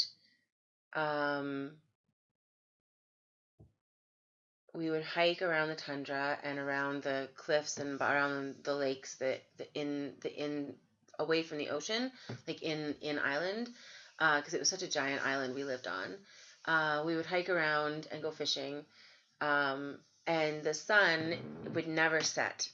I would be out at 3 a.m. It would be bright as day, and at certain times in the year, it would go from sunrise or sunset, set, and then it would just like kiss the horizon and then sunrise. And it was just one fluid thing. And so you can't tell, sometimes it looks like an ending, but really it's a beginning. Sometimes we think it's a sunset, but it's really a sunrise. And as much as this feels awful for so many of us right now, we need to just realize that we don't have that knowing. We don't know if this is a sunrise or a sunset. We can't see it from here. The cosmos is planning something. The universe is planning something. We just need to know. We just need to be doing our work. We need to be ready for the end of this cycle. And we need to be gracious in letting it go. Good things are always over the horizon. It just depends on whether you're willing to see them, right? More clearing. I think I need a better camera, guys. For the cards, wouldn't it be nice to have a better camera for the cards? I think that would be way better.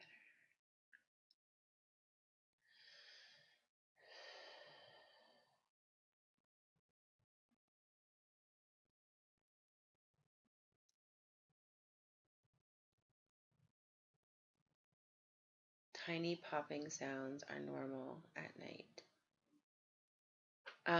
Do you mean like in your ears?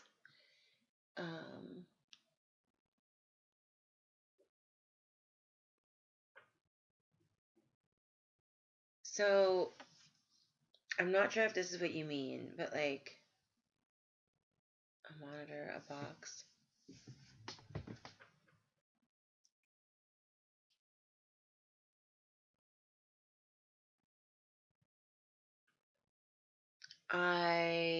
None of my equipment makes any little popping noises.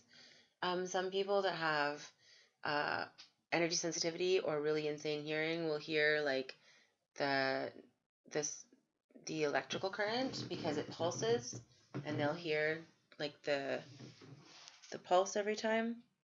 So maybe you're really sensitive, but I'm not really sure.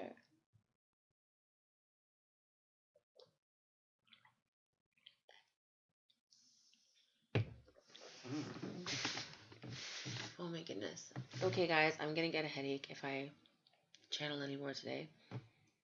So anyone who's on the list, I'm deeply sorry, but it will have to be not today that you get a reading. I'm so sorry, Ms. Sin and Isabella. I'll be doing oracle card readings tomorrow if you guys are into that. But I mean, I'm sure I will have tarot decks also if that's a preference.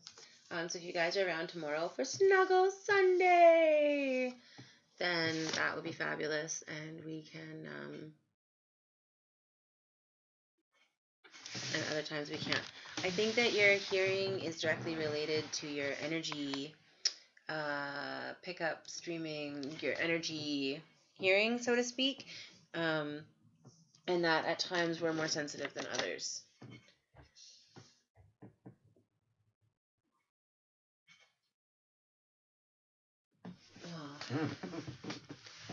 So, yes. So, I suddenly need chocolate. Guys, where's my chocolate? Someone help me find chocolate. Oh, but if I wrinkle this, I'll wake up the kitten. Watch. Oh, can you see her? Oh no, because my giant head's in the way. Oh, she's behind the thing. I can't fix it. There. Now you can see the kitten. She likes the wrappers.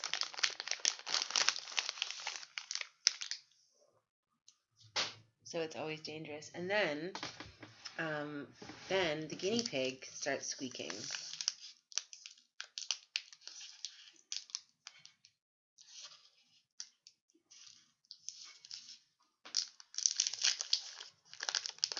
That is very interesting. Can I call you Gust? We were saying earlier in the stream how spirit can affect electrical things. And so it's possible that somebody is trying to communicate with you from the other side and is responding to your request for connection. Trying to get your... See? You hear the guinea pig?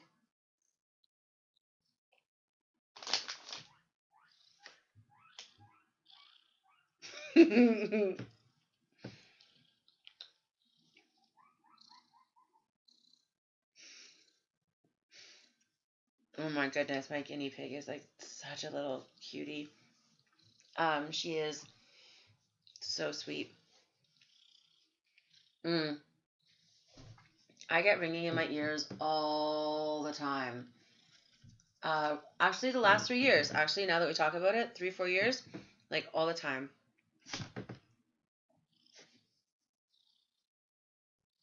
My kitten is also cute. Yes.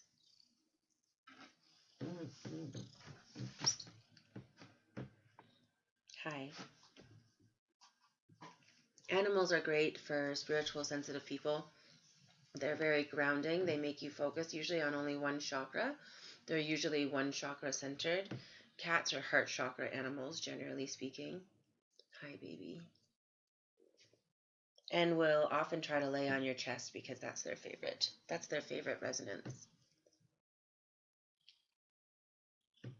Hi. But pay attention to where your pets like to lay, especially on you, because that's the chakra. That's usually the chakra that's strongest. They can feel that energy. And of course, a lot of people believe that animals can see spirit. Dogs also.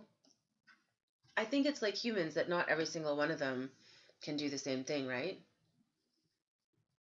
What time is it where you are, Rose? On your armpits. That's hilarious and helpful. I think that's great. Oh, tiny kitten. Oh, tiny kitten. Why are you so tiny? She's so cute, guys. I don't let her sleep in the bedroom because she's disruptive. Like, I let her sleep in there during the day because I don't care if she gets down and plays, but in the middle of the night, it's really irritating.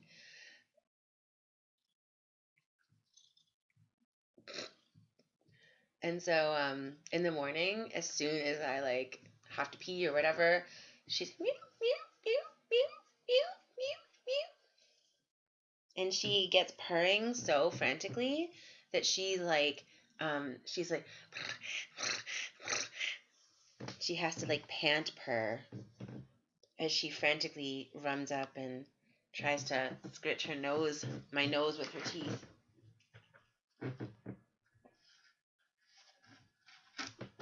Oh, had enough snuggles. Off she goes. 10:41. I don't know about you guys, but I do not keep a regular schedule.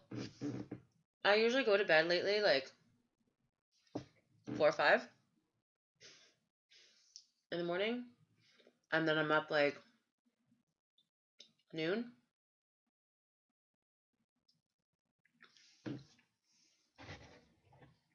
I'm not, when I do not have to be on a societal schedule, I'm not.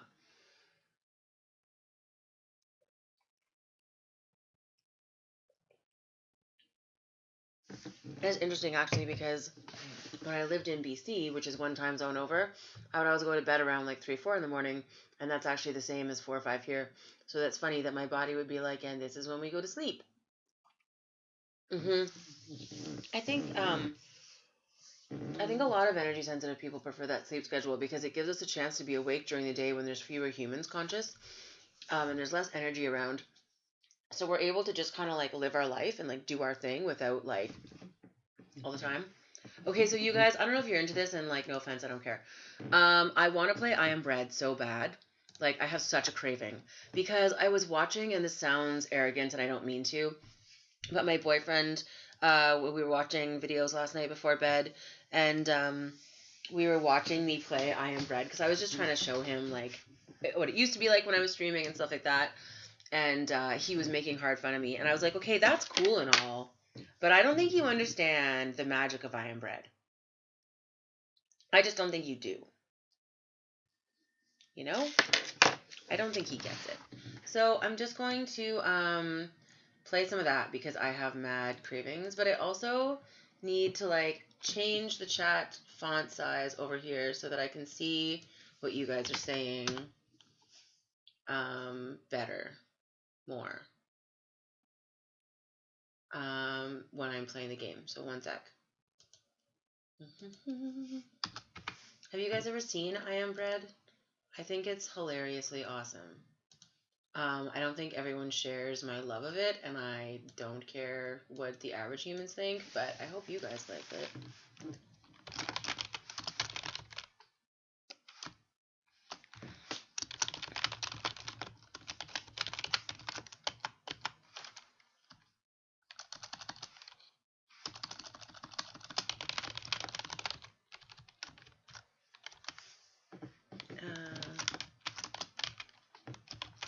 I think it's hilarious.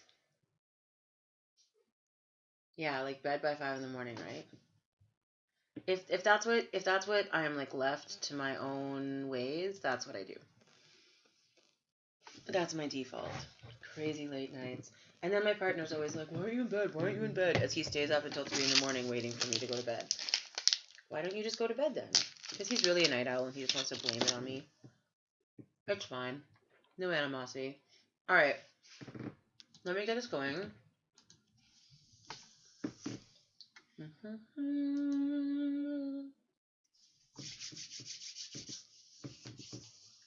I think it's cool in here today.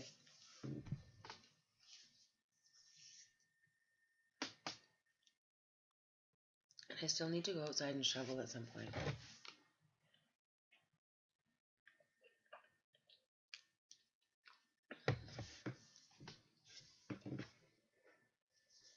I really hope it doesn't crash my computer. I think just like I haven't loaded any of these games in so long, and then I don't load them until I'm on stream, and my computer's like, what the fuck is wrong with you? Like, you expect me to do all these things? Bitch, please, you ignored me for 4 years. It's not an incorrect statement.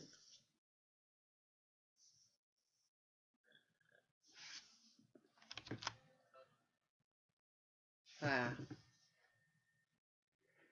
don't know what I did, but it was the wrong thing. Okay, cool. I think I've got it loaded where it's not going to crash. Let me just do the thing with the thing.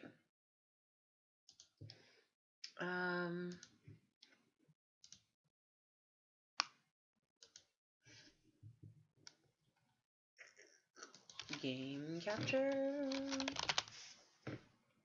Yes, please.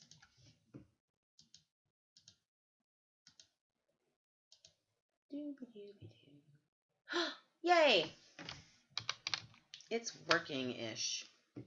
I'll take it. There we go. Guys, I'm pumped. Okay, so this is going to be weird because I haven't played this in a while, so I'm going to suck real bad, and I'm sorry. Everyone could just bear with me. That'd be fabulous.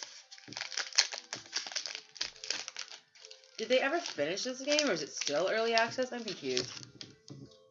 Whoops.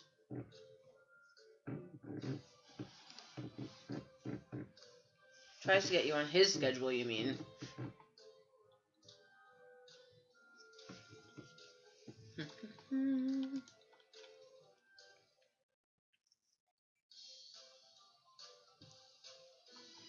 I don't have...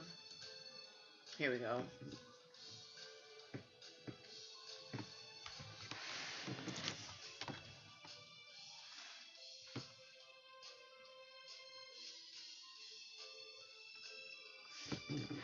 I feel like... I don't know how I'm going to do this. We'll have to see. I think QWER is better for me. Why is it that row? I don't know. We'll see how I do. See you, Brennan. Thank you very much for hanging out and sending all the love to you. And hopefully we'll see you tomorrow for Snuggle Sunday. But if not, that's cool. I hope you get snuggle somewhere. Have a good one.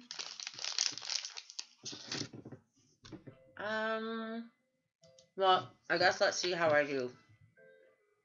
And we'll go from there.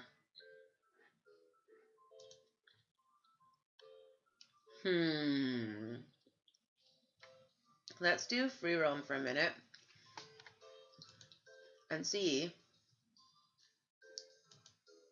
No, my goodness. The slice, yes. See if I can handle my shit. I'm gonna guess no. Okay.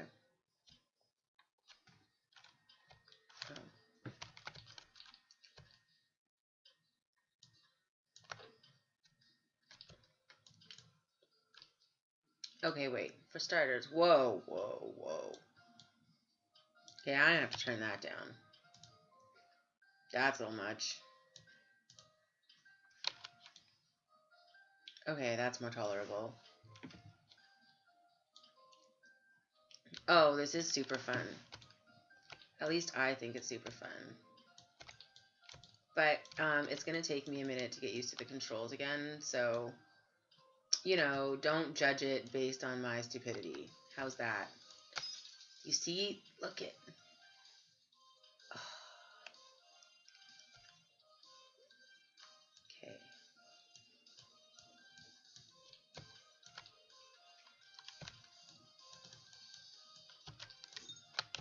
Gotta get smothered in that good old jam.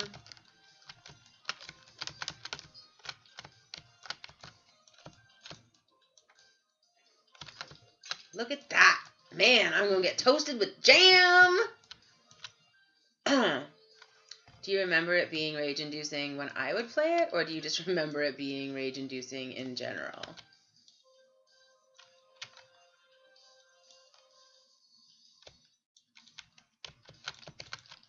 Wow.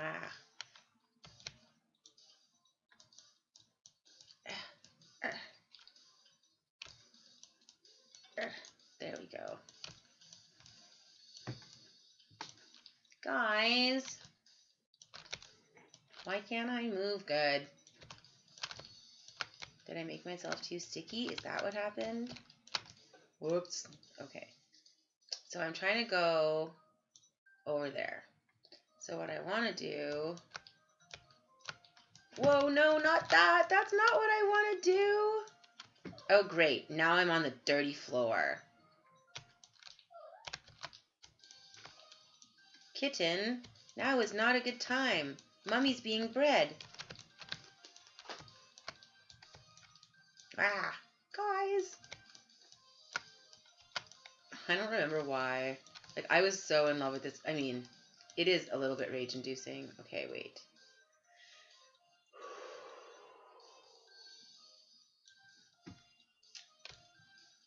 Nope, wrong button. This is my problem, is that it doesn't make sense to me that there are these corners. Like, I wish that they were different buttons. Doo-doo-doo. What I really want them to be is like... What? No. Go away. I want this to be W, and like this to be E, and this to be A, and this to be F. That's what I want. And this can't be E anymore. This can be Z, and yeah, that can be Q, and that can be R, and that can be G. There, that's better for me probably. We hope. Okay, let's see. Now the mouse. The mouse is going to be the next challenge. Yep, the mouse is definitely going to be the bigger challenge, guys.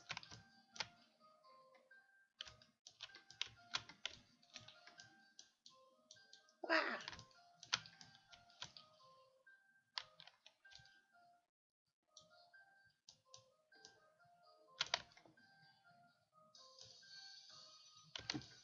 No.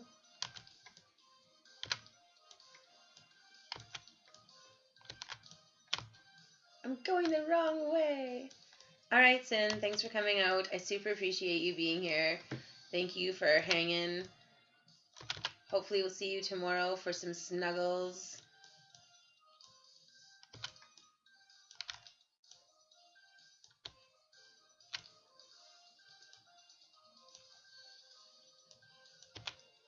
Oh my goodness. Ah! You guys. I'm not good at this game. But, I mean, I still love it, so. Also, I think I'm doing okay, considering I haven't played in like 100 million years. I think so.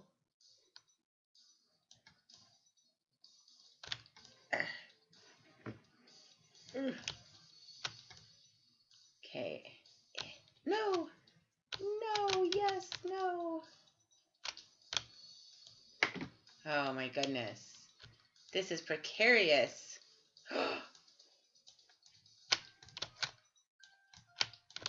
No!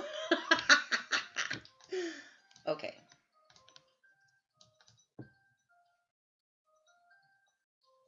Right? We're just gonna... It's not dirt. It's just, vitamins. It's nutrients.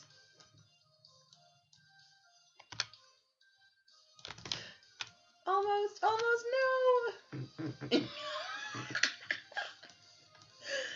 Oh, this used to be so much more rage-inducing, but then I was in a much worse place in my life, I guess. No.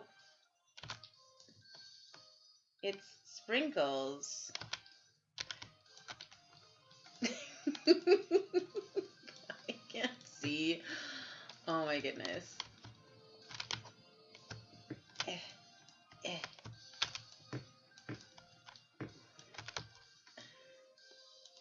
See, this is half my problem right here. It's the camera angle.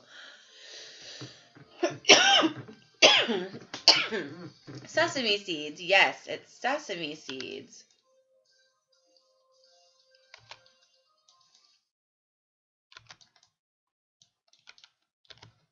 No. Guys, the camera angle, it's fucking me over. I was never a fan of the camera angles in this game. And it's probably partly me because I have a tendency to like want all my controls backwards. But also drives me nuts.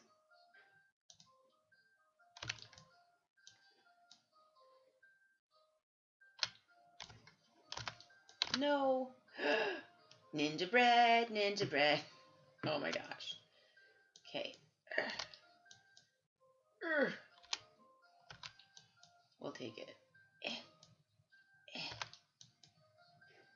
Can I clean myself in the dryer? You guys, how am I ever gonna do this? Oh my god. Just like that. Ew, look at all the bugs. Why are there bugs everywhere? Gross. I don't want that on my toast. Even I don't want that. Oh my gosh, look at them all. What the hell, world? What the hell?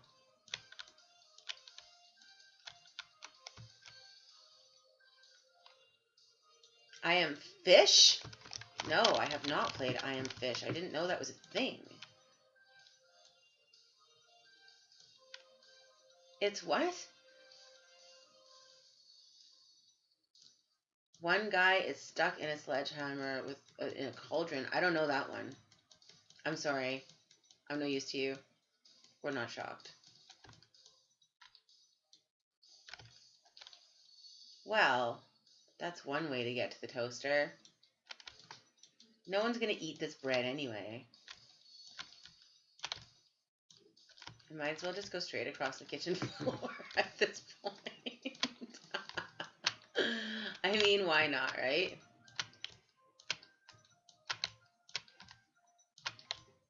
I think it's interesting that you can, like, pick things up and stuff. I don't know if that was a thing before or if I was just too stupid to do it, but it occurred to me that you could, like, keep from being dirty that way and things like that. Which seems like a novel concept. No. No. Ew, the cat box. No, don't go that way. No, no. No one eat this bread, okay? Even if I make it to the toaster, don't do it. It's not worth it. Woohoo!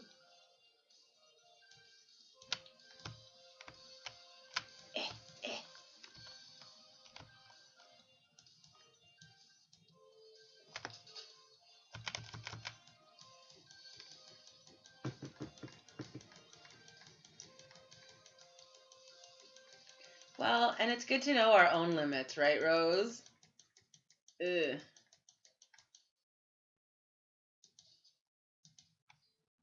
No. No. Wiggle. Wiggle, little bread. Wiggle.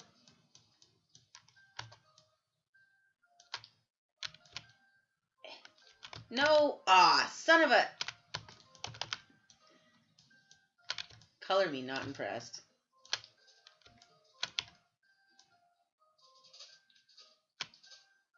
There, I'm toasted. It counts. It'll toast me eventually, right? Like if I just lay here long enough and admit defeat, it works, doesn't it?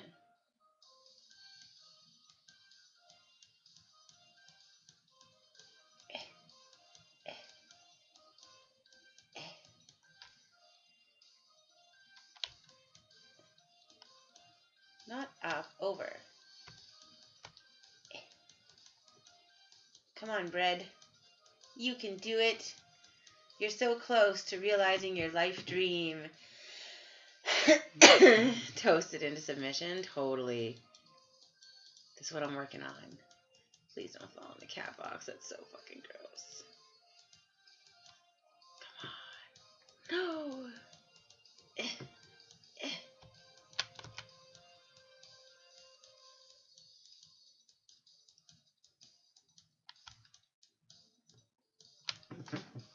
Guys, I'm not having what we would call luck.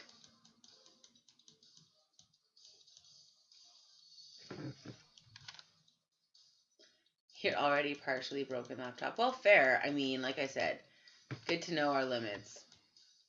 Good to know what we can handle. No, no, no.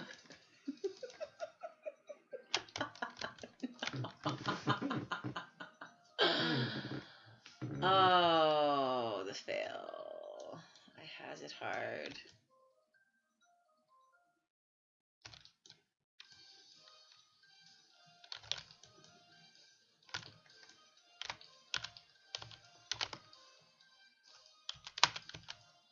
No.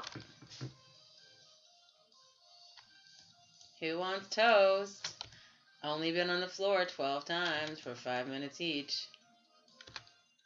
Guys, I swear, I'm gluten intolerant, but I'm not intentionally taking my gluten issues out on this bread. Like, it's not a thing.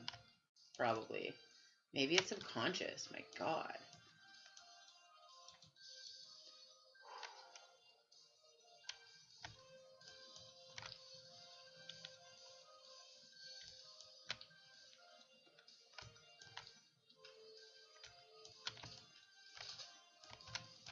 What if I, like, climb the wall?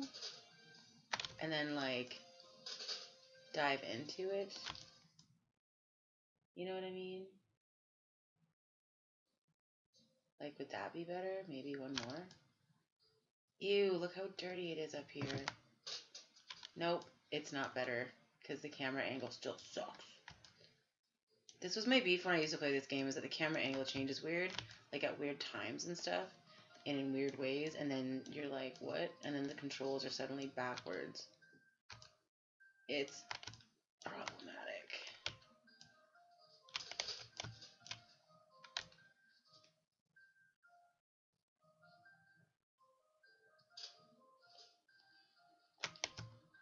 Just gotta scoot it. Oh my goodness.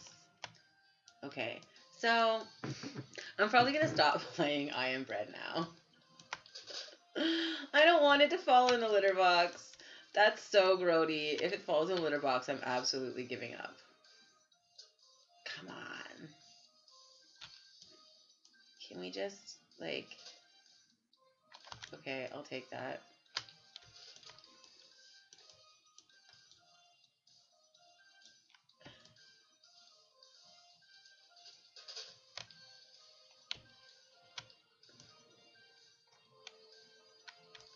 I don't think I'm going to get it in the toaster. I mean, at this point, I think that's a pretty safe bet.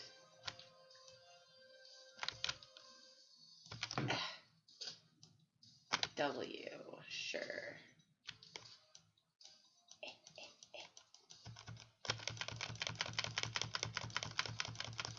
I didn't fall in the litter box. Come on, come on. What the heck?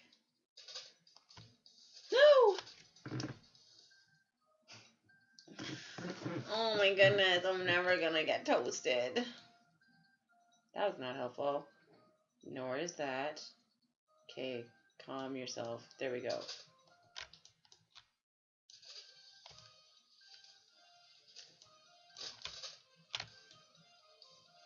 Okay, guys, the mouse buttons really mess me up. Maybe I should reverse them. You can do it! I don't know if I can do it. It's pretty funny though, watching me attempt to do it. Even I am like, oh, this is not going to be an enjoyable stream to watch back.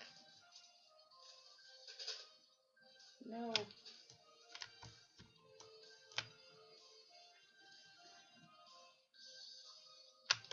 No! It's problematic. It's not.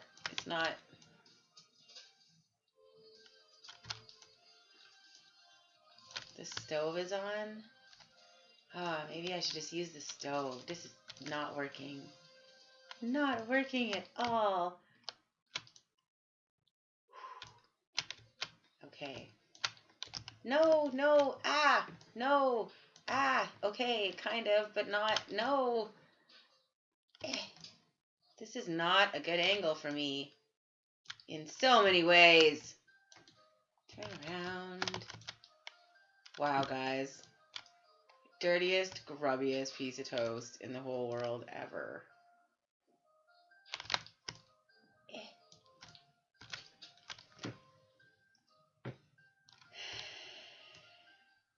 And look, the cat food. Okay. Ew, guys, look at the close-up. That is so nasty. How come it won't go the way I'm trying to go? So disgusting.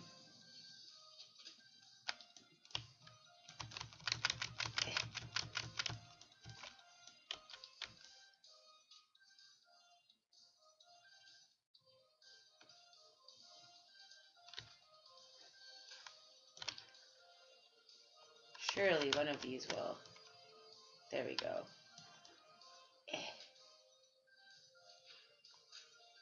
No. Whoa. No control. None. It's fine, though. Who needs control when you have toast? No.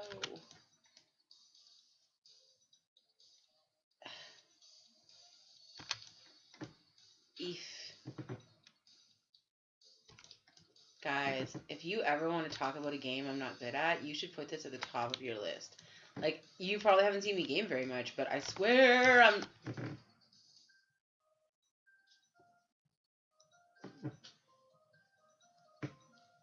usually pretty good.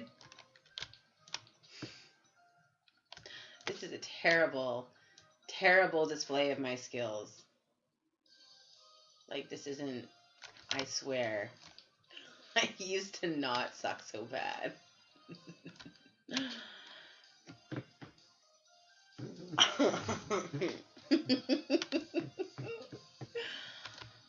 Oh, the harshness of the universe. Okay.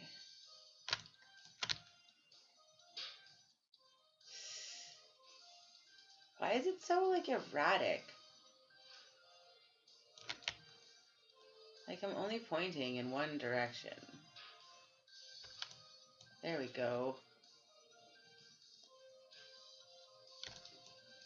So weird. And why does it make noise when it hits? Does it have, like, Scrabble tiles on it? You know what I'm saying? No. So, I'm just gonna put us all out of our misery. Because this is painful. I don't know why I wanted to play this so bad. Yeah, that's okay. I'm not mad. I'm just like, oh, that was embarrassing. Let's try something else, shall we? Let's see. What was it? I was playing Ark not long ago. I made myself a cabin, and I was thinking that maybe I should go on a dodo taming expedition.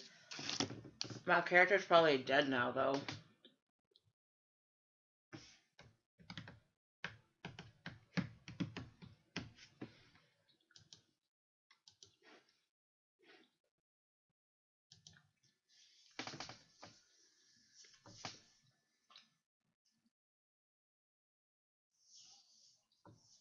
I tried to exit and it froze.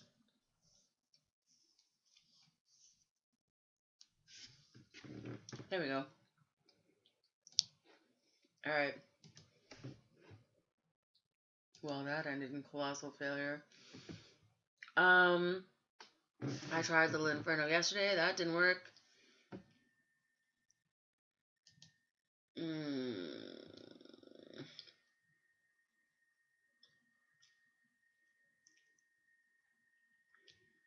I wonder where I'm at in Subnautica. Let's see if I can get that running.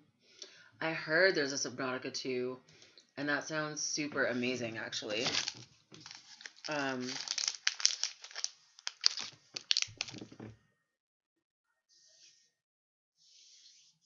Isn't it like Arctic, kind of?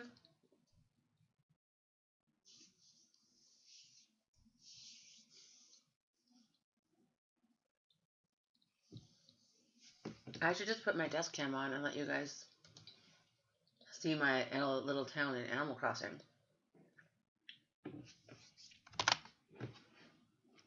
That's what I should do.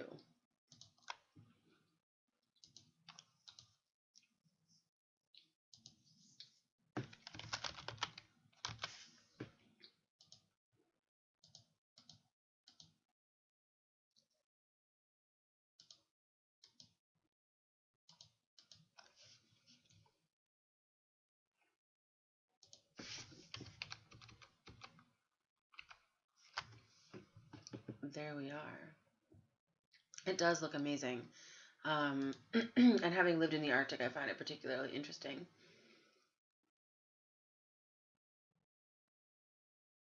I guess I should change this.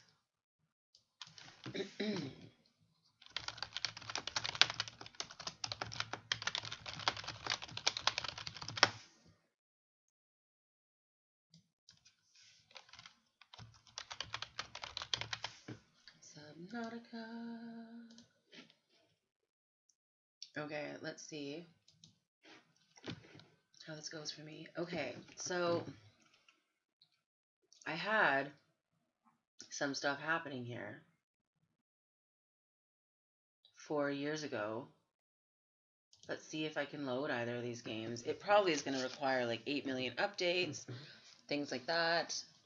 I'll probably have to start a new game. Sorry guys, I just suddenly needed to eat something salty. But that's what I do, is I always want like chips and chocolate together. Am I the only one?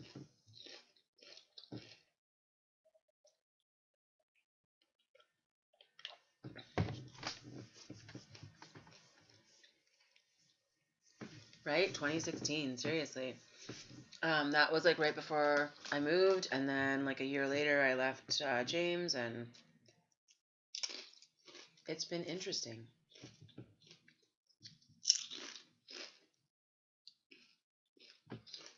We'll see if this works.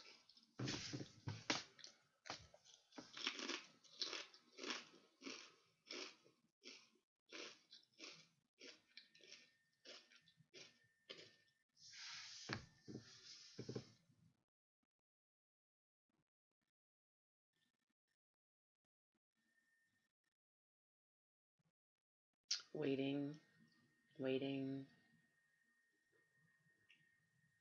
waiting. Maybe I should have played Animal Crossing. You know what happens to me is that I stream every day until the Animal Crossing store closes. And then I never get to buy anything in Animal Crossing. And it's a problem in my life. Oh my goodness.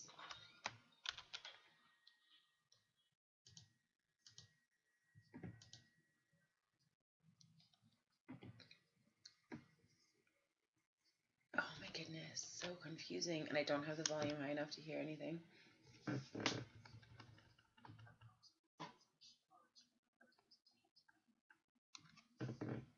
Oh my goodness. I have no idea what I was doing, or what I'm doing, or what is going on. What? I don't know what's in here. I have Animal Crossing on. Oh, look, we have our little person again in Animal Crossing. Hee hee hee. Yep, I'm exactly the same. I basically quit gaming when I quit screaming almost, and I tried to stream a few more times. It didn't really feel right. I ended up leaving James, and I didn't really do any gaming until now. So yeah, I've taken quite a lot of time off myself. I totally understand. I think that's really like healthy for us to do that and to give ourselves that break, you know, to not get so wrapped up in one thing. Boomerang, small edible prey fish. Is that what I'm carrying around?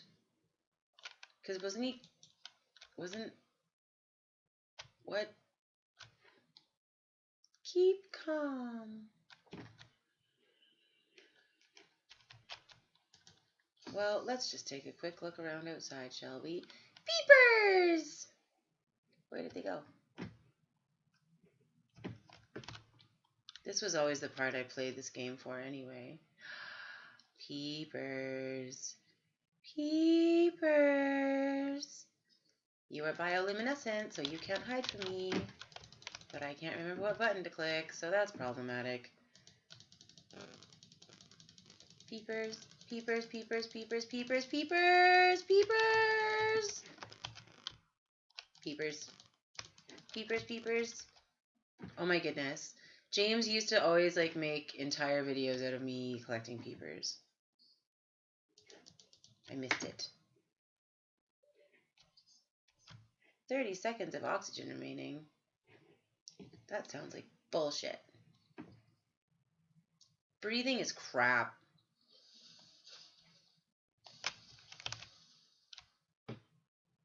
When did this get here?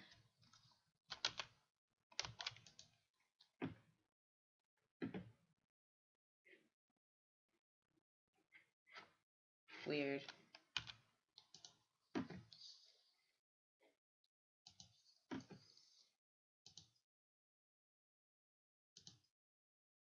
What was I making? I mean, I assume I was making something. Look at all the stuff I was doing. But, like, I apparently, you know, a meditation retreat? Man, that sounds intense.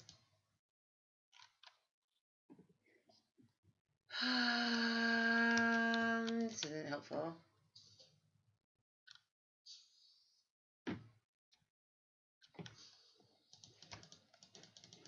Come back, come back! Darn it. Not fast enough. What is this? Oh yeah, those things with the great big butts that like spray filth at you. Jerks. Well, didn't I pick a beautiful place to settle down? Huh.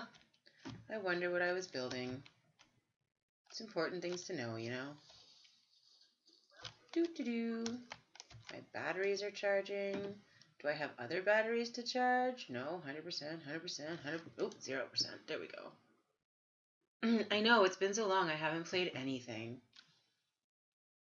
An unidentified egg. That's concerning. Salt deposit. Maybe I was trying to make water?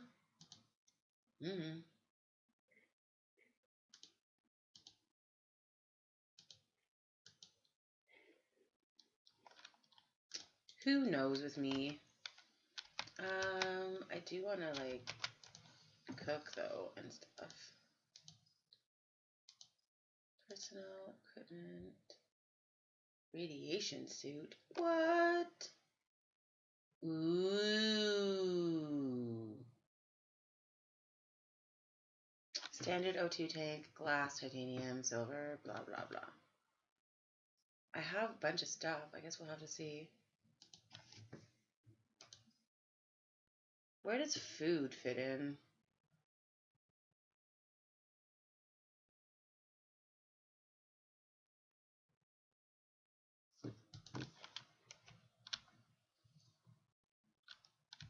Do I have a tank? Oh my goodness, look at all the storage I had prepared for myself. I'm like, I'm going to be here a while. Okay.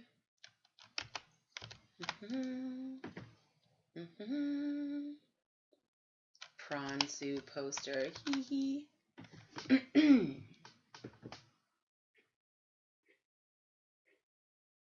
Batteries, med packs, salt, databank, advanced theories. Well, that was the shortest book ever written. Oh, alien eggs. Here we go.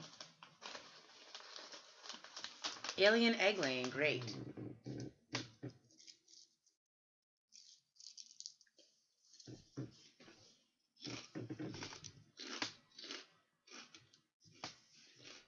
A suitable alien containment unit. Okay, well, that's not concerning at all.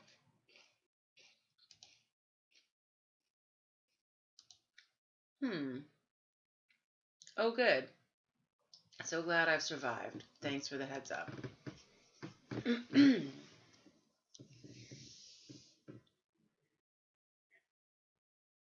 There we go. But how do I make it? That's the question. Oh, I like pushed the wrong button and everything went away.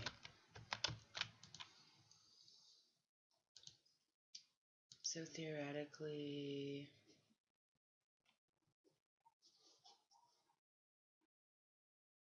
maybe I need a separate thing for that now.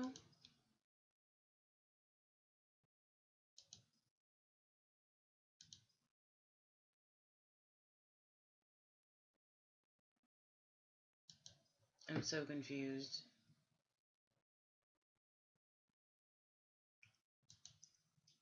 Because you used to be able to make peepers and water and stuff. Where do you do that now? Or do I not need to? Oh, I guess this was like a freestyle game, right? Do I have the schematic for the tank? I don't know. Maybe I should just start over. And I should just like get all the teachings because I clearly don't know what the fuck I'm doing.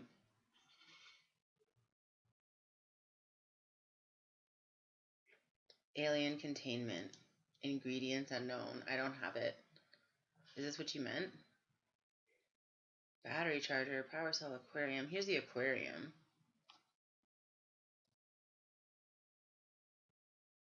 But then, oh. But then how do you make food? That's where I'm confused. So they don't even have that on the like menu. Okay, so let's quit.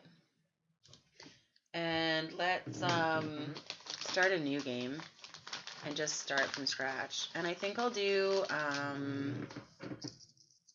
yeah, without hunger or thirst. I think that's why. It didn't give me those options. Do I want to play survival? Or do I want to play freedom? I feel like survival's more fun. What do you guys think? It seems kind of cheap to do it without any real challenge. Although I think that's the last game I was playing. That was probably just so I could explore and play and stuff. Any opinions? Anybody have an opinion on this? Freedom or survival?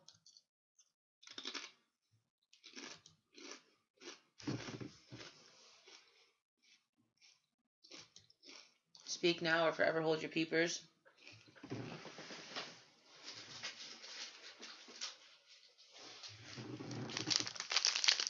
I can't tell you guys. I am very excited. Very excited for Snuggle Sunday tomorrow. Very, very excited indeed. I think it is going to be lots of fun. And I think I'll do some stuff to like prepare my room, but I don't think I'll make the fort until the stream actually starts, so you guys can kind of do it with me. I think that'll be more fun. I've been doing the math in my head, like, what do I have that I can use for this? I have lots of sheets.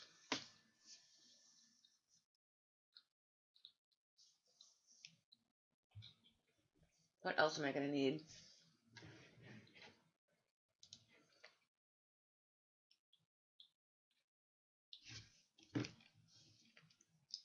What do you guys put in a successful pillow fort? Or blanket fort?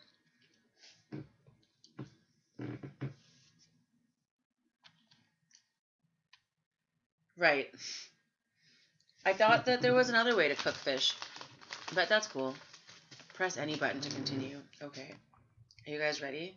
I'm sorry if it's really loud, because I don't have a lot of control over that, but...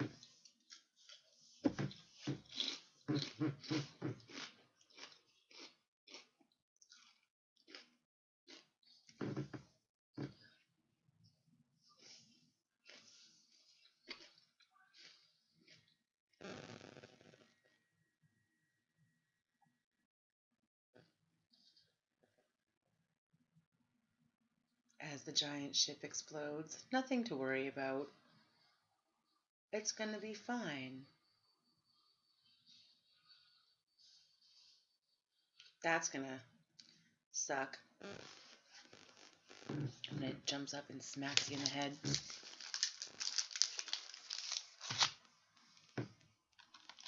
Oh, that's a good start.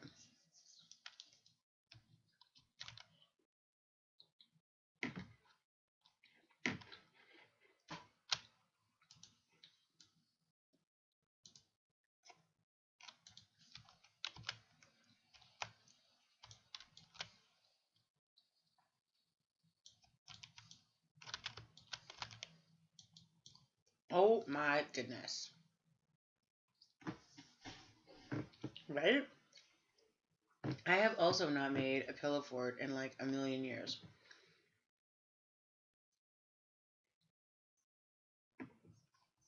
This is considered an optimal outcome. Oh, good.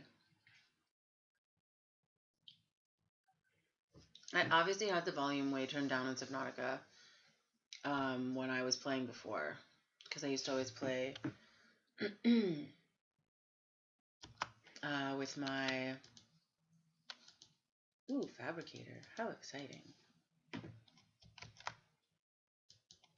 This seems to be concerning.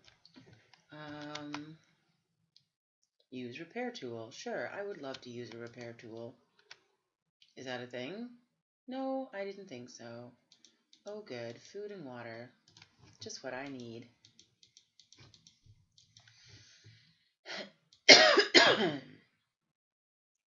Useful for distracting certain predators. Good to know. Repair tool, repair tool, repair tool. Here, repair tool. Silicone rubber, cave sulfur, and titanium. Silicone rubber, cave sulfur, silicone rubber, creepvine seed cluster. Okay, well, out we go. Right, you were going to get coffee and stay up late. Tisk tisk. That can go there. That can stay there. I don't really need this anymore that I know of. I guess I'll just hold on to it.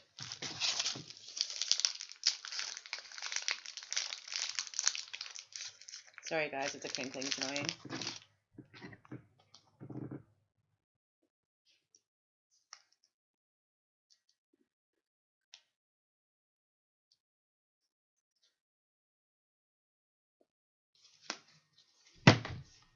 Sorry, minor distraction. I was like, oh my goodness, why is my phone like lighting up? Oh, the peepers.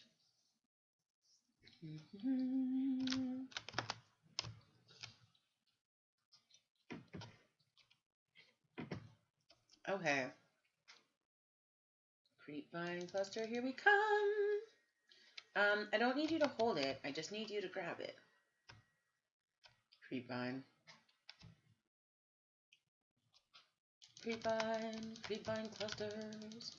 Do I have enough of them yet? I want to get out of here. There's predators. Predators everywhere! Probably.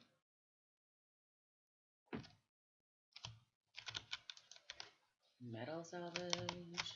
Creature egg. Swim to surface. Okay. Oh, my oxygen. Whoops, whoops, whoops. Man, I gotta get better at that.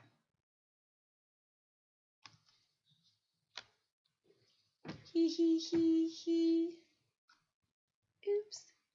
How long until the ship blows up again? I don't remember. Not that long, I don't think. I wish I could turn the volume up. Hold on just 1 second. Enabled. Your troubleshooting master volume. I'm just gonna do this.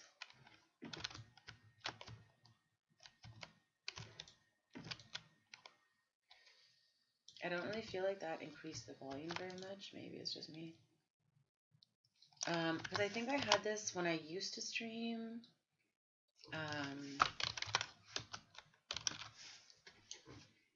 Oops, wrong button.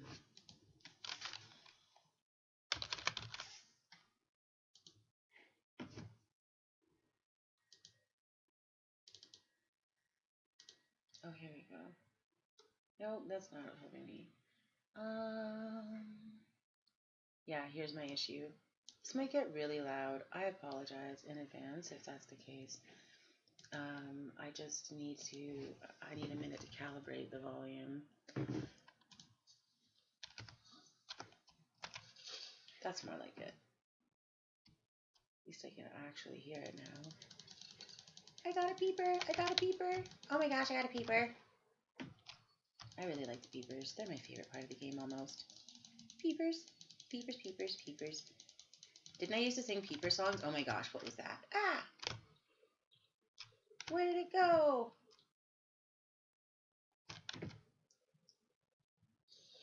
Run away! Okay, I should get the stuff out of my inventory anyway.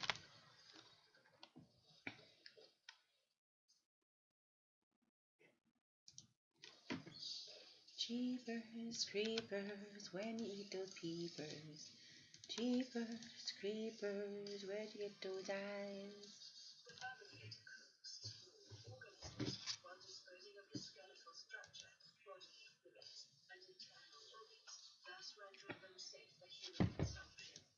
Oh, good.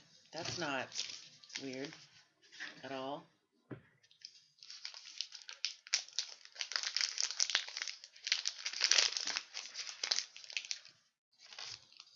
Again, apologies if that's annoying.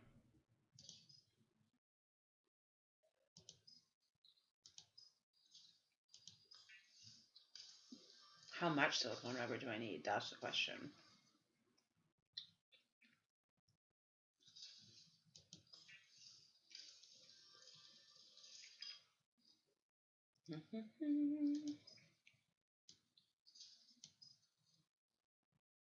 Ooh, a knife.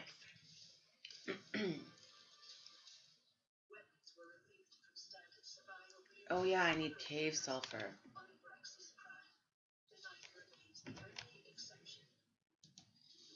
Well then.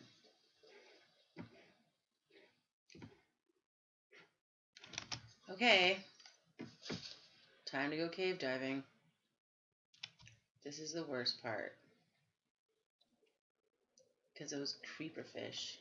Whoa. That is not what I was hoping for. Where are they?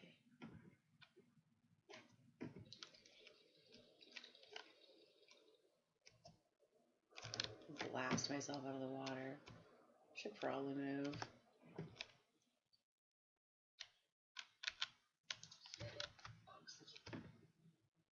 Oxygen! Oxygen! She's so fussy about the damn oxygen. Oh my goodness, really? I think it's kind of expensive though, hey? The second game? I think I looked into it. And I mean, I can certainly justify my tarot decks and stuff, as that was kind of my bread and butter for a while.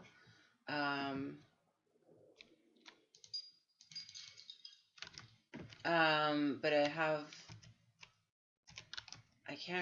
haven't really been putting any money into new games lately, just since I haven't played in so long and everything. Ooh. What? I can't pick it up. Oxygen. Oxygen. Ooh, there's the cranky bastards.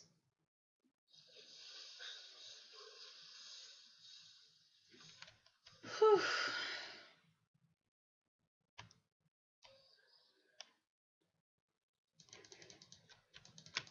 Hey. Is my inventory full or something? Oh. Why, yes it is. Okay. I should go and get rid of that stuff again. So I can't even carry the stuff if I can find it right now.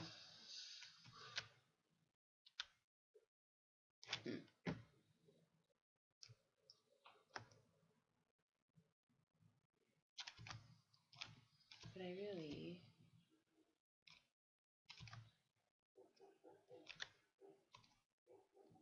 Eat something.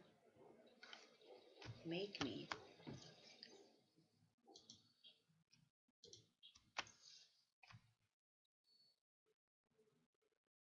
I have never played any of the Final Fantasy games. Judge me if you want. It's fair. But I never have. I've looked at them. They look interesting. But I just never spent the money on them. I think is what it's come down to so far. Okay, let's just get some of this stuff out of my inventory, shall we? Apparently I got way too much of this stuff. I didn't need nearly that many. Someone should have told me.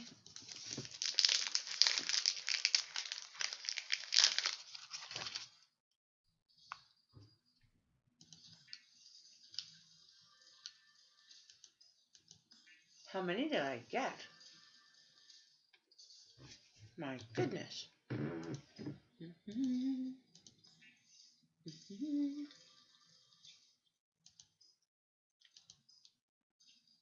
Standard O2 tank. Yeah, bitch.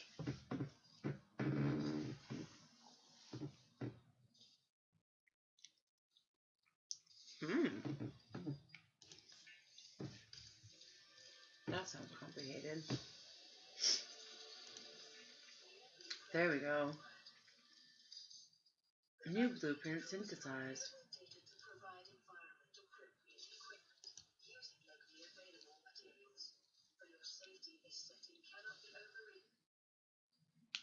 Habitat builder.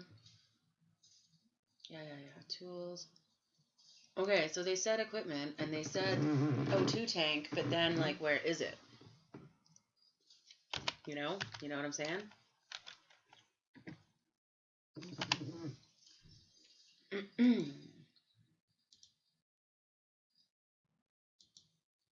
Old cooked peeper. Yum.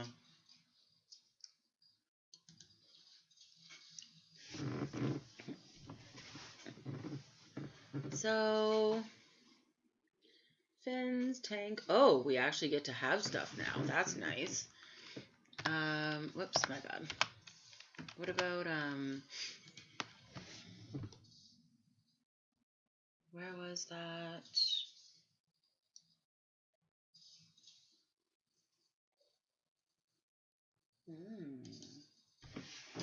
Fancy.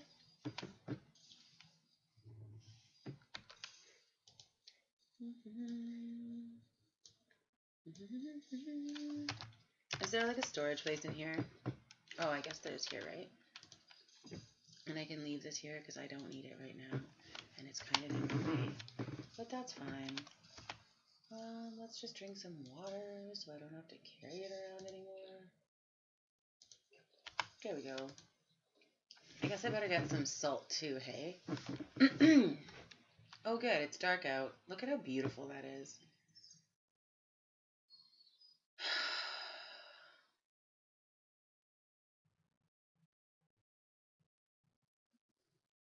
Yeah, I wonder when the ship is going to explode. I thought it would have done so by now. Maybe it's tomorrow.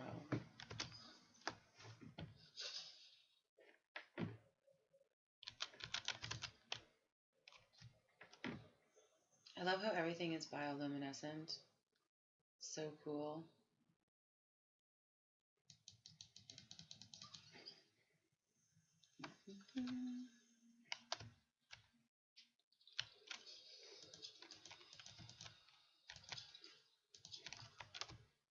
Those are for batteries later, right? Still? But then what's the...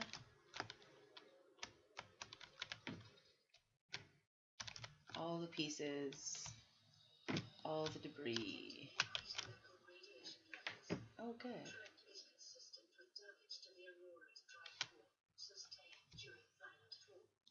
Oh, good. That's concerning. Ooh.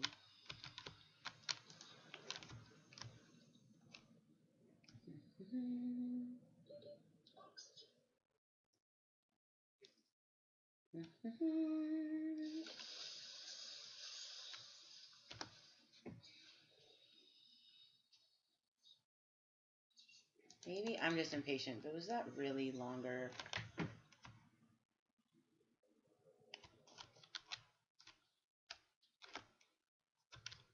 Cluster vines, that's great.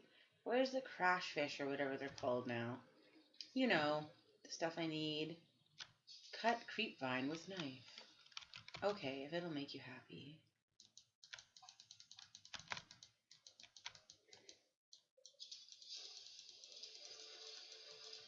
For me.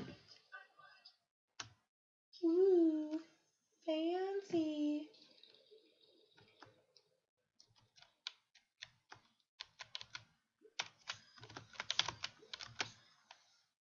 Yay, oxygen. Okay, but seriously though. Oh no.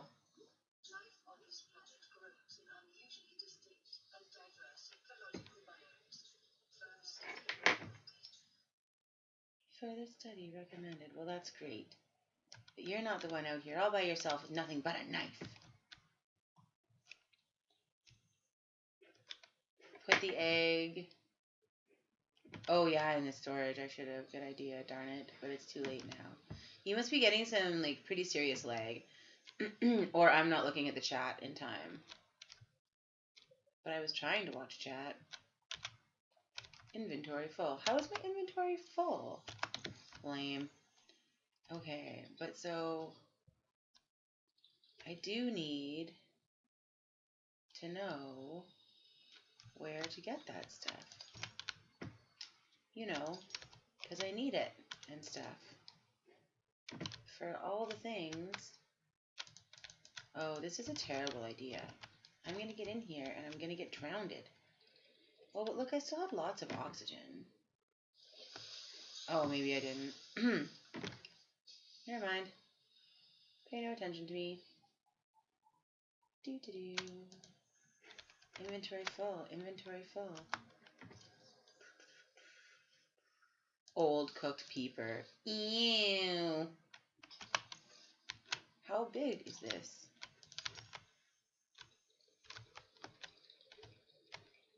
Isn't there something that gives oxygen in here somewhere? One of those oxygen plants. Really? Well, that seems like poor planning.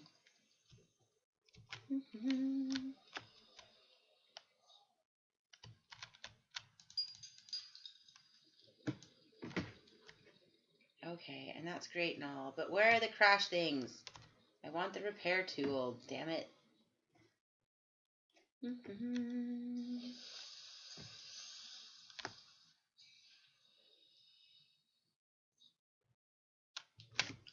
It is such a beautiful game. Like, even now, all these years later, like, it's just so pleasurable to play. Like, it's just so beautiful and... Ah!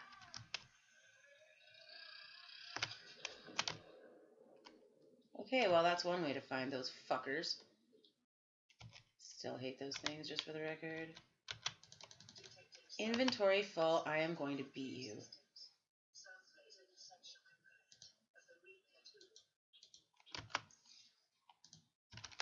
Don't pick that up, pick that up. My God.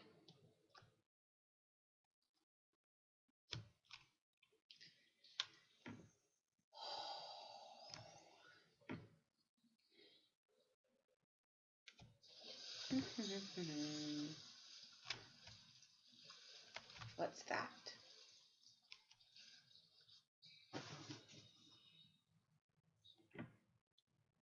Never mind that I can't carry anything if I get there. It's fine.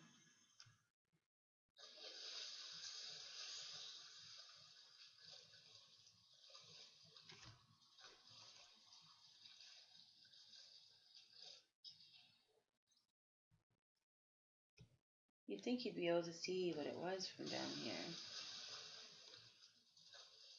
Oh, it's just like part of a... Interesting. Not useful, but interesting. The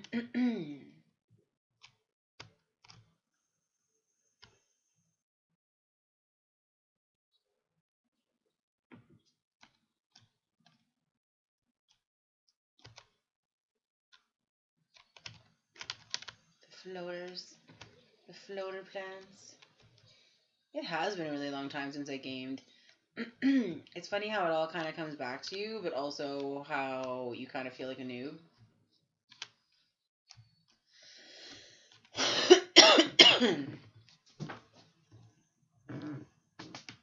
don't know what's happening with my kitten.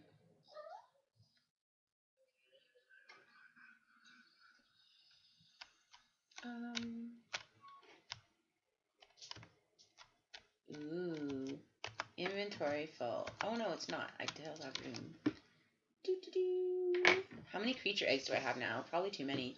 Definitely need to go and put some stuff in storage. I love how ample the resources seem when you're first starting. And then later you're like, wait a second, there's not enough of anything. You have to keep going deeper and deeper.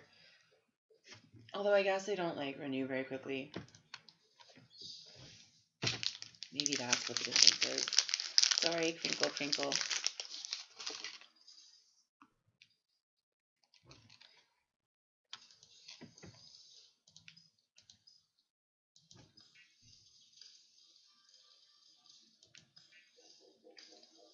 Fiber mesh.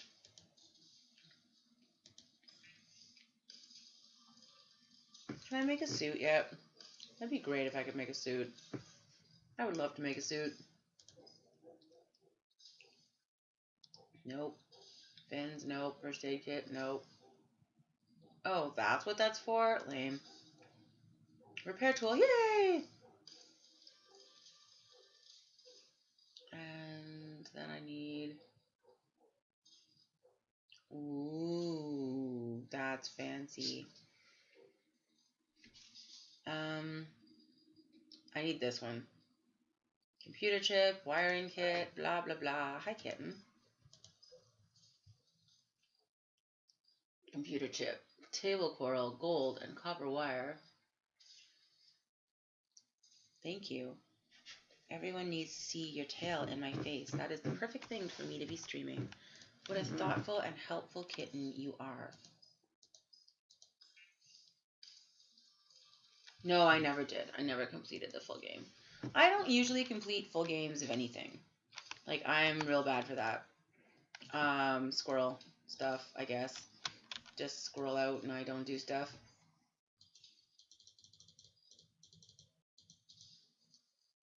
Do-do-do. Do-do-do. Hi, baby kitten. Hi, thank you. Thank you for your cutest affections. Your cutest affections. Do you want to watch the fish? Look.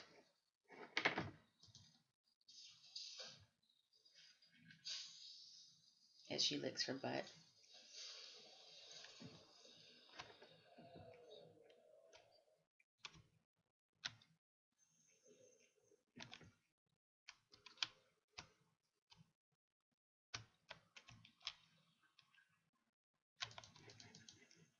Ew. Ow. Well, that didn't work out so hot for me, did it?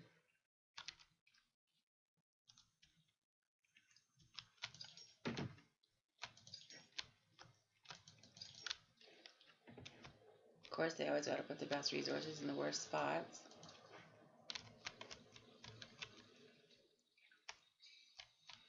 Ooh.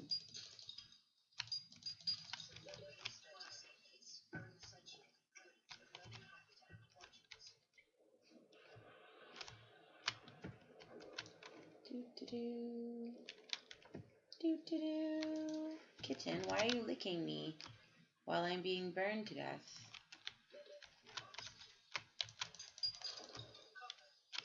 Oh no!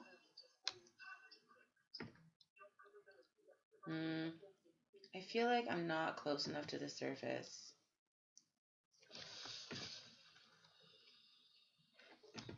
I'm definitely bad for finishing games, and I know I should finish them because, I mean, you kind of miss out when you don't. But also, nothing could ever hold my interest long enough. And that sounds like a shitty, like, ADD thing to say, and maybe it is. But it's the truth for me. Like, I just nothing could ever keep my interest for long enough at a time. Especially when I was streaming, especially because I was like a variety streamer. I always try to play different things. But then, I don't know. Although I played Ark for a really long damn time, didn't I? Really long time.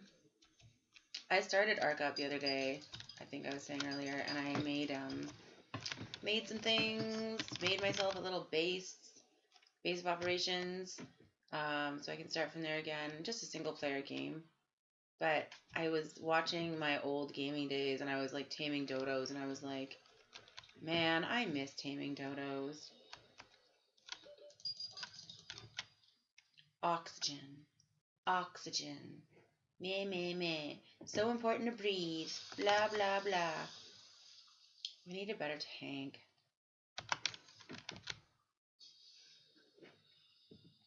Those guys are jerks.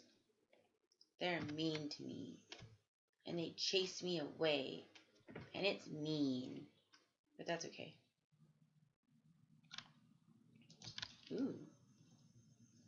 It's like, what is this glowing thing? I often get scared of my own shadow in this game. I'm like, oh, what's that? Oh, wait, it's me. Oh, it's fine. It's just a squirrel. A little scuba squirrel. Yes, me and Neo Nerd. Oh my gosh. And then we had a bunch of guys that played with us. Like, we did have a whole thing kind of going there for a while. It was super enjoyable. But not everything can last. And then it was funny because, like, Neo Nerd was, like, not usually taking it super seriously, and, like, everyone else did, and it was like, which was fine. I didn't care, but, like, everyone else cared. Oh my god, kitten, what are you doing? So many eggs. So many eggs.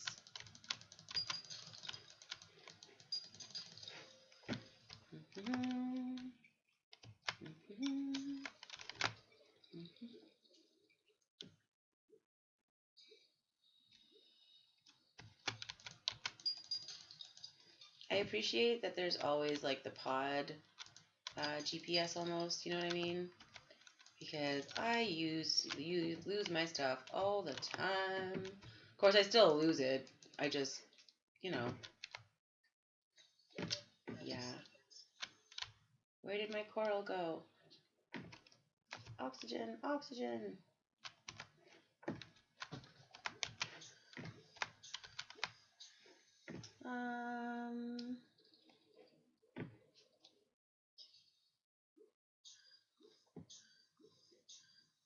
It's pretty cool down here. I love the world they created. Like, love the gameplay or not, who cares, but the world they created. And I think that's where I always get distracted, and that's one of the reasons I don't finish games, is because I'm so busy exploring everything and collecting everything and seeing everything. Were you there, Rose, when I did like a stream and I got lost in like a cavern in my little ship, and I was like trying to get back, and I dug my way out, and like, oh my gosh. I saw him a while back on maybe Snapchat or somewhere, and I was like, oh my god, hi. And we chatted for a little bit, like kind of on and off for a week or two, and then kind of disappeared again. You know how it is. He's doing okay last I heard. I don't know what he's doing as far as like content and stuff nowadays, if anything.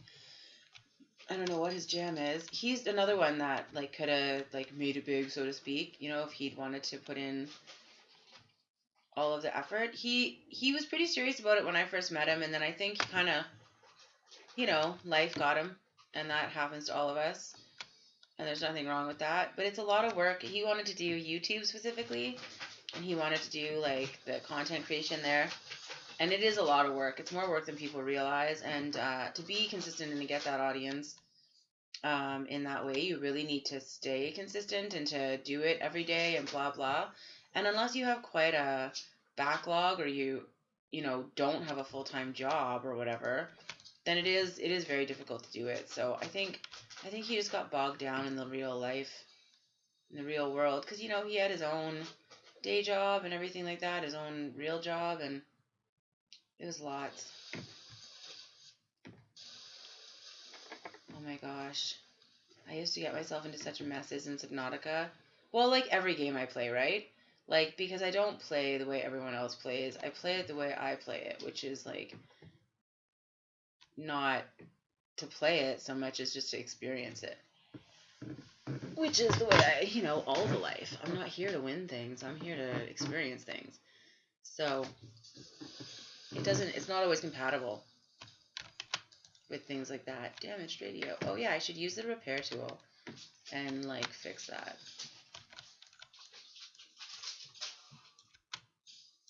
Can I fix this? No.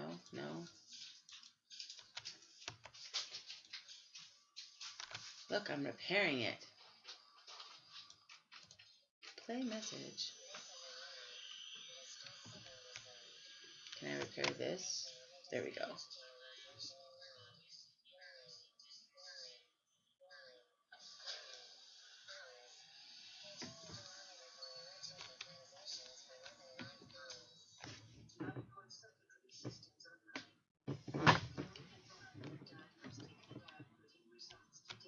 Yay, light pod! Go me! Holy, I have a lot of creature eggs. I can't possibly keep carrying this many creature eggs around. What am I going to do with them all? Okay. Kitten. Holy, that's a big creature egg. Wonder if I can do stuff with this yet. Because I want to, like, make a suit and stuff. How do I use fabricator? Okay, personal equipment. I have that. I need this. I have a standard O2 tank. What is wrong with the one that I'm wearing? Why can't you use that one, you snotty bitches?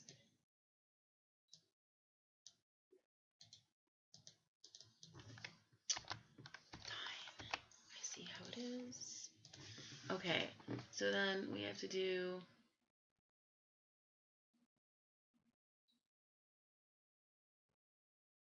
Do I have enough titanium for all of this, or am I going to make this and get shafted?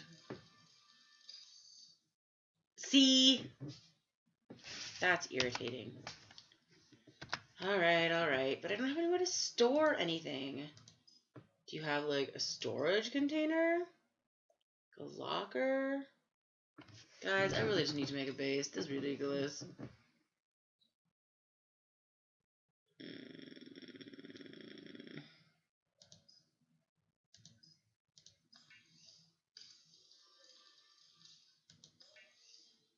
When's it gonna blow up?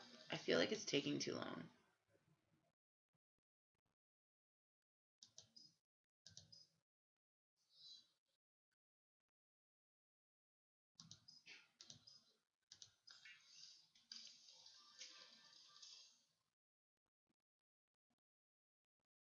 I have acid mushrooms, but do I have copper ore?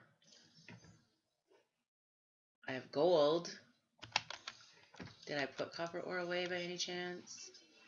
No. Darn. Let's turn that into glass, shall we? Because that's a pain in the ass. Continuing to monitor.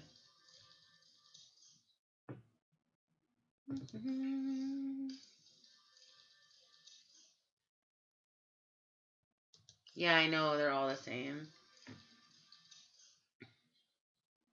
I know, there's no point keeping them all.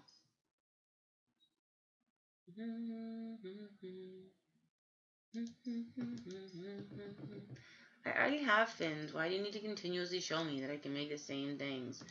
Useless. Okay. Let's do this. Because, like, I don't need this many of them, right? Like, I only need one of each kind. Is that what you're telling me? What? Oh, seek intake. Okay.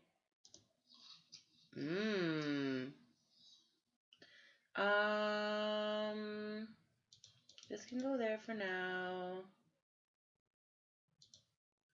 This can probably all go there for now.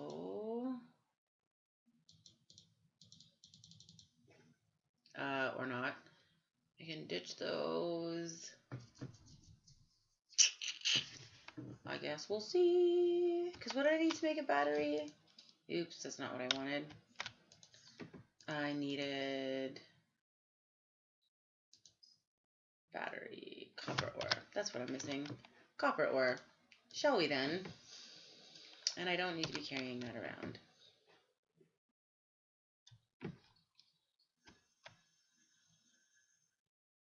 When do you get a flashlight?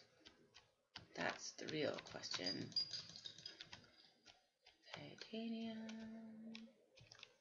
Can't see nothing. In case that wasn't obvious. So I might as well swim through all the big plants. Oh, this is where the bad guys are.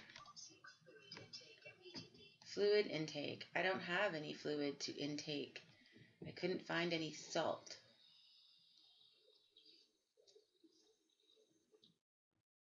So that's a problem.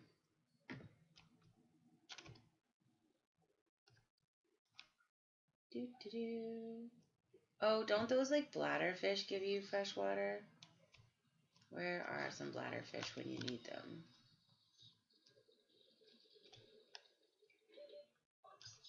Oxygen.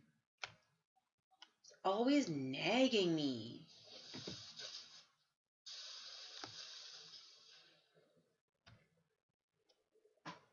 There.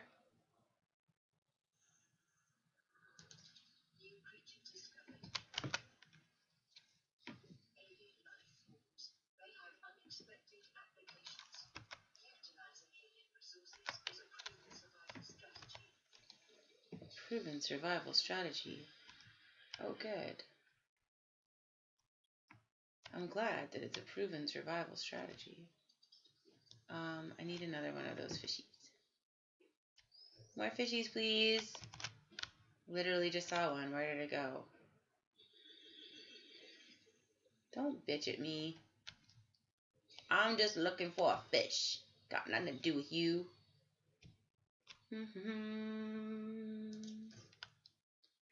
I know. Water, water. You're so concerned about this water. Consume? Did that make a difference? No? Cool. Well, glad I ate raw fish for nothing. Well, I mean, oh, there was one. Darn it. Come here. And now where's my pot? There, this way. Oxygen. So dramatic. Oh, no.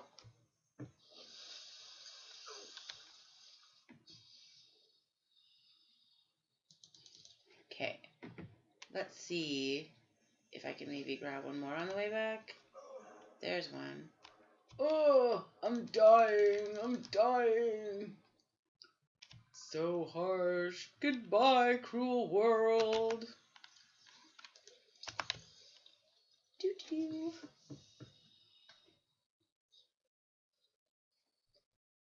If I die due to lack of water, I'm gonna be so pissed at myself. Like, lose all my stuff.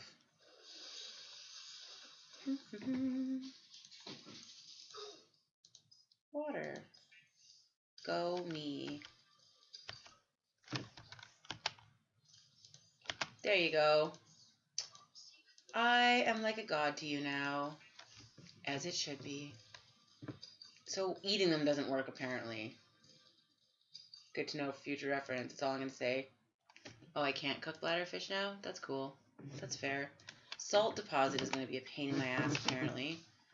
And how do I switch this for this? Do I have to unequip this? Unequip. Equip. What? No, that's not what I was trying to do. What else do I need for that stupid thing? Glass and titanium is what I was looking for. Titanium.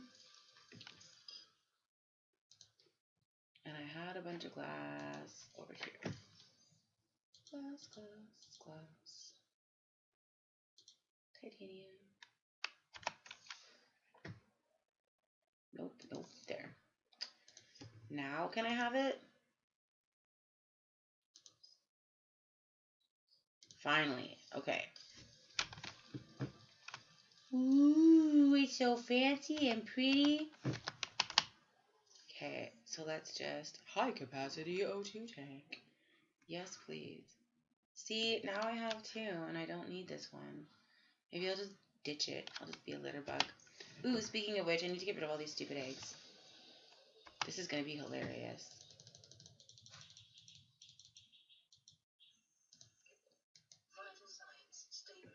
Vital signs stabilizing.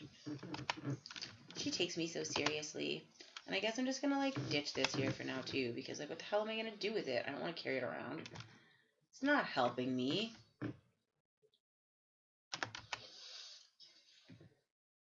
And it would be cool to have a suit. I wouldn't mind having a suit. Hey. How did it swim past me so many times? That's a little bit embarrassing. Speaking of embarrassing, what was that? A whole fish? I don't remember there being a whole fish before. Strange. Strange and unusual creature. Whoa. Nope.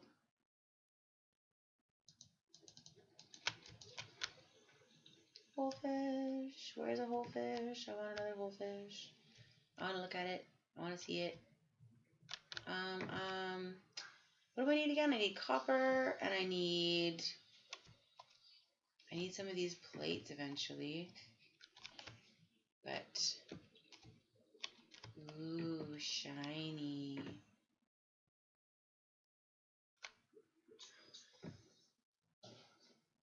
I feel like I've been down here so many times, and I'm still not getting the stuff I need.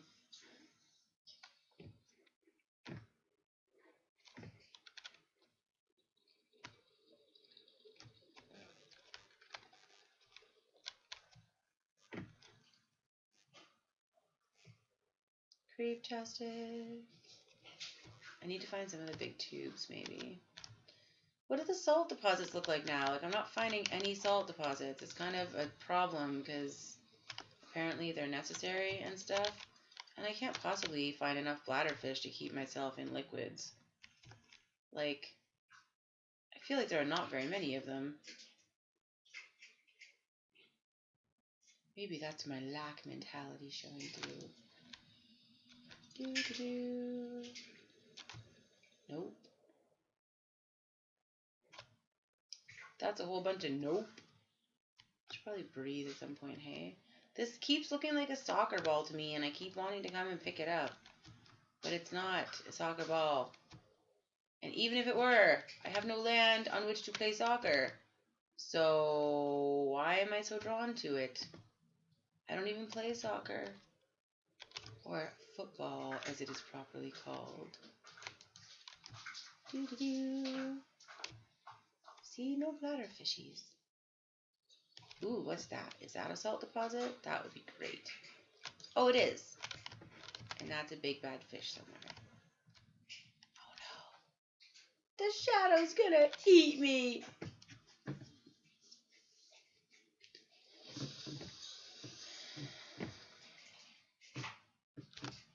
Alright, let's see if I can get some salt without dying.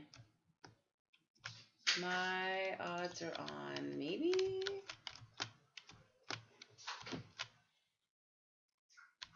No.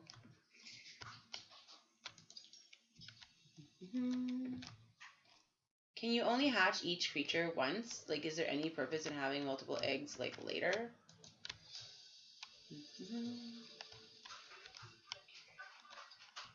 Stalker-tooth.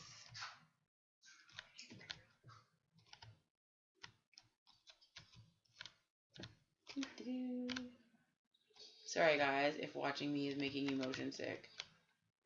I am not always the most graceful in my online movements. Or in my real life movements, if we're being honest. But hey, whatever. I mean, what do you expect from a thick chick? What is that down there? And can I pick it up?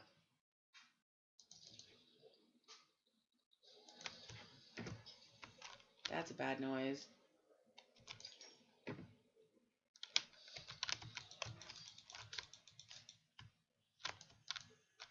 Can't pick it up. Whoa. Ooh, vehicle fragment. What do I do with that? Can I scan it or something? So annoyed right now.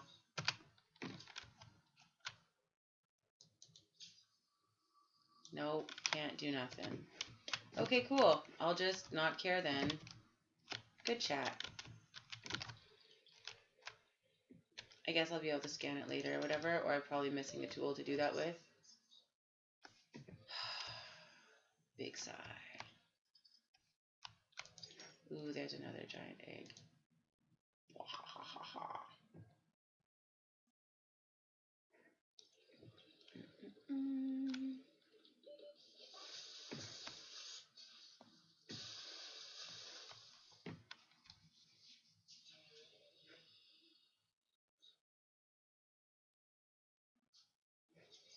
It swam right past me and I didn't even pick it up.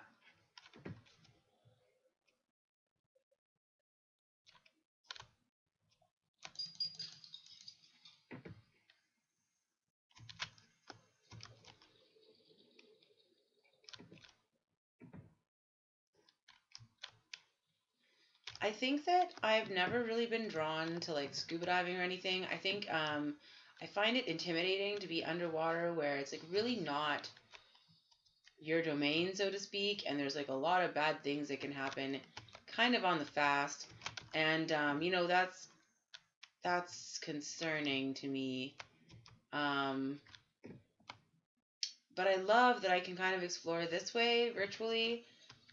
Because there's some stuff I just don't know that I'll ever get to do in real life because I'm such a giant pansy. And I don't necessarily have a problem with that, but this is kind of a nice option, you know what I'm saying?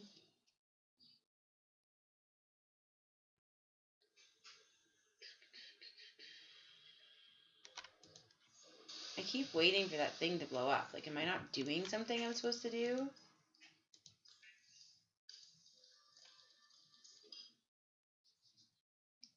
Enamel glass. Electronics. Okay, but what do I want to make? That's the real question. Well, obviously filtered water. But I mean, besides filtered water, what do I want to make? Ouch.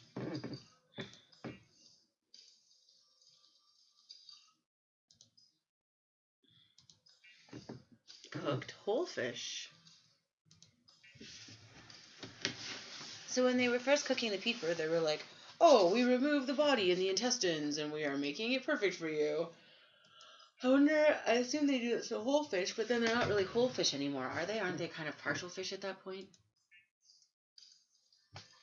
See what I did there?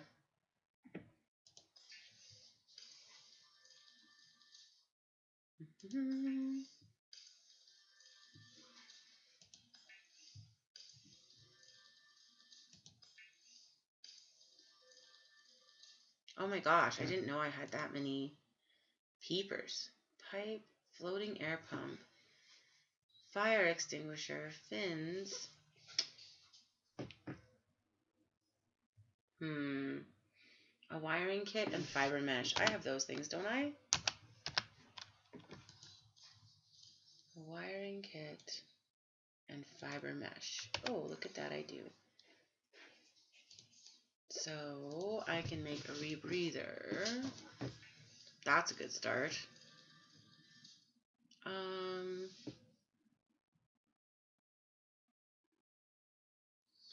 Pump. Where's the scanner? Scanner. Battery and titanium. What do I need to make a battery?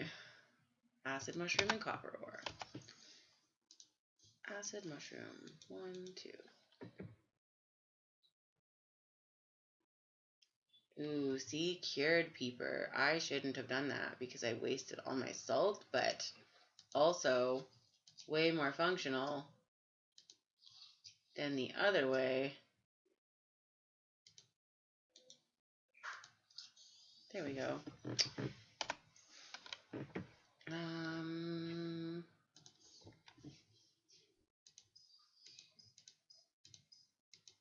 Battery. And then I need a scanner tool. There, finally. Flashlight, battery. I don't have enough for another battery. That's cool though. Also, what do I need again for the habitat builder? Computer chip, wiring, and battery. Computer chip is made up of table coral, gold, and copper wire. Battery, I need.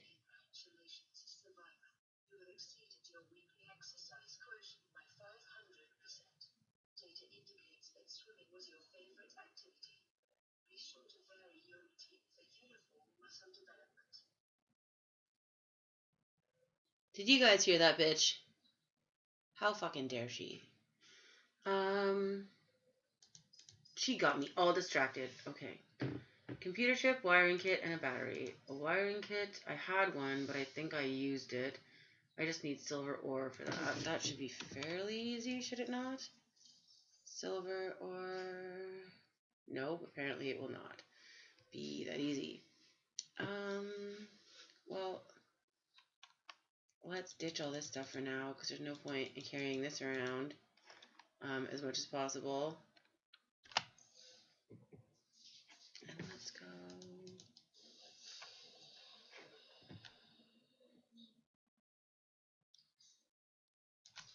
I'm just gonna take all the bladderfish. No one minds, right? I let it go. How irritating is that? Push the wrong button, obviously. I can get mushrooms anytime. Let's focus on... That's cool.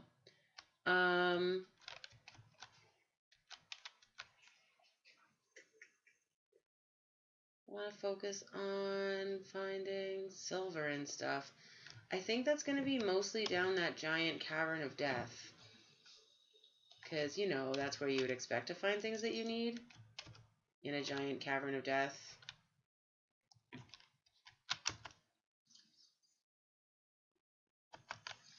So how long can I stay down with a rebreather?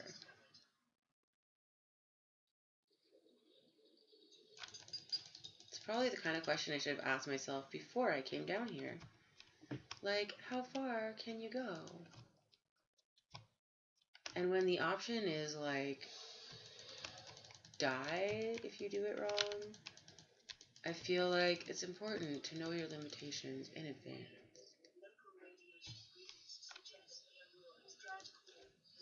Feature egg. That's the giant one, isn't it? I already have, like, one of those. It's gonna what? How long? Concerning. No, I don't want metal salvage right now. I want silver. Okay, I'll take quartz, but silver's really what I'm after. Where's that air thing? I'll never find it in the dark. I should probably head for the surface.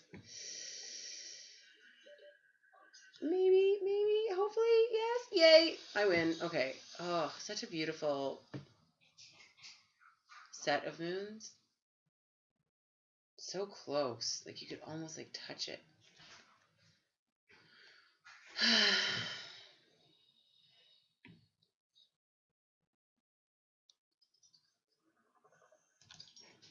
I am ready for daylight, like any time now. I don't know that I really want to waste the resources on a flashlight. I mean, couldn't I just make that my building time or something? You know, the night's not that long. I guess once I go into like the darker, deeper places, I'm gonna need it though, because like I already run into that like even during the day, right? Or even during the light cycle. Can you call it day if you can't see it? Creep-tastic.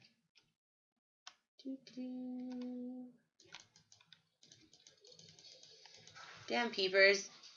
Close their eyes and I lose them. Cheating bastards. There we go. Boomerang fish. Finally caught one of those little bastards.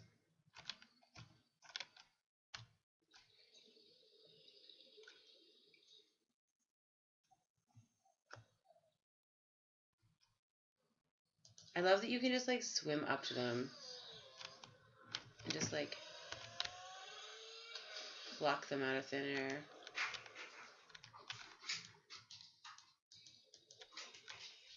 Darn it.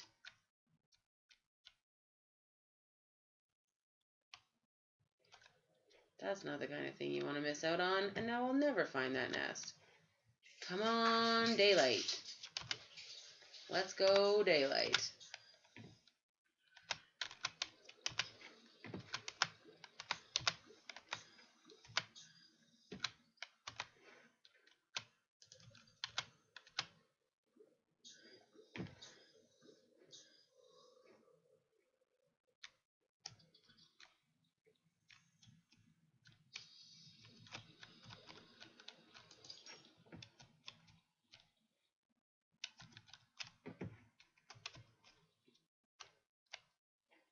I'm like a little bit nervous that there's going to be another one of those things, and it's going to come out of here screaming at me. Which, like, I mean, I know it can't hurt me in the real world, but it just scares the crap out of me every time. I probably shouldn't be so concerned, but it is a frustration. Do-do-do. That's not what I was expecting. Why is he just swimming there, face down? Maybe it's glitched. I don't want to know.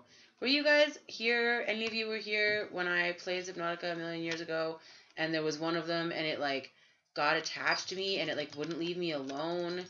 Like, yeah. It was, I don't know if it was a glitch or what, and it was, like, trying to follow me into my base and stuff. Like, it was crazy. It was such a weird day. Much like most of the days in my life. So, you know, fairly average. I really want this to blow up. Because I was kind of waiting for it to blow up. I was going to say I'll leave the stream for the day once it blows up. But it's not blowing up. I kind of wanted it to blow up. It's making me sad. Did I check this one yet? Is this a new one?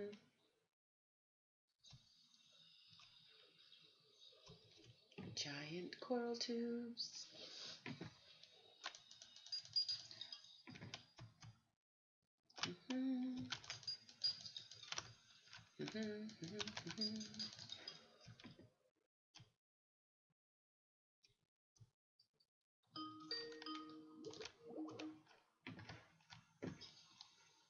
My uncle has been calling me all day, or on and off all day. I should probably send him a text when I get off the computer and let him know that I'm not dead or ignoring him. I'm just streaming. So yeah. I think that's what I'll do. But I was really hoping it would blow up before I left for the day. But maybe it'll be an exciting way to start my next Subnautica gameplay experience.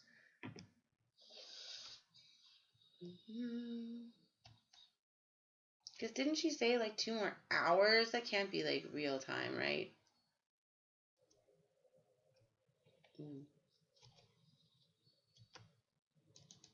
Haha. Yes. I really wanted more silver. Did I get more silver? No. The hell do you get silver then? Like, honestly, right now. Okay, I really need a base building tool. Because this is getting insane. I need somewhere to store stuff, man. It's crazy.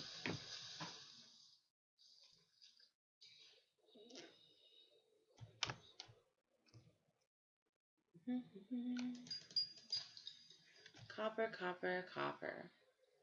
Where did I get silver before?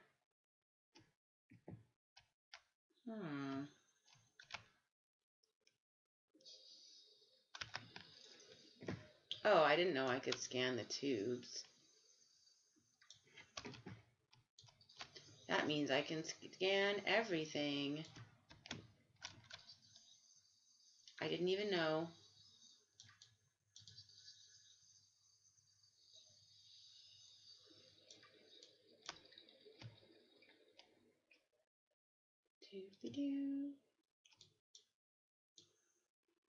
Hey, stupid fish not cooperating.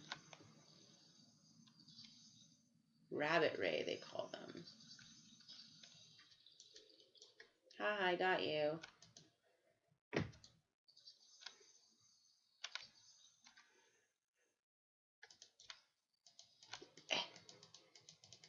Darn it. Oh yeah, inventory full. As I frantically try to grab something I can't grab. It's cool though. I still really don't know where to get silver. Oh well, I guess it'll have to wait for next time. I'm gonna go back to the pod thing and put some of this stuff away. Wish I could find silver.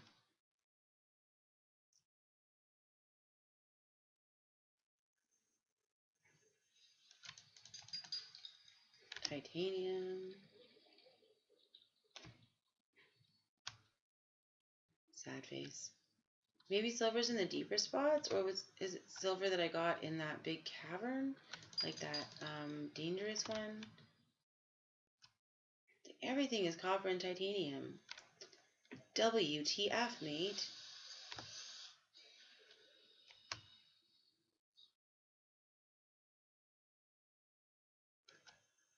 I seem to remember silver, like you needed to be lower before, like you need to be deeper. Too bad.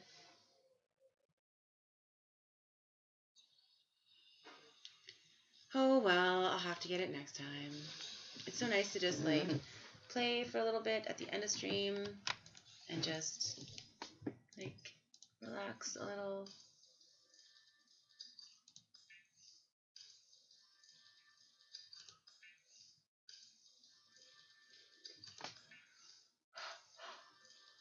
Excuse me, my goodness.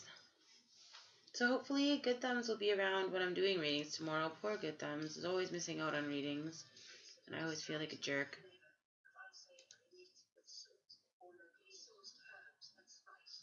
Oh, cured, I see. I don't want these things. I want that thing. I still can't make a computer chip.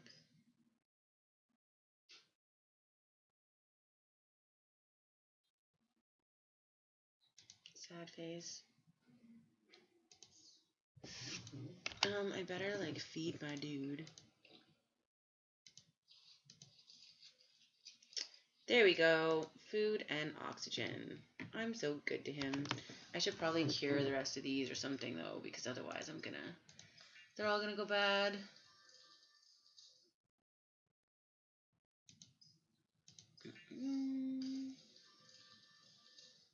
They make it look so big when you cook it. It's like this whole slab of fish. Crazy. I guess I can fairly safely make glass, or am I gonna need that? I better not mess with it. Alright, well I'm gonna leave it for now. Gonna save and log out and all that crap. Oh, excuse me. Quit. Yes.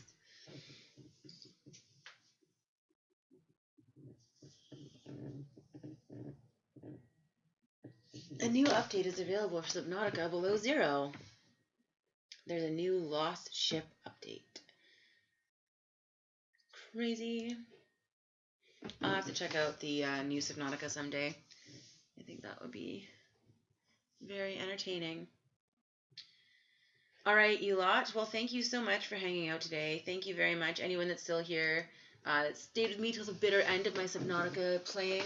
I know not everyone is here for the gaming on the stream, but not everyone's here for the other stuff on the stream either, so that's fine with me. Thank you to all my lurkers who are still around and just hanging out in the background. Every one of you makes a difference in my existence, and I super appreciate it. Appreciate the energy going into my stream. So I'll see you guys tomorrow for Snuggle Sunday.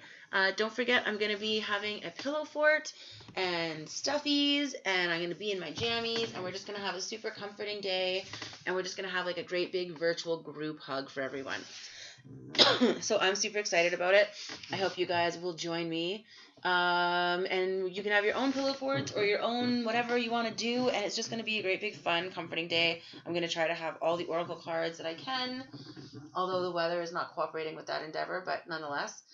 And yeah, we're just going to go from there. So thanks again, guys. I will see you next time, and have a good one. Bye.